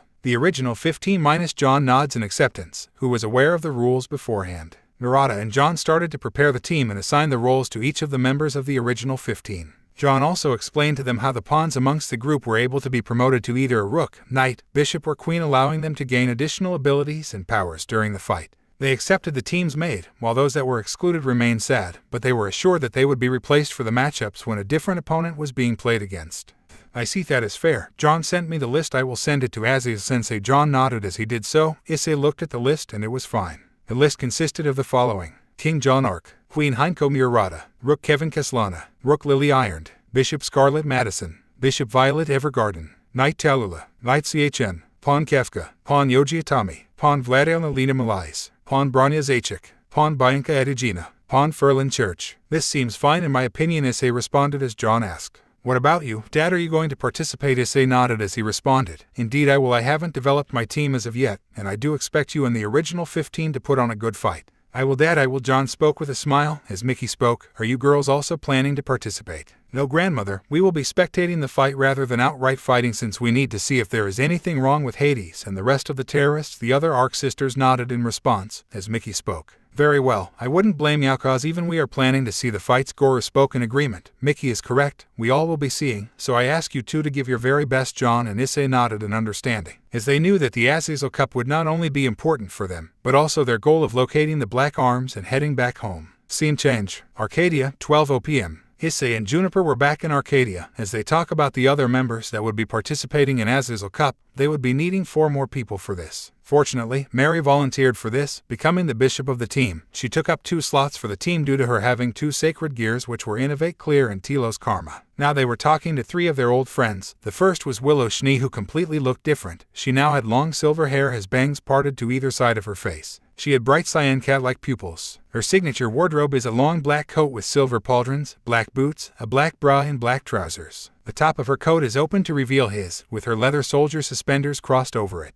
and Ren was the next to follow. She now looked much older. She now had dusky rose hair held in a bun by a gray band and pink eyes. She wore a long green dress with dark green around the shoulders. It has long flared sleeves that have cutouts on the shoulders with a large band of plum purple on the cuffs. She wears a pair of black flats and a pink sash around her waist. The third was a Grimm. He had glowing white eyes and a metal armor that would contain his body. His armor also has a medieval design, as well as held a sword in his hand. He also wore a crown. This was Invictus, the right-hand man of Issei, and his best male friend while in Arcadia. I am glad you guys could make it. I think you are familiar with the Azazel Cup, right? None of them responded. As Issei spoke, here, I will explain. So basically, Azazel Cup is a tournament, similar to raiding games, except it is basically involving gods and other beings. Here are the rules. Issei gave the scroll for all three to read, as they took a moment and spoke. I see, so most, if not all of us, will take multiple pieces due to our power, right? And responded, to which Issei nodded. Indeed, and most of your opponents aren't going to be the ones in the four kingdoms. They are much more powerful than them. We are aware, Issei. You managed to get on our level in far less time, even surpassing that of Ven and Juniper. Issei won't hold back, rest assured, Willow added, to which Issei nodded as he spoke. Anyways, are you in? I am in. For this, Willow responded, to which Juniper spoke. Great, so you will be a pawn, and you will take up 8 pawn pieces. Wait, why pawn pieces? I should be the queen. Juniper's eye twitched in response as she spoke coldly. Sorry, Willow, but that position will be mine. Willow looked at her for a moment. She did not want to provoke her in any way, as she could see Issei and am ready to stop it, as she knew Issei was the only one that could stop her, even in her safer Sephiroth form. Geez, fine, Willow spoke with a sigh as Issei spoke. It's no worries, Willow. An advantage of a pawn is that it can promote mid-fight, allowing you to easily either become a rook, bishop, knight, or queen. That would give you a stat advantage. I see, so it is like a game of chess, right? Willow responded as she gave a smile. Sure, why not? Although, I believe like chess, there has to be a condition, right? Willow asked, to which Issei spoke. Indeed, there is. Only you can promote when in enemy territory during usual raiding games, and some types have a different time and position upon when you can promote. Willow nodded in understanding, as she accepted being a part of this, and soon asked, what about me? You will take up the role of the knight. Hope you don't mind, and shook her head and spoke. Nope, not at all. He finally looked towards Invictus, remembering how they met 34 years ago, when Issei was still adjusting to Arcadia. He still needed a little more time to completely adjust. He met Invictus while they were in Magic Academy. The former had lost directions to the Academy of Technology. Issei helped him, and once he reached there, the Grimm thanked him. Eventually, they kept meeting up due to collaborations and became good friends, and this increased during their time in the army. While Issei feared hanging out with the girls, Invictus was the person that he chose to hang out with, thus becoming best friends. Ironically, Invictus was the first person to sense the fear of women in Issei's heart. When confronted upon it, the Grimm came to know about it, and he hated the orc girls. But the most he hated was Ria's Gremory, along with someone that started his fear, which was a fallen angel named Rainier. Getting back to the present, Invictus handled the Legion while Issei was away, especially after he became the Emperor of Arcadia and the father of several children. Issei personally had a lot of work to do. He had to ensure his children get trained properly, with him personally training and working with them, and he had to also deal with the duties of being the Emperor. Issei would agree that without Invictus, life would have been much duller without him. Now, Invictus, your goal will be the rook of the team. Is that all right with you? Invictus shook his head and spoke. I don't mind, although am I going to face John and his team as well? This was a question even the other two had, as Issei gave a nod and spoke. Yes, you will be facing John's team, although the matchups will be decided in 34 days, so I would suggest we locate Samael as soon as possible. Once we deal with that, we should be in the clear as we deal with those three along with Hades and his allies. The trio nodded. They were well briefed and made aware of the situation thanks to Ospen, as they understood that the Black Arms working with Hades and his gods will be problematic. I see, so any plans? And asked, to which Issei spoke. Hades is laying low, along with his gods. Since we don't know where Samael is, we need to be careful. Cause I have a feeling that Hades will try to play something funny during the Azazel Cup. That way we can locate and find out on what he is doing. But wait, shouldn't Cao Cao know about it? Juniper asked, remembering the true Longinus wielder and on how, despite being a human, he could easily destroy the four kingdoms effortlessly without any aura. Indra and Shiva tried speaking to him, but he was clueless. He couldn't find out where Samael was, since the last time he saw it. It was not there. I believe Carmilla had a hand in moving him to a safer location. She does not get rid of her creations that easily. Willow made a low growl, remembering how much of a pain Carmilla was even before the Arc Civil War, especially to the Big Four. Issei and the others knew that Carmilla wouldn't be easy to beat, let alone easy to capture and kill. I see, Juniper responded as and spoke. Very well, we will need to act quickly. We can't even storm them knowing how they will operate, right? You got that one, right? So our only option is to wait for them to come here, Willow asked, to which Issei nodded. I don't think we have much of a choice, and besides I am going to enjoy dealing with Hades. I have some payback I need to give that racist god. Issei spoke with a growl, remembering how Hades had a hand in killing him, courtesy of Shalba Beelzebub. Juniper kept her hand on Issei, calming him down. Issei did so, as and asked, Anyways, you went to Beacon, right? Issei nodded as and spoke. How is Lai doing? He is doing fine, along with the last Cetra, and the others. It turns out that they all supported him, and accepted him despite using fake transcripts. Even Team RWBY actually accepted them. It was really hard for John to say goodbye to them. For now I think Lai should be in the Four Kingdoms. I understand I haven't seen him for years. I wonder if he even remembers me or not, and spoke while looking away as Willow kept her hand on her friend as Issei spoke. Once we are done with the mess here, we can head back. I am pretty sure he would be more than happy to see that his parents survived. I guess amused, as Issei decided to change the topic. Anyways, I will send the details of the two teams to Azazel, and we should get the matchups relatively soon. The three nodded in response, as Invictus asked, so who is our bishop then? My older sister Mary is taking up that role. Willow then mused. The Helmery you mentioned about, but shouldn't she be your younger sister? Willow, Mary will always be my older sister no matter what happens. Willow nodded as Issei and Juniper decided to send the teams along with the teammates to Azazel for registration. Scene break. Gremory household, 9:30 a.m. Issei along with his family and the Gremory family minus Rias were having a proper conversation as Theocidus spoke. When you first were presumed dead, we actually thought we lost you. Then 3.5 years later, we found out that from Surzech that you were alive. Theocidus looks towards Juniper and speaks, married and have 8 lovely children. It is good to have you back. Issei gave a smile and responded, yeah, for me it was 35 years since I saw any of you. Regardless, you never even tried to invite any of us to meet them. That is not very nice. Eyes Venelana spoke with fake sadness, as Issei tried to explain. Even my parents were like that for the first day. The only reason that I even encountered any of you was by Surzech's and Shiva's luck, otherwise I wouldn't even be here to begin with. I guess Issei spoke, as Venelana rubbed Rosemary's hair who was sitting on her lap, as she speaks. Lady Gremory. Venelana cuts her off as she speaks. Please, just call me grandmother. I see Issei as my son, so it would be nice if you would. Yais, Grandma, would you like to tell more about this Op I Dragon show? Juniper and some of the Arc sisters were chuckling. They remembered D-Drag hated that name.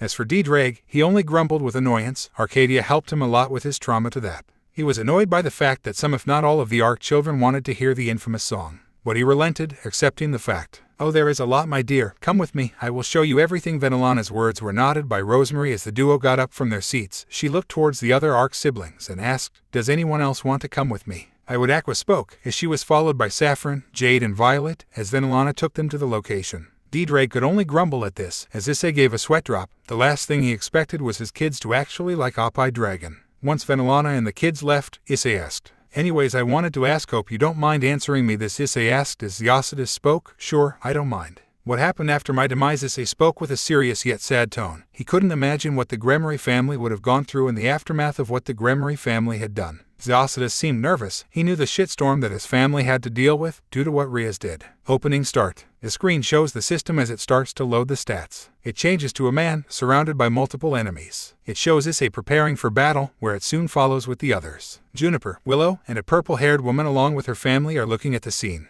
The scene changes to a smiling white-haired man and a blue-haired woman. The scene changes to a tomb where a white-haired man is giving a side glare as a skeleton man is walking towards him. Soon 3 beings show up with sinister smiles. The Arc family, Arc siblings, and the Arcadian army is shown. The scene changes to Issei facing off against a black-haired woman with a lavender-haired woman in chains. A television screen is shown where Issei is facing against Rias, the latter having hate-filled eyes in her. Juniper is seen fighting off against Aquino as the former has a smile while the latter has a glare. The rest of the Arcadian Arcs, along with Hyoudou, Jinshiro, Gasper and Mary all assist them. Mary has a water serpent surrounding her. The scene changes to the skeleton god making an alliance with the white-haired man and their subordinates all working together. A sword is shown which is wielded by Issei. The scene changes to Issei and his allies all looking at the sunset as he turns around and gives a smile at the camera. Opening ends. Oh dear, where do I even begin? Theocidus spoke sadly as he continued, ever since your death, we immediately had to cancel the Op I Dragon show. That was the first thing that happened.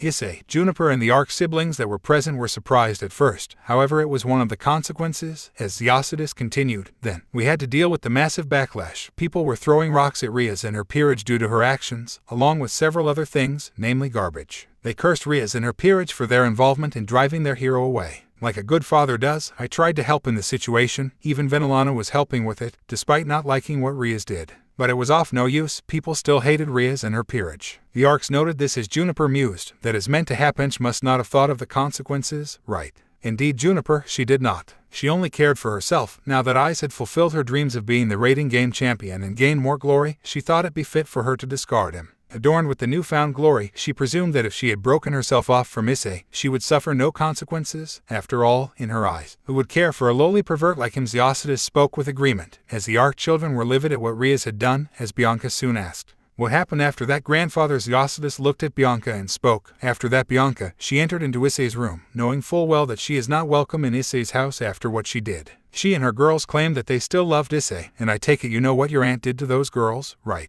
Yeffy had it coming after what they did to Dad. Bianca spoke coldly as Issei gave a glance of worry. The children clearly had inherited their mother's sadistic nature, as Juniper gave a side elbow to Bianca, knowing that this may hurt Issei and Venelana. Bianca realized this and also became concerned on what they would say. I understand your anger, Bianca. Even we were angry at this. None of us were happy at what the girls did. They had the gall to enter your father's room, especially after his presumed death, so we were also angry. In the aftermath, none of the girls even dared to enter your room. After this, in fact, they didn't even try to enter your place. Issei explained as she nodded in understanding, as Olivia asked. After that, did she try anything against Dad's family or anyone else? Issei shook his head and responded. None whatsoever. Issei made sure that she does not get any funny business. She was the most hated face for the past 1 year due to what she had done. She did not dare come to the human world aside from her college. After that, Issei spoke as Olivia understood this and gave a nod. He gave a glance to Milikas, who wanted to speak something, as Issei spoke. Oh, I actually forgot. Milikas wanted to speak something to you, Issei.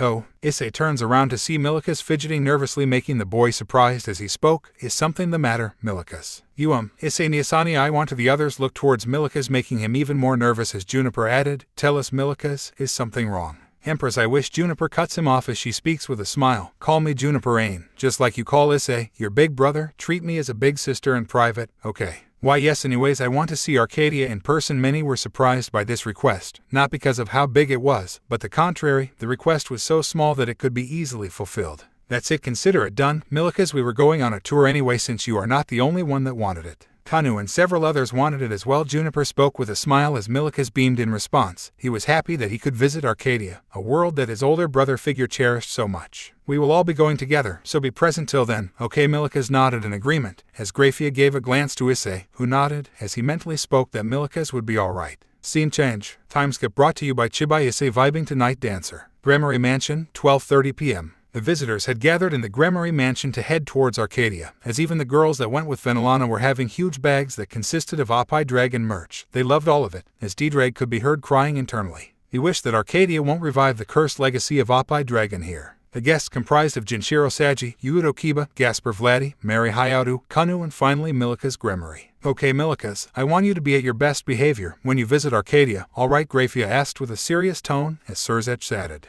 Issei, Juniper, he is under your care. Make sure he is with you at all time. Issei nodded, as Milikas assured his parents. Don't worry, mother, father, I will be at my best behavior and will stay with Issei and Juniper Annie at all times. Good, Milikas. Issei looked at his wife, who nodded as she was about to open the portal. As she did so, she spoke. Come everyone, let's all go. The others nodded, but just as they were about to enter, someone came in. Where are you all going? The one who spoke was Rias, as many groaned in response. Juniper then spoke. Where we go, that is none of your business, Rias. Let's go. We are wasting our time here. Juniper spoke coldly. The woman completely ruined the mood that they had, the jolly mood that they had. Rias wanted to retort only for Issei and Issei to stop her. Issei closed the gap between her, his appearance glancing over her, which made the Gremory girl terrified of the monster that was her pawn. He spoke coldly to her. You heard my wife, don't even bother to convince any of us to take you to where we are going. Your spoiled nature has not changed even now, so don't even bother asking me anything. Rias gritted her teeth in fury. There was a time when Issei listened to her without question, but now, he is no longer listening to her in any way. However, she was terrified of the aura Issei generated. I want to know where you are going. Issei only face palmed at this, as Issei only narrowed his gaze and spoke. If you want to behave like a child, then I shall treat you as such. Issei grabbed her by the cloth and spoke with a serious tone. Time for some discipline. Issei kept slapping her constantly as she felt the blow of every slap. He held back his strength so as to not cause any permanent damage, but he made sure it hurt. It hurt her a lot. The slap still managed to deal some level of permanent damage, which made Issei stunned on how weak Rias has become. Or maybe he just became too strong. Either way, Rias was getting blow after blow as Rias fell to the ground. Her face was completely swollen. Seriously, just do everyone a favor and change yourself. Stop being the spoiled, entitled brat that you are and make yourself better. Issei walked away as Issei spoke. Issei is right. I am teleporting you to your room and putting a seal on it. Whenever you leave this room, I will come to know. Rias wanted to retort, but Issei was having none of it and immediately teleported her to the room. He looked to Issei and spoke. I was not expecting her to break the seal. I should have made a stronger one beforehand. let's just head in and start with the tour. The others nodded in agreement as the visitors all headed inside for their tour of Arcadia. Scene change. Arcadia, 100 p.m. The group that was traveling to Arcadia from the portal, as many marveled at the city that was Arcadia. Juniper then spoke with a smile, "Everyone, welcome to Arcadia." "So this is Arcadia, the place that Issei is now currently the emperor of?" Kiba asked as Issei responded, "You got that one right. I am its current emperor, but when the time comes, I will pass on the throne to my successor." Juniper nodded in agreement as Gasper asked, "Then what will the two of you do?" "For me, I will be the general of the army, just one rank lower than the supreme general, and fight in wars relating to other planets, and trust me, there is a whole lot of mess out there. Gasper, I will be helping my successor in any way he wants." Juniper then added,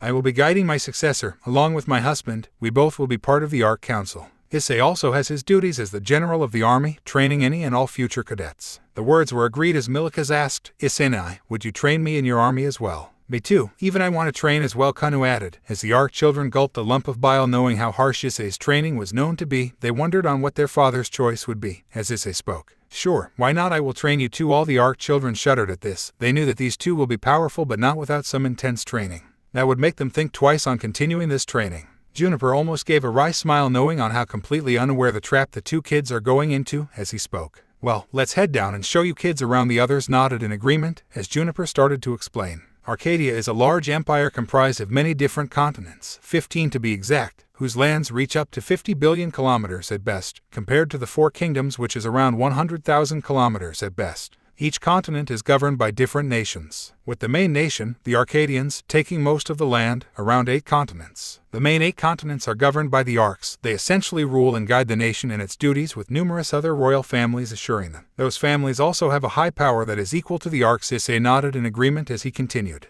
"Yes, there are the families in Kyugain, Kingdom of Knights, and Egyptian Kingdom, to name a few, not to be confused with the Egyptian pantheon." The others nodded in agreement as they walked ahead. Issei then explained, "There are other kingdoms such as the Grimm, Undead, Dragon, Fairy, Elves, Dwarves, Middle-earth are their own selected nation and govern numerous lands in Arcadia." "I see. So it is basically a sort of like our own faction leaders, correct?" Issei nodded in agreement. "Yes, Saji, you are right on that one. Anyways, most heirs are chosen by many royal families, looking after their chosen target and teaching as well as observing them to make sure they are up to the task of being a part of Arcadia. Both I and Juniper were taught as such to become good and perfect heirs." Juniper nodded in agreement as she had spoken in response. "I wouldn't say perfect, just good enough, and we have been ruling Arcadia for the past 30 years, and soon enough, we will pass on the throne to a worthy successor. One of our children is going to take up the throne." The others nodded in understanding as Kiba asked, "So who is that successor?" "Well, it is John. He is going to be the emperor next, and mostly once we are done with our time." Juniper spoke in agreement. "Yep, and I am going to pass on the throne to our son when we feel like the time is right.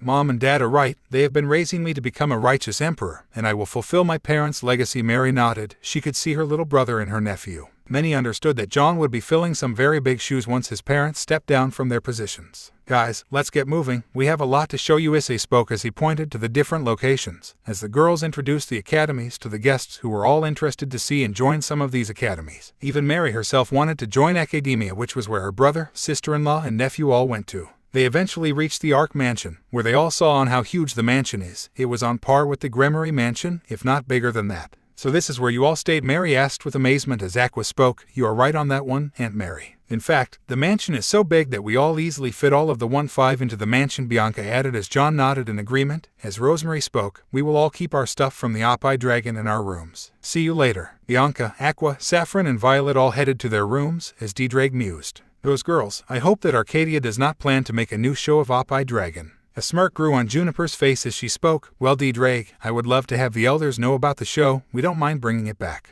"Oh, off, don't you dare, Juniper." Juniper only gave a grin to D-Drake and responded, "You got that one, right? I will, and there is nothing you can do to stop me." "Whatever you say, Battle Maniac. You couldn't even get past Willow or Issei, you third-place Arc." Juniper growled as a tick mark grew on her head. Juniper's anger made Kiba, Milikas, Kanu, Jinshiro, and Gasper along with the Arc children nervously back away. She hated being called that. The Empress then spoke coldly. "Shut it, Dragon." Juniper's words made D-Drake start to cry loudly as he responded. "Not cool. Juniper, you keep teasing me on my single status. This is not fair." D-Drake's words only made Juniper annoyed as she shouted. "Then get your act together and confess to that dragon girl that clearly likes you. If you don't want me to tease you, then get your ass to the Dragon Kingdom and ask her out." D-Drake relented as he spoke with a somber tone. "Why yes, ma'am." Many sweat dropped at the interaction, including Issei, as some wondered who is this dragon that likes D-Drake and wondered what just happened. Scene change. Throne of Heroes, Arcadia, 3:30 p.m. Mary was looking at what seems to be an image depicting the icons. It depicted several beings that had different features, some human-like and some animalistic. What are these? Mary was suddenly stopped as Issei and Juniper looked to see the others heading outside the room. They noticed Mary not being present, making the couple wonder what Mary was doing back in there. Mary looked at one of them and spoke. "Why do I have a connection to one of them?" Mary spoke, almost in a daze as she suddenly started to become dazed. Both Issei and Juniper watched this and rushed to her side as they shouted, "Mary, Marini." The sister was able to snap out of her daze and speak. "Issei, Juniper, we saw you in a daze. Were you looking at this?" Issei asked while looking at the icons, as Mary spoke. "I don't know, but all I know is that I feel connected. I just don't know why." But Mary fell back while holding her head. Her eyes started to lose her vision. "Mary," Issei asked as she soon fell unconscious. Juniper became worried. It was just like how Issei fell unconscious when he was tested for the Knights of the Round. Issei became worried as he shouted, "Mary!" Issei shook Mary and checked for her pulse, happy that she was alive. Juniper then spoke. "Issei, I think this is just like the time when you gained the Knights of the Round. Remember?" Issei became witty. This meant that an icon has noticed her and wished to test her to see if she was worthy. "But all of the icons are with our kids or with you and me, except for..." Issei widened his eyes as he spoke with a tone of surprise. "Leviathan.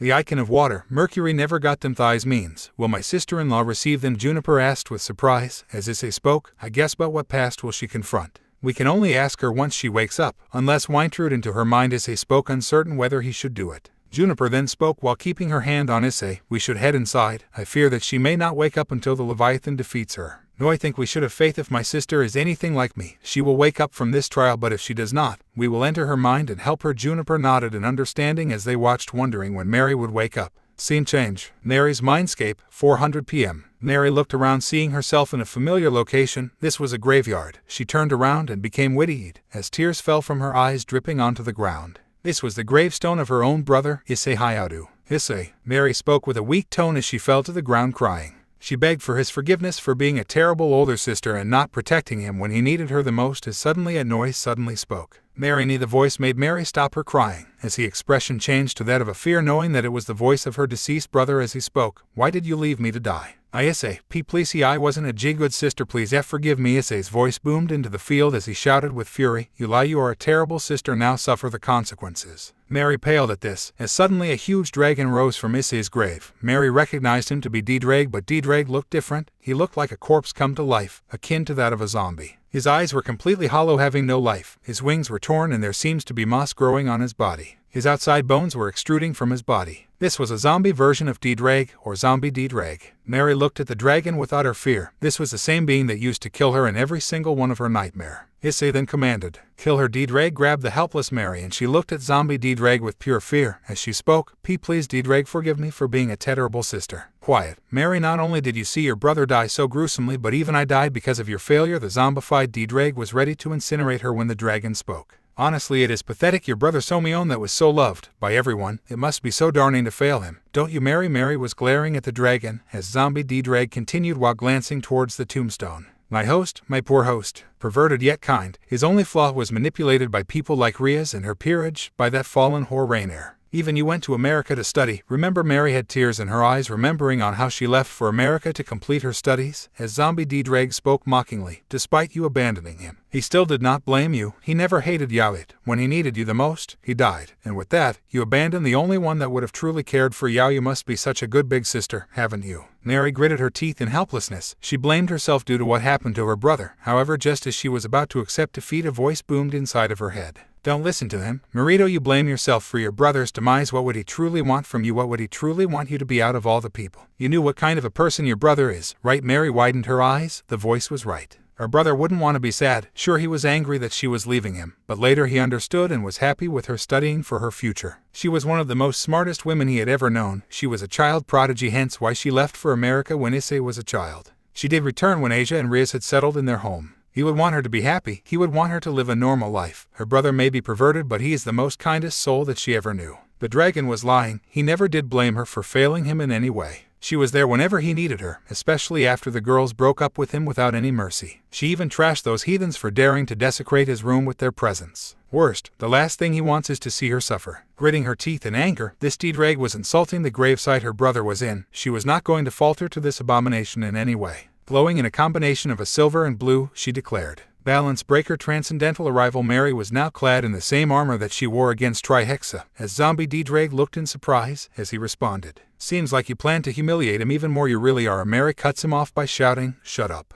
You know nothing about my brother, you are just an abomination, and you will never be the real D-Drake. My brother would always put others first, and will never be as cold as this abomination. You are nothing but a part of my mind." Mary raised her hand. A product of her 2 sacred gears allowed her to create any world that she desired. The first time she did this was when she was able to hold off Trihexa for a short amount of time. She has been training ever since and has become much more stronger than before. Zombie D-Drake tried to use the flames, but thanks to the armor's property it was unable to do anything, as the flames kept missing its target. As Mary decided to end this in a proper manner. You are not even the real D-Drake. The real D-Drake's flames are supposed to be hotter than this, way hotter than this. You are nothing but a fake. A false being. Mary spoke while operating Innovate Clear's terminal in his left gauntlet. He can form a blade-like light as she spoke coldly. You are an imitator and a poor one at that. Mary sliced zombie D-Drake in half, killing him instantly as he was consumed by the light. Mary then looked at the grave as she looked at her brother's tombstone and spoke, "It's over." The scenery suddenly changed to a submerged city location as Mary was able to breathe, much to her surprise. She dropped her armor and reverted back to normal. She walked inside or swam inside only to find the place to be like regular land. There was no water in this place. As she continued to walk ahead, she was suddenly met up by a huge blue serpentine being that had 2 wings. The beast roared at Mary, making her flinch. She had her 2 sacred gears, ready to fight against him.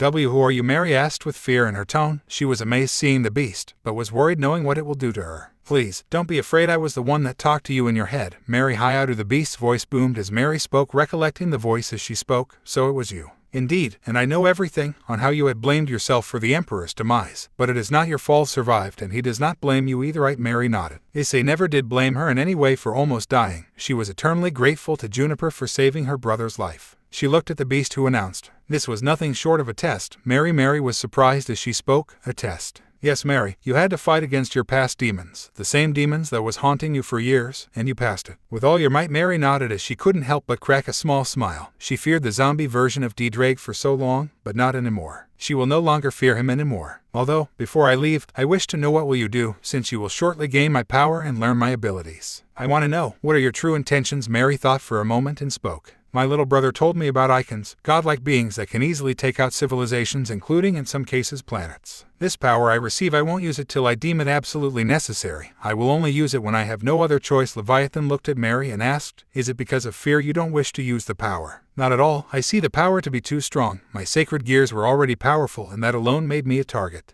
I remember being hunted down for possessing 2 longinus, causing me to learn on how to deal with those that wanted my power for their own selfish gain, and so far, I have only used my power to protect and defend myself and those I care about. That is why I won't use the Leviathan's power until I see fit, until I know that this power is the only way I can defeat my enemies and save those I deem family and friends." Leviathan nodded as he roared in happiness. She passed the second and final trial as the beast spoke. "You did well, Mary. You did amazing. The power of the Leviathan is yours to use." "You said well." Mary Hyoudou. The Leviathan went inside of her as she was suddenly caught off guard. She looked at her body and suddenly the vision went white and everything went to normal. Scene change. Arcadia Medbay, 600 p.m. Mary woke up from her nightmare as she looked up to see herself in the medical bay as Issei rushed to her and embraced her. "It's okay, I am fine." Issei looked up and nodded. Juniper walked towards her and spoke with worry. "Honestly, when you passed out we feared the worst, only to find out that the Leviathan was taking a trail of you." Issei soon split up and looked to Jade, who was looking at the scans as she spoke. "Seems like you have Leviathan's signature, which means you are the icon of water." Jade spoke with a smile as Issei spoke. "Congratulations, Marini." "Thanks." I guess Mary spoke while bringing out a water snake around her body as she spoke. "What does this icon of water even mean?"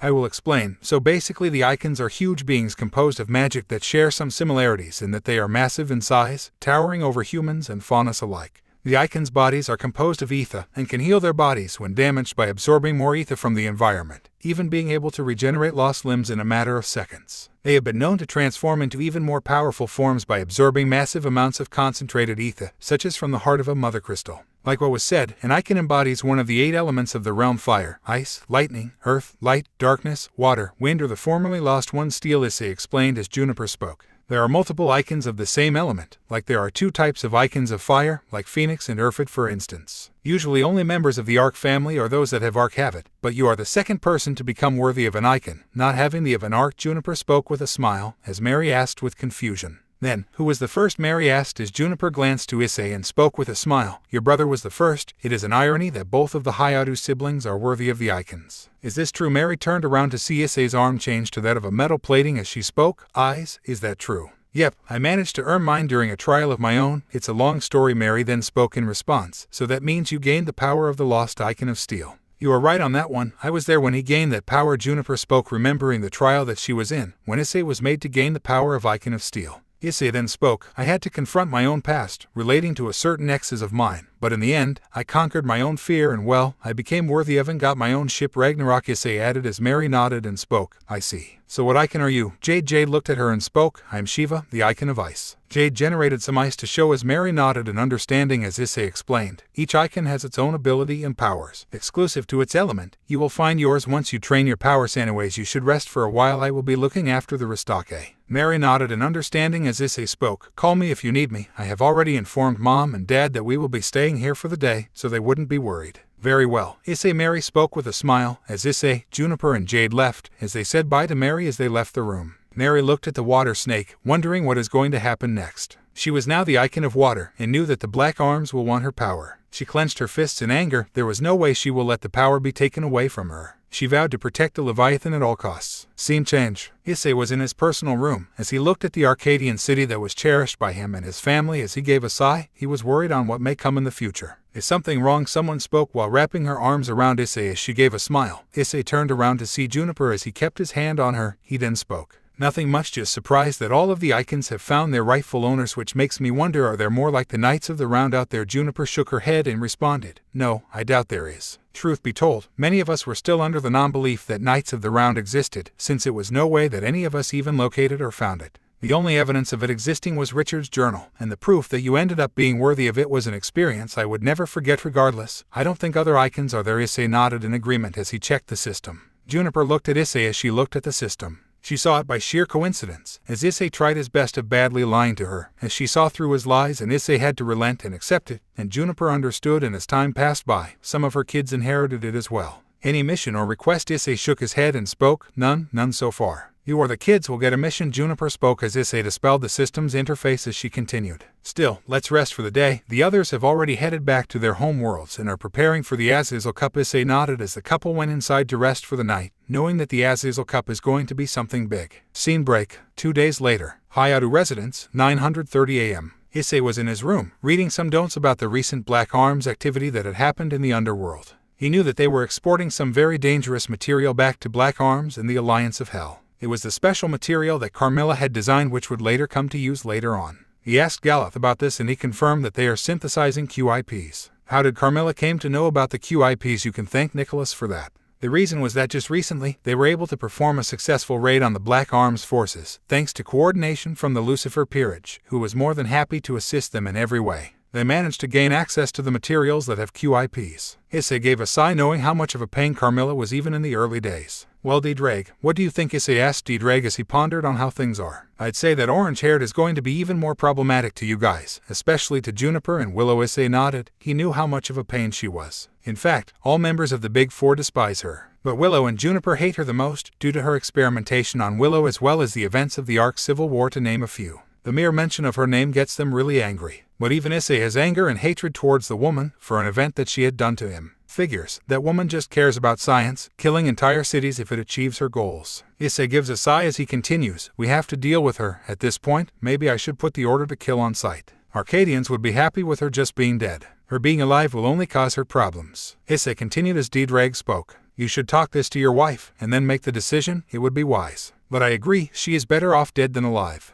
Diedrag spoke his own words of wisdom as Issei spoke. I agree. A knock was heard on the door as Issei asked, who is it? Dad, it's me. Are you free right now? Issei kept the reports down as he spoke. Yes, I am Rosemary. You can come inside. The door soon opened up, revealing Rosemary and Mary as Issei asked, Marini, you are here too? Yes, eyes. We were planning on going on some shopping, me and some of the kids. Hope you are all right with it. Issei shook his head and spoke. Why wouldn't I be? If anything, I am all right with it. Anyways, did you ask Juniper about it? Yep, Mom is all right with it. Rosemary spoke with a cheerful tone. Issei then nodded and spoke. All right then, you kids have fun, okay. Yes, thanks, Dad. Issei nodded as Rosemary and Mary soon left the room. Issei watched his daughter and older sister leave. He knew that they are going to have some fun as he continued to think on what needs to be done next. Opening start. The screen shows the system as it starts to load the stats. It changes to a man, surrounded by multiple enemies. It shows Issei preparing for battle, where it soon follows with the others. Juniper, Willow, and a purple-haired woman along with her family are looking at the scene. The scene changes to a smiling white-haired man and a blue-haired woman. The scene changes to a tomb where a white-haired man is giving a side glare as a skeleton man is walking towards him. Soon 3 beings show up with sinister smiles. The Arc family, Arc siblings, and the Arcadian army is shown. The scene changes to Issei facing off against a black-haired woman with a lavender-haired woman in chains. A television screen is shown where Issei is facing against Rias, the latter having hate-filled eyes in her. Juniper is seen fighting off against Aquino as the former has a smile while the latter has a glare. The rest of the Arcadian arcs, along with Hyoudou, Jinshiro, Gasper, and Mary all assist them. Mary has a water serpent surrounding her. The scene changes to the skeleton god making an alliance with the white-haired man and their subordinates all working together. A sword is shown which is wielded by Issei. The scene changes to Issei and his allies all looking at the sunset as he turns around and gives a smile at the camera. Opening ends. Issei and Juniper were together as they were discussing on their team plans. Juniper looked over to this and spoke, "So we will be facing literal gods and ultimate class devils, that is really something."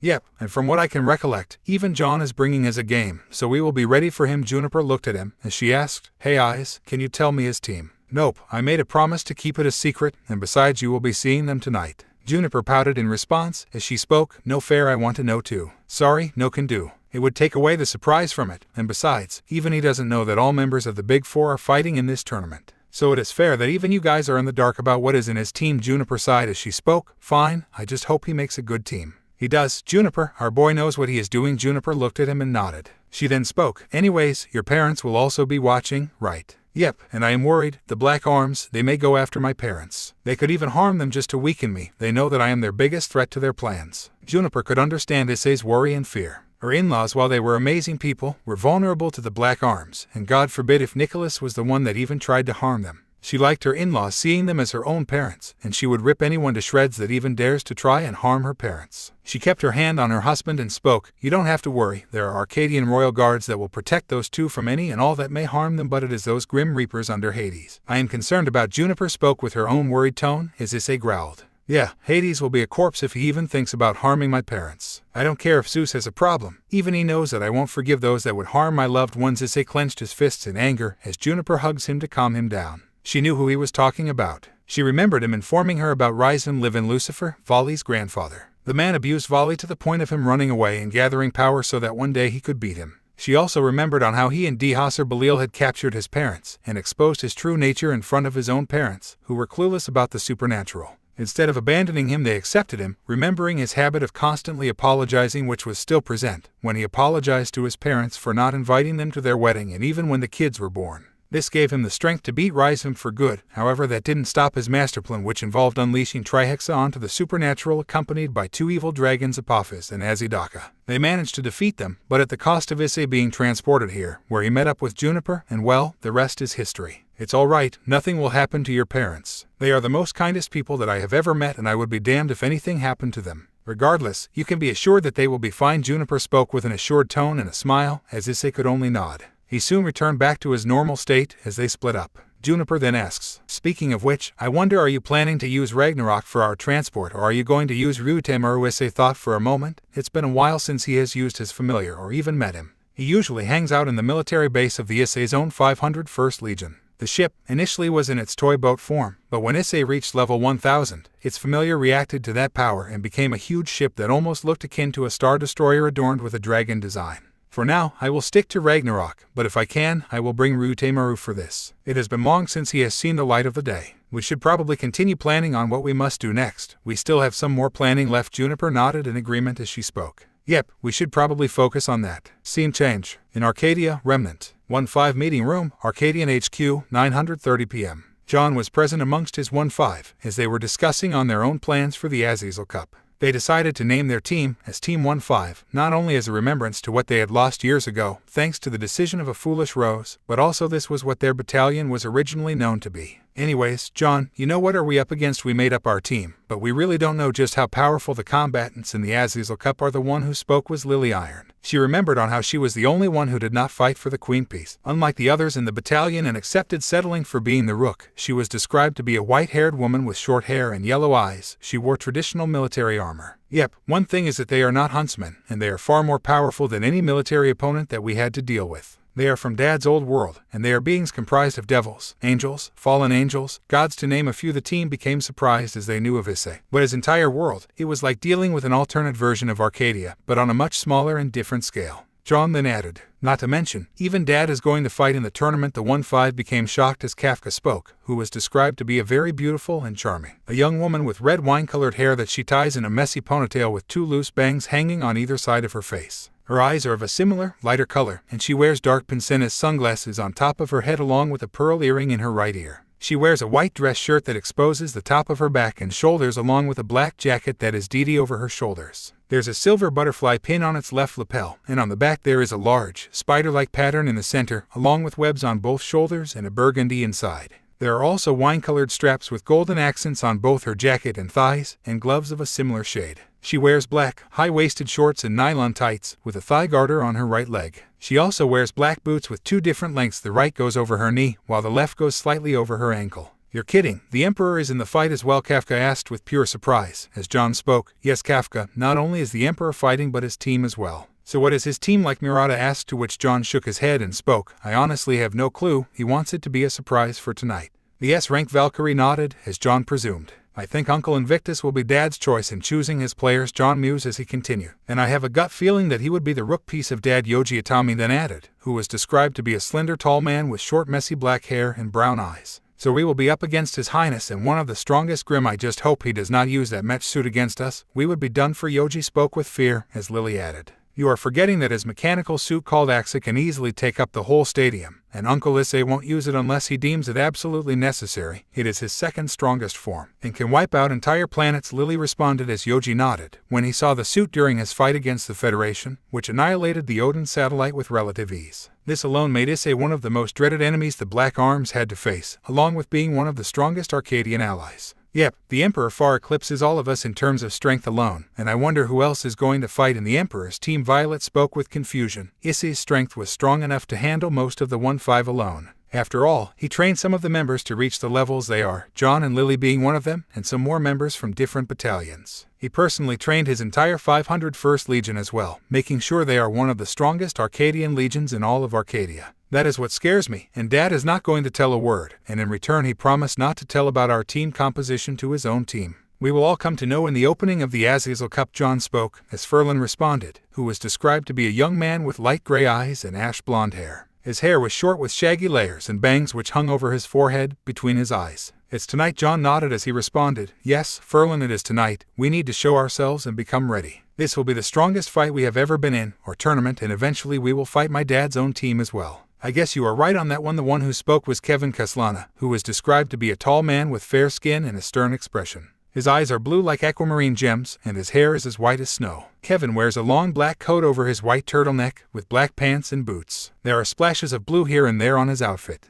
But even then, will we fight against the Gremory team? The one who asked was Vladilna Malais, shortened for Lena. She was a woman with silver eyes and hair. She is 160 centimeters tall, although she appears taller due to her heels. One of her more distinguishing features is her double ouch. She is known to wear a formal military uniform due to her family's reputation in the military. Most likely yes, and if she does fight me or Dad, I am certainly going to teach her and her peerage of sluts what we are capable of. John spoke coldly and with utter disdain. He hated Riaz for what she had done to her father and also for being utterly devoid of any remorse or guilt. Scarlet then asked, from what you told, she was the one that betrayed the Emperor, right? John nodded as he spoke. Yep, you got that one right. To put it in perspective, she only put a charade of being nice and an older sister figure, but in reality, she has some parallels to your old self, Scarlet. Ugh, don't remind me, I was a back then. Scarlet spoke with an annoyed as Violet retorted, you still are. What was that? Scarlet exclaimed as Murata spoke. Scarlet, Violet, enough. They both gave a glare towards each other as John only gave a sigh. Even now these two just didn't get along at all. Someone then spoke, garnering his attention.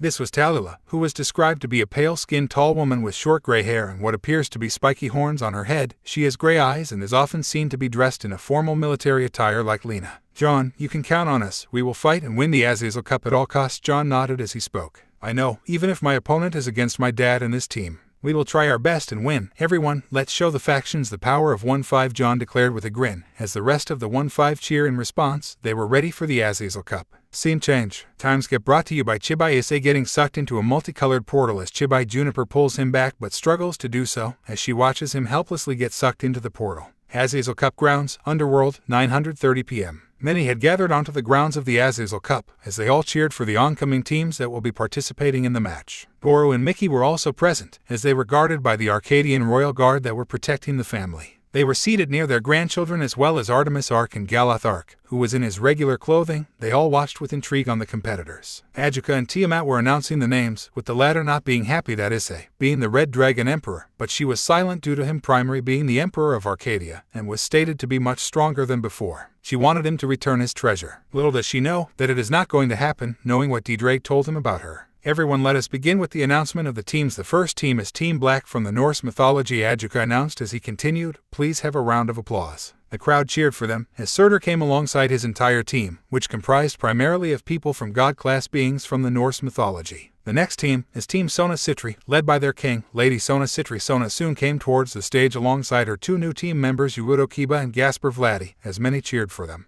The next team is Team Riaz Gremory, led by their king, Lady Riaz Gremory. As soon as Ajuka announced her name, many started to boo at her and curse her for actions. They did not forget what she did and hated her for that. It was a good thing that Issei did not hold any animosity towards them, else they would have been done. Riaz gritted her teeth in anger as Sona watched this and shook her head in disappointment. The next team is Team Zadauji, led by the familiar master Zadauji. Some people started to cheer him, as his team of familiars were also roaring in response. Zadauji could only hope that they secure a good position in this cup. The following team is Team Lightning, led by the fallen angel Vice-Governor General, Baraquil. Please have a round of applause. The crowd cheered for Baraquil despite what his daughter had done, although he did not cut ties with Akino since she was his only family left. He lost Shuri and he did not want to lose Akino. The next team is Team Phoenix, led by their king Ruvel Phoenix. The crowd once again cheered for them. Ravel looked at Riaz Gremory with sadness. She chose to not participate in this tournament. She felt guilt for her actions, and she was done listening to Riaz, especially after a stern talking with her mother and sister. The following team that is arriving is Team Journey to the West, led by the Monkey King first generation Sun Wukong. The crowd, especially the Yaokai, cheered for the man as he looked at the scene with happiness. He and his team also joined the opening grounds. The next team to arrive is Team Asura, led by the great Asura Prince Mahabali. Please have a round of applause. The crowd, while terrified, did cheer for the Asura, who had a confident look on his face. He was most interested in fighting against Indra. After all, he had to pay for being involved in the murder of his father. The next team to arrive is Team Shooting Star, led by the human magician Shooting Star. The team of magicians soon arrived as many started to murmur on what is going to happen, since they were humans competing against gods or godlike beings or somewhat lower than them. The next team to arrive is Team Black, Satan of Darkness Dragon King, led by the high-class Grim Reaper Zeno. The leaders kept their eye on Zeno, including Artemis and Galath. He could be a problem to them, as they are now working with the Black Arms. However, there were no records of his criminal activity, but still was under supervision. They had to let him in so that they could find more about their leader. The following team to arrive is Team 1-5 from Arcadia, led by the Arcadian Prince John Arc. Give them a huge round of applause as soon as the team arrived on their personal VTOL, the AV-35 Vendetta, which soon landed, revealing the team as they all waved their hands towards the guests. The Arcadians and the Hyautas cheered for John the most. Alongside his team, they enjoyed the entrance the 1-5 had made.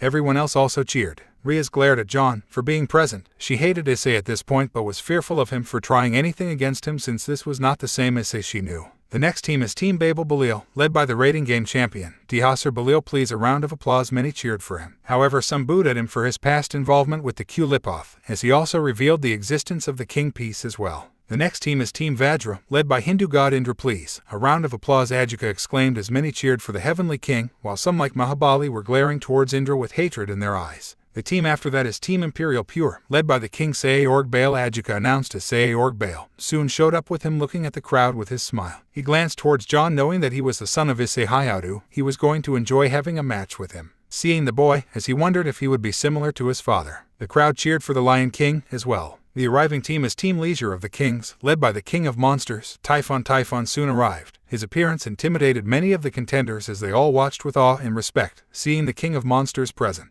The following team is Team Spear of Heavenly Emperor, led by the Cao Cao, the human hero faction leader. Many looked at the hero team in interest, including the 1-5, seeing him as a human in a world full of titans. The 1-5 were intrigued, with John hearing stories on how Cao Cao was one of the few that gave him a tough time while he was in Kyoto. The next team is Team/Dog, led by the Grigori agent and leader of the Special Ops Team/Dog known as Tobio. Accuse everyone. Have a round of applause. The crowd cheered for them, knowing what they had done. John looked at Tobio with interest, knowing what his father had told him and what he is capable of. The next are the last two teams. The first is Team White Dragon, Emperor of the Morning Star, led by the White Dragon Emperor. Volley Lucifer. Please have a round of applause. The crowd cheered even more for the Lucifer descendant and the White Dragon Emperor. He was quite beloved because of his sudden change, due to Issei's disappearance. However, what surprised everyone was that Crom Cruetch was with him. And now the team you have been waiting for, the team from Arcadia that will blow your minds. Let me introduce you to Team Red Dragon of Arcadia, led by Issei Hyoudou, the current Red Dragon Emperor and the Emperor of Arcadia. Please have a round of applause. Everyone cheered for him, especially his family and friends, as Ragnarok soon landed, revealing Issei and his team. John and the 1-5 were pale, knowing who exactly they are going to face. Not only were they going to face the Emperor, but the rest of the Big Four as well. John was shocked to see that even his mother and 3 aunts are going to fight, which included Willow and Mary, all of whom were seen to be waving. He could only hope that he is able to fight against them in their full strength. Riaz, on the other hand, was foaming seeing Issei. She hated him the most, knowing he was the one responsible for making her life go downhill. She vowed to humiliate him during the Azazel Cup. Issei and his team were settled as he spoke. I am pretty sure John must have gotten a shock on who his competitors are right now. Yeah, his face was pale as hell. You should have seen the look on the faces of the rest of his team, though, especially upon who they are facing. Willow added her own words, as Juniper retorted, "Oh, shut it, you two. Though I wonder which team we will be fighting," Juniper pointed out at the screen. After Issei's team was announced, Dulio's team was announced too. They watched some of the teams looking at the screen as someone suddenly spoke. Dad. Issei turned around to see John and his team. He was not expecting his father to bring his own entire team. As John spoke, "You brought your team to fight against us. Since you decided to bring the original 15 for the Azazel Cup, I also thought to bring my own team for the fight. The team I was in before creating the 500 first, the Soldier First class." Issei spoke as Juniper spoke, "So don't expect any of us to go easy on you." Juniper spoke while looking towards the original 15. "Even you people as well. Just because you are friends of my son, doesn't mean I will go easy on you. We will be fighting against you with our full power. That includes me as well." Willow spoke with a smirk. As Mary spoke, "I will be seeing you at your full power, my dear nephew. We won't disappoint. We will show you what we are capable of." John spoke as Heinko added, "You got that one right, and as his queen, I shall support John. And so will we." Kevin spoke as the others nodded in agreement. As in spoke, "I wouldn't expect anything less. Show us what you got. Even I shall show you all what I am capable of. I may not be as strong as the others, but I am formidable." Especially as a Rook Invictus spoke with a serious tone, as they all nodded in agreement. "So you see, John, we are giving our very best, and we want you to do the same. Hope you don't mind giving us your very best shot." Issei spoke, to which John responded, "You can count on it, Dad, we won't lose." The rest of the original 15 nodded. As Juniper spoke, "I expect you to. Show me your best and we shall do the same." The others nodded, as they waited for the team-ups that was going to happen, as they all knew that things are going to get intense soon enough. Things will only get interesting from here on out.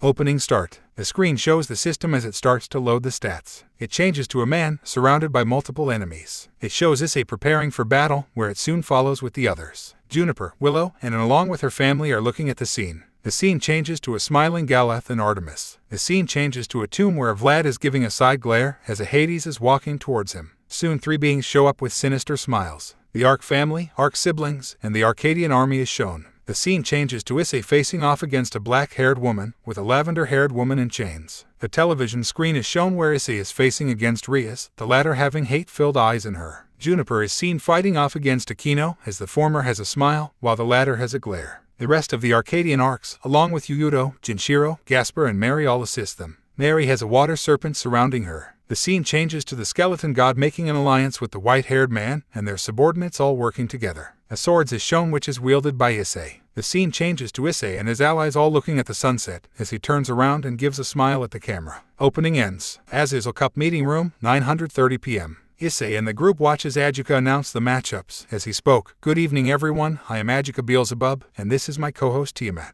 Issei had a slight frown when he saw her. If she tries anything, she is as good as dead. He knows Diedreg stole her treasure. But she killed many of his predecessors for the treasure. If she tries anything with him, she is going to die horribly. And God forbid if she tries anything with his children, there won't be a trace of her in the afterlife. Juniper noticed this and internally sighed. She knew what Tiamat did, and she was going to deal with her personally. If she attacked or demanded Issei, she was going to be dealt with accordingly. So that is her. She doesn't look that tough. Willow mused. As Diedreg spoke, "You are not far off. She is nicknamed the strongest dragon king, Willow. Strongest. I wouldn't mind having a spar with her, seeing that she is stated to be the strongest." Juniper nodded, as she had a grin and spoke, "You are right on that one. I am so going to enjoy clashing with her once in a while." And Issei could only look at them with an unamused look they often used to keep them in check, as Mary muttered, "Eyes, have they always been like this?" Yep, had to make sure they were in check most of the time, and was unable to handle them on her own, but they often used to fight a lot when we were young, especially during our first-class soldier days. Issei remembered the fights that these two, mostly Juniper, used to get herself into. It was chaotic, but they were a group of 4, and would always stick together, almost akin to best friends, except for Juniper and Issei, who became lovers. Mary looked at them. As they looked at the screen, and Tiamat spoke, "All right then, the matchups will be displayed for the next day, and the day after, and the first match will be happening tomorrow at 11:00 a.m. at the Oppai Dragon Stadium. Hope you all are present." The matchups showed the following. The teams were as follows. Tomorrow, Team Red Dragon of Arcadia versus Team Ria's Gremory. Team 1-5 versus Team Lightning. The following day, Team Imperial Pure versus Team Spear of the Heavenly Emperor. Team White Dragon of Morning Star versus Team Sona Citri. They all looked in surprise, as suddenly Issei got a notification from the system. As he looked at it, quest: defeat and make an example out of Ria's Gremory and her team. Rewards 10,000 experience plus 20,000 lien. Failure none. Issei couldn't help but have a smirk seeing what was on the screen. He could finally get back at Rias for everything she had done to him. He definitely was going to show her why he is called the hero of Arcadia and defeat her like a certain hero does. Juniper saw this smirk and internally sighed. She had influenced Issei, making him a bit sadistic in nature. She was not happy that he was influenced by her sadistic nature, as even her kids were sadistic in nature, to some extent that is. They had their father's protective and their mother's sadistic nature that was now a deadly combo. "Heh, it seems like we are going to battle against the Gremory crew," and spoke with a mocking tone, as WLO added, "Yep, I am so going to enjoy dealing with some of them. Let's not forget about the fact that I will clash with the Rooks." Invictus spoke, as he continued, "Let's see if they stand up to my attacks." "You are right on that one," Invictus and responded. As she spoke, "I wouldn't even need the Macluan rings against them.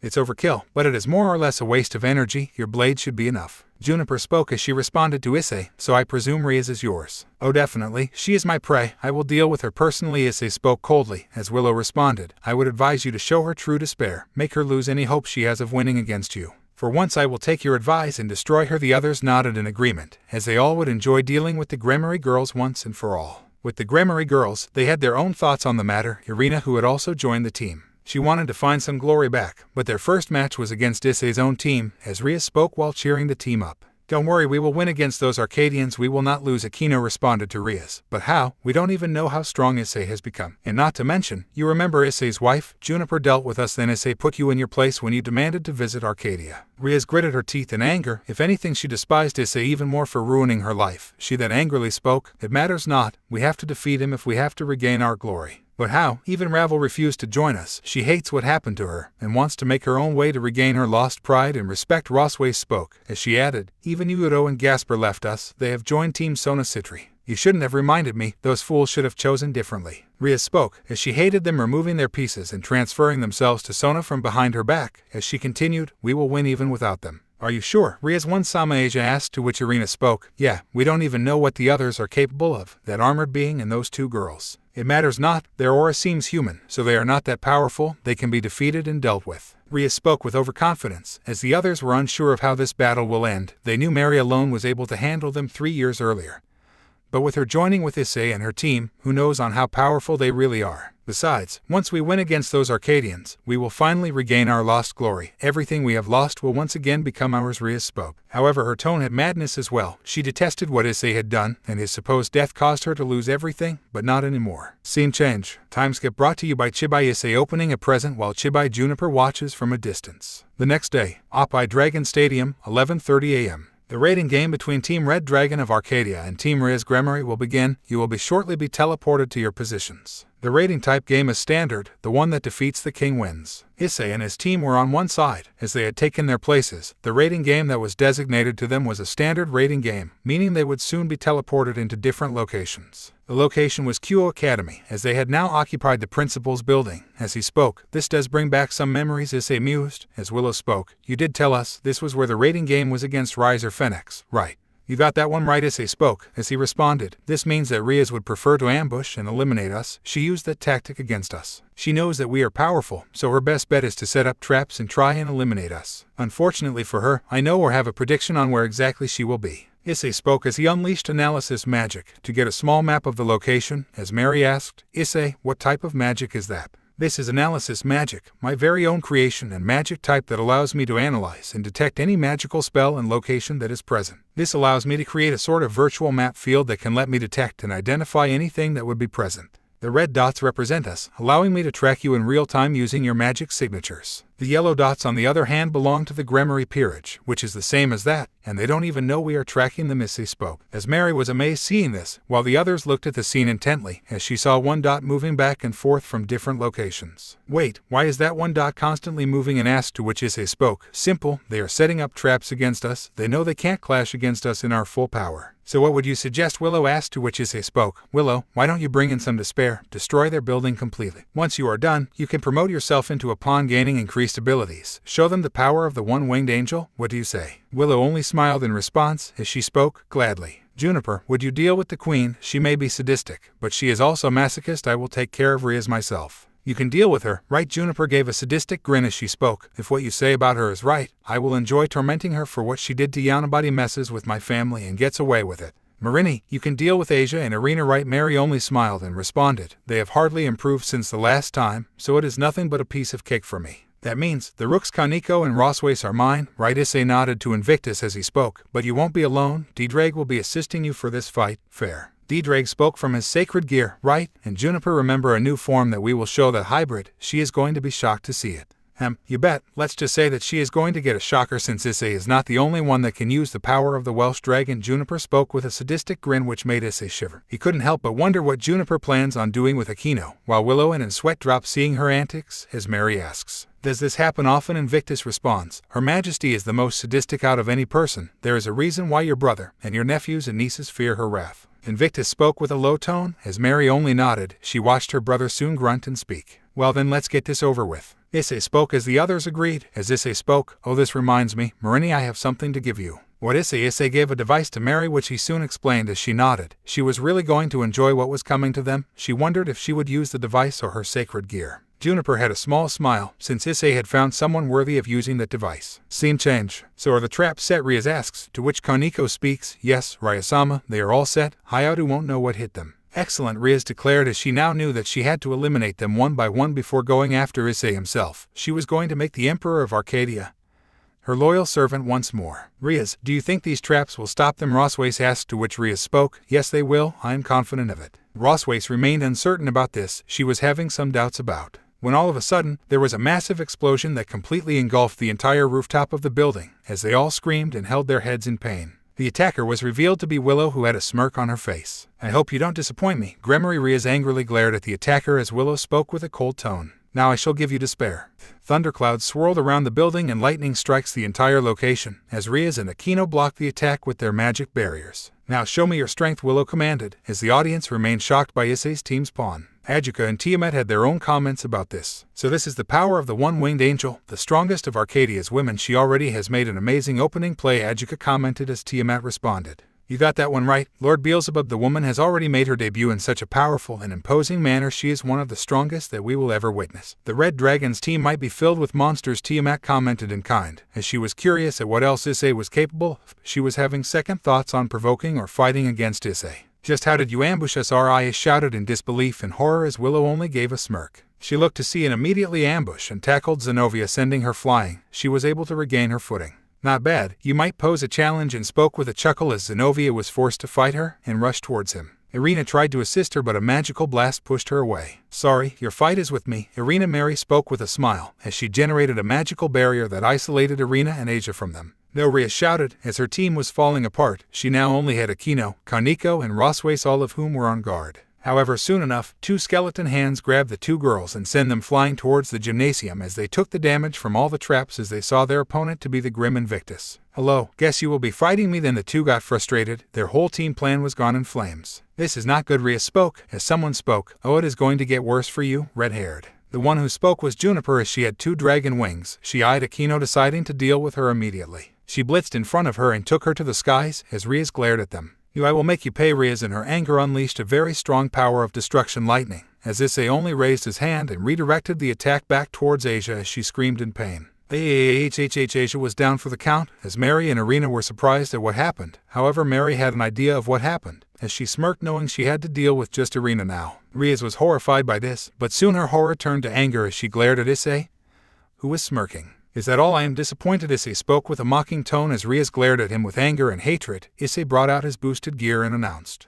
Dragon Manifestation. Issei's magic brought out a huge magic circle which was D-Drag's own magic circle as D-Drag was summoned into the battlefield. He roared into the battlefield as he spoke, finally, it is my time to shine. Everyone minus the Arcadian team was shocked by this revelation while Rias and her team were fearful and horrified. Issei found a way to release the Welsh dragon into the battlefield to assist them. This is really something. D-Drag has been manifested into the battlefield. Issei Hyoudou, the Emperor of Arcadia, has found a way to release D-Drag into the battlefield. The Grimoire team is in deep problems, Adjuka commented, to which Tiamat seemed to have a scowl seeing her former love interest in the battlefield. She was not a big fan of him. However, she soon composed herself. You are right on that one. It seems like Arcadia has found its way to release D-Drag. Now that begs the question, how did they achieve such feats and what else are they capable of? Tiamat muttered as the leaders wondered on how strong Issei had become since the past 35 years when he went missing. He was able to command and redirect pod back to an enemy. He then summoned D-Drag. What else is he capable of? The audience were shocked, but they soon cheered as well. Issei was even more beloved upon his return. Their hero had returned. Even his parents were surprised as Goro asked, is that D-Drag himself? Yes, Grandpa, Uncle D-Drag can be summoned and released by Issei anytime he wants, Jade explained as she continued. However, he chooses to live in Issei's gear, rather than roam the skies of the Dragon Kingdom. Wait, there is a Dragon Kingdom? Mickey asked with surprise as Bianca spoke. Yes, Grandmother, there is. They have their own freedom in speech, thought, free will, and even have their own rights. Mickey nodded as someone spoke in the audience. This was a bull faunus who had red hair and a mask. He was none other than Adam Taurus, one of the captains of the 501st. The Legion led by Issei Hyoudou was a general. Indeed, ma'am, there are a lot of kingdoms. You will love it once His Highness brings you here, Adam spoke as he continued. And that's not even mentioning the alien species that have allied themselves with Arcadia. Your son has done a lot for the kingdom in his 30-year reign. I also shall help and assist him in any way, just like he helped me and my twin sister. I will never forget him saving me and my sister, no matter what happens. The Hyoudou couple nodded in agreement. They were proud of the man their son has become, as Adam vividly remembered on how Issei had saved him during his expeditions with the 501st in the Four Kingdoms. Unlike many Arcadians, his general and emperor never outright hated, looked down upon, or despised the people from the Four Kingdoms. He did hold some level of dislike towards them due to Nicholas, but he never let that judge the people of the Four Kingdoms. Back at the fight, Issei spoke. So Rias, do you still believe that you can defeat us? Rias growled as Issei responded, but I am not done yet. It is time to show the power I received when I became the hero of Arcadia and defeated the Black Arms. It is time to ranger up, Issei spoke as he was going to enjoy dealing with Rias once and for all. Issei summoned a Mobile 8, which was a miniature mobile phone. He remembered on how he trained with this to gain to a different level. He soon brought out a ranger key, which was red in color, indicating he was the Red Ranger. Issei got into his position as he put his key forward, Morpher near his, and shouted, Gakai change. He brought the key into the keyhole and inserted it, placing the Morpher in the left. He soon twisted the Morpher, opening it, as the Morpher announced, Gakager. The morphing sequence played out, as soon several letters came, as it transformed Issei into the Gakai Red Ranger, the leader of the Gakai Rangers. Issei was now the Red Ranger, as he got into his stance ready to fight his former master, Gakai Red. An explosion triggered when Issei got into his stance. The crowd's cheers increased even more. Seems like it is time for the Ranger to shine, Issei spoke with a cheerful tone, as he looked at the audience and spoke. I want you all to call me Captain Marvelous in this form, not Opeye Dragon, alright children? Yes, Captain Marvelous, the children responded and cheered, as he looked at Rias and spoke, show me what you got, former Switch Princess. Rias gritted her teeth. She was definitely going to put her former pawn in her place. Would you look at that? Hyoudou. Issei is capable of transforming into a Power Ranger. He has become even more heroic and capable. He even has an explosive entrance. Rias Grimoire is done for in every way. Unless she has a way to stop him, Adjuka announced as Tiamat remained speechless, unable to do much about the situation. She knew Issei was getting leagues above her, and she won't ever get her treasure back. She was starting to fear Issei, and she hated that. She reeled it in and gave her words. Indeed, it is a powerful transformation, but we wonder who else from the Hyoudou team was capable of doing so, unless the Rias Grimoire team has something up her arsenal. There is nothing she can do, Tiamat spoke, with a smile, although she was wondering what others' abilities does Issei have. Mary looked at this as she spoke. So that is how it is done. Mary remembered the device that her brother gave her. She soon brought out her own Mobile 8 and her own Ranger key, which was the yellow key. Gakai change, Mary shouted as she did the same as Issei did and placed the key in her own Mobile 8 as she transformed into her own Ranger, which was the yellow Gakai Ranger. Gakager. The morphing sequence played out, as soon several letters came, as it transformed Issei into the Gakai Yellow Ranger, the yellow of the Gakai Rangers. Gakai Yellow. Mary got into her stance, with an explosion happening behind her. The audience wondered how were these explosions happening. Irina and Asia, who had recovered a bit, had seen what was going on. Mary then spoke, "You will learn the power of the Gakkai Yellow Ranger." Irina and Asia were terrified. She was dangerous without her powers. Now she is even more dangerous. Her teammates were already on the edge in full fighting against their allies, and now they were really done for. Back at the audience, the Hyoudou couple were stunned as Rosemary explained that his dad's ranger power, he got this 3 years ago, after the end of the Civil War. As it states, it is similar to how Power Rangers or Super Sentai operate. Although Dad rarely uses the Sentai power, he only uses it when the threat is too dangerous. Aqua spoke with a confused tone, as Goro asked, "Just how powerful are they? I have heard of them from a kid's cartoon series, but how strong are they?" They are known to even contend with God-class beings, able to manipulate reality and other powers. They have the powers to destroy entire cities and countries like it is nothing. That depends on the Sentai Ranger that is chosen. Some of the Rangers are capable of space travel. That is in their Zords, and they are capable of lot more. Jade explained as the couple nodded. They were able to adjust to the truth that is the supernatural and eventually Arcadia, so they were able to comprehend the situation. Although when did Marichin get the Ranger Yellow key? Mickey asked, to which Violet responded, "I believe it was just for the rating game that Dad found a candidate for the Yellow Ranger." "Are there other Rangers?" Gasper asked, excited to see his older brother become a Ranger, as John responded, "Yep, there is Gakkai Blue, Gakkai Green and Gakkai Pink Ranger too." "Well, who are they?" Kiba asked, to which John responded, "Uncle Victor is the Blue Ranger and Aunt Akari is the Pink Ranger. They both are in the 501st Legion. Now we have 5 Gakkai Rangers." "Then who is the Green?" Goro asked, to which Adam spoke, "Sir." Adam revealed the Gakkai Green Ranger key. As he spoke, "The General chose me worthy for the Green Gakkai Ranger power, and so far, I have been doing a good job." Yep, we were all in disbelief when Adam was chosen as the Green Ranger at first. But seeing Dad make the choice, we gave it a shot and we haven't regretted it since. Adam has been an amazing Ranger, but when times change, he does give his sister Eve a shot at becoming a Ranger too. Olivia spoke, as Adam was considered to be one of the few that was given the power to become worthy of a Ranger. The Hyoudou couple nodded again, as Goro asked, "Is there any other Ranger aside from the original 5? John nodded as he spoke, "Yes, Grandpa, there is one.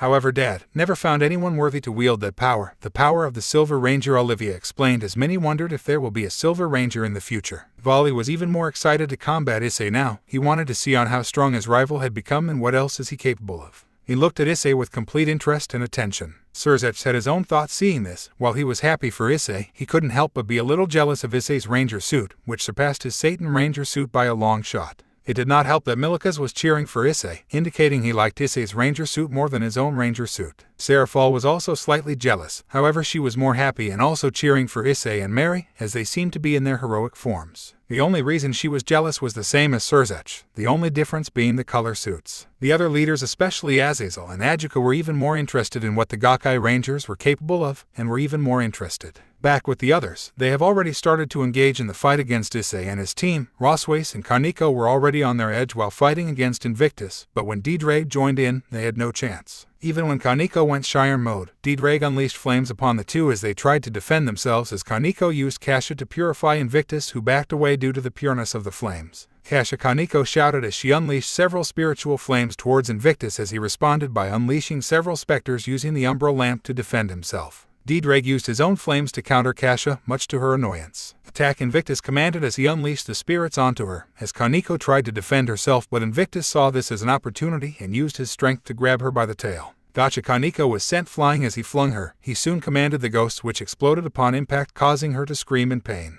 Kaneko, Rosway shouted, but Didrag unleashed a claw swipe, forcing her to evade. "Oh, I don't think so. Finish her, Invictus." Gladly, Invictus responded as he dashed towards her and unleashed a series of very quick strikes, causing her to scream in pain again. He soon brought out a small blaster that he had personally designed and shot her, causing to scream in pain, as a green light surrounded her, signaling her elimination. Kaneko Tauju has been eliminated. What spectral power the Rook of the 501st has shown, it is truly amazing, Ajuka commented as Tiamat added. Indeed, the team of Captain Marvelous is filled with such a powerful crew. Issei and Riaz heard the announcement, as she used her power of destruction to attack Issei, but he leaped in the air, explosions being triggered behind, and made a battle cry. "HYAAHHH!" Issei shouted as he fired 2 blaster shots with Gakkai gun, causing Riaz to be sent flying. He acted quickly and fired 2 more dragon shots, which sent her flying. She glanced towards Issei with anger and hatred as Issei spoke. "Is that all you have got? 3.5 years and there is barely any improvement. You are not even worth the effort of my other powers in this form. And not even my Gakkai Galleon is needed to deal with someone like you." Issei spoke mockingly as Riaz clenched her fist to the point of drawing. Back within, she was overpowering Zenobia with relative ease. Using her 2 blades were easily taking her down. You are claimed to be excellent swordsperson, right? Yet, you can't even lay a single dent on me. I don't even need my Macluan rings to beat someone like you, and spoke the last part in a hushed tone. As Zenobia was seething with anger, in her anger she blindly dashed towards and yelling with fury, and internally smirked. She was easily swayed like this. She knew how to deal with them. Closing her eyes, she unleashed a very powerful dark stance as she completely wiped out Zenobia with just one attack with relative ease and precision, and took a deep breath to recover herself as Zenobia looked in horror and fell to the ground. She took a brutal blow at her abdomen, which was deep, as even her organs were being displayed. A green light was shown surrounding her. Seriously, too predictable and brash, and commented as the announcement took place. Zenobia Quarta has been eliminated. What stunning display of swordsmanship and prowess. By Enren, the Knight of the Red Dragon team, is really powerful to have displayed such skills like that. Truly incredible, Adjuka commented as Tiamat added. Not only that she used her opponent's temper and anger to her advantage to finish the fight off quickly, she must have been truly the strongest to do so. And had a smile, as she gave a glance towards Grisela, who was looking back in sadness. She had heard of her guardian being affected by what her ward had done, and could only hope that she is dealt with accordingly. Back with D-Drag and Invictus, the duo were combining their attacks to completely overpower Rosways, as he unleashed several more specters towards her, forcing her to block with ease. However, D-Drag soon unleashed a heavy breath storm towards her, causing her to stagger.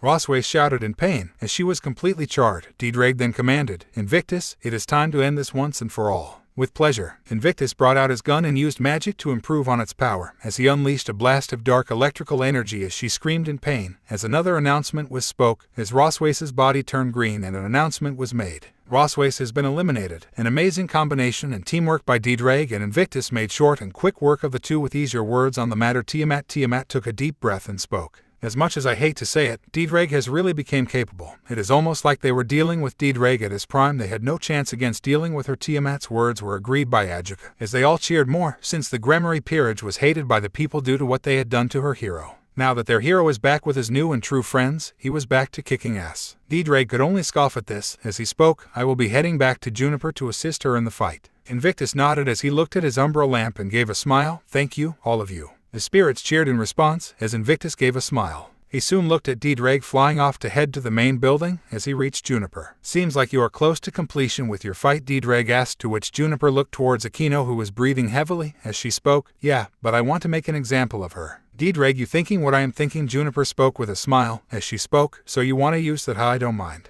Juniper gave a glance to Issei, who kicked Ria's behind and nodded. Go ahead. Well then, let's go. D-Drag spoke as Juniper summoned a gold version of the boosted gear. Now then, Aquino witnessed the power of a true empress. Juniper started the chant of a new form that was only accessible to her. The crimson red dragon dwelling within me, awaken from your dominance, Juniper chanted as D-Drag added. The crimson heavenly dragon I possess within me, rise up to become a king and roar. The true empress of Arcadia, Juniper continued. The legacy and power of the arcs, D-Drag added his own words as both speak. Run from it, dread from it. Thou demise shall come, as thou watch as we transcend the boundaries, D-Drag continued with Juniper speaking at the same time. Thou shall experience in fury of Arcadia's judgment. Diabolos Dragon Arcadia. The gear announced as Juniper glowed into a bright light once the chant began. She now was coated in a golden-issued armor, as it had blue and dark purple gems that matched her old and new armor. D-Drag entered into Juniper's boosted gear. The two gears shared the same space and were interconnected, as Adjuka announced, seeing this transformation. First Issei, then Volley, and now Juniper. This really is something powerful that I have never witnessed. Now we have 3 Diabolos dragons. There is no way Ria's Gremory is going to win this fight, Adjuka announced as Tiamat remained silent, having some questions as she added.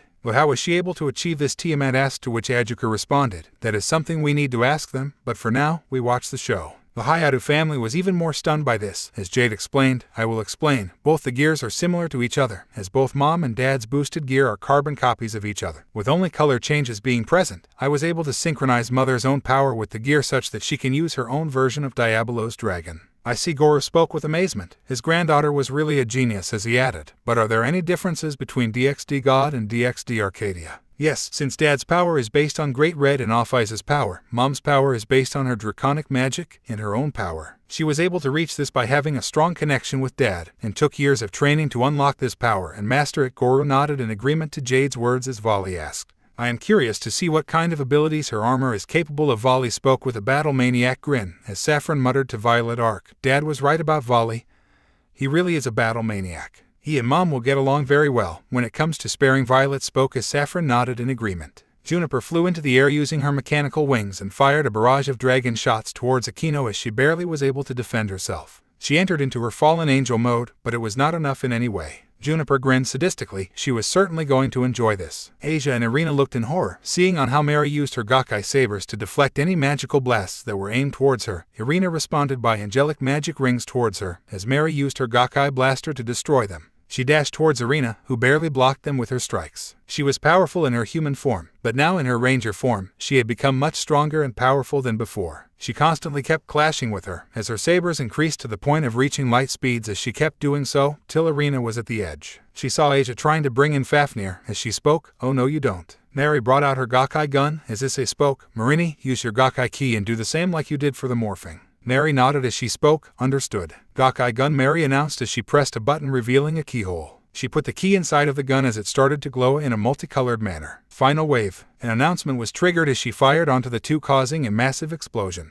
Irina and Asia took massive amounts of damage as they screamed in pain. They soon glowed a green light as Mary turned her back on them, with an explosion happening behind her. Asia Argento and Irina Shidou have been eliminated in such a spectacular manner. This is really powerful attack that was able to take them down, Adjuka announced as Tiamat added. Even those explosions that Mary had triggered were also really something. She ended that fight with such a style. She is really something. Tiamat's words were agreed by Adjuka. As Riaz looked in shock, only Akino was remaining, who didn't stand a chance against Juniper, especially in her new armor. Juniper took into the skies and released two blasters and a center energy blaster as it started to load. Juniper boosted multiple times as she spoke, "Witness your annihilation." Queen's Fury, Juniper shouted as she unleashed a golden Ishard beam, unleashing towards her, causing her to scream with pain, as a massive explosion was triggered, with her barely surviving once the dust settled down. Akino was breathing heavily, even in her fallen angel form, which comprised of 6 wings. She couldn't do much against Juniper, who was in her armor. "Why won't you fall? Just how strong are you?" Juniper only laughed at Akino as she spoke in terms of strength. "You ungrateful crow." Juniper closes the gap and slams her spear, which she brought from her old armor, on top of Akino. "I am much stronger than you could possibly imagine."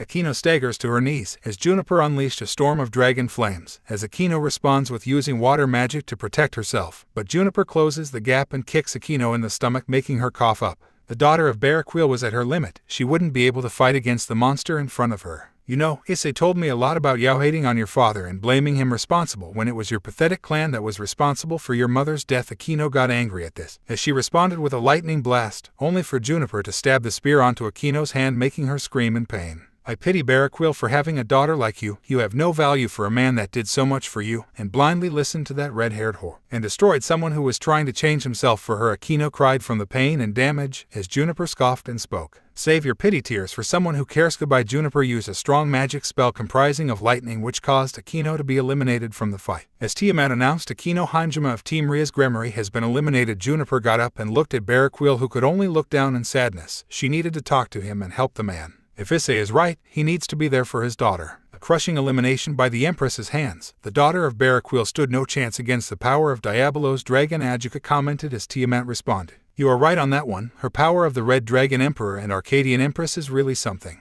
Issei and Riaz were only the ones that were fighting. As Issei spoke, "Is that all?" "Why, you," Riaz spoke, as she shouted, "You took everything from me. I was going to be finally acknowledged and become powerful because of you. Now I can never be the rating game champion like I was once before, and now I will make you pay." "Hold up, weren't you a rating game champion already? I mean, you did use me for that, so what do you want me for? Are you really losing your brain cells?" Issei asked, to which Riaz was seething as she growled. "You." "No, Riaz, I once gave and would have given everything to you, and I did. I gave you my loyalty, my integrity, and my everything, but what did you do? You repaid me with your betrayal, and worse. You influenced even your own peerage into this stuff." Issei spoke coldly as he added, "But it is time to end this, once and for all." Gakkai saber. Issei dashed towards Riaz and kept slashing her. As he waited for her to be exhausted, he soon kicked her up in the air, and kicked her, sending flying towards the wall. Then with this ranger, Issei spoke as he brought out his Gakkai saber.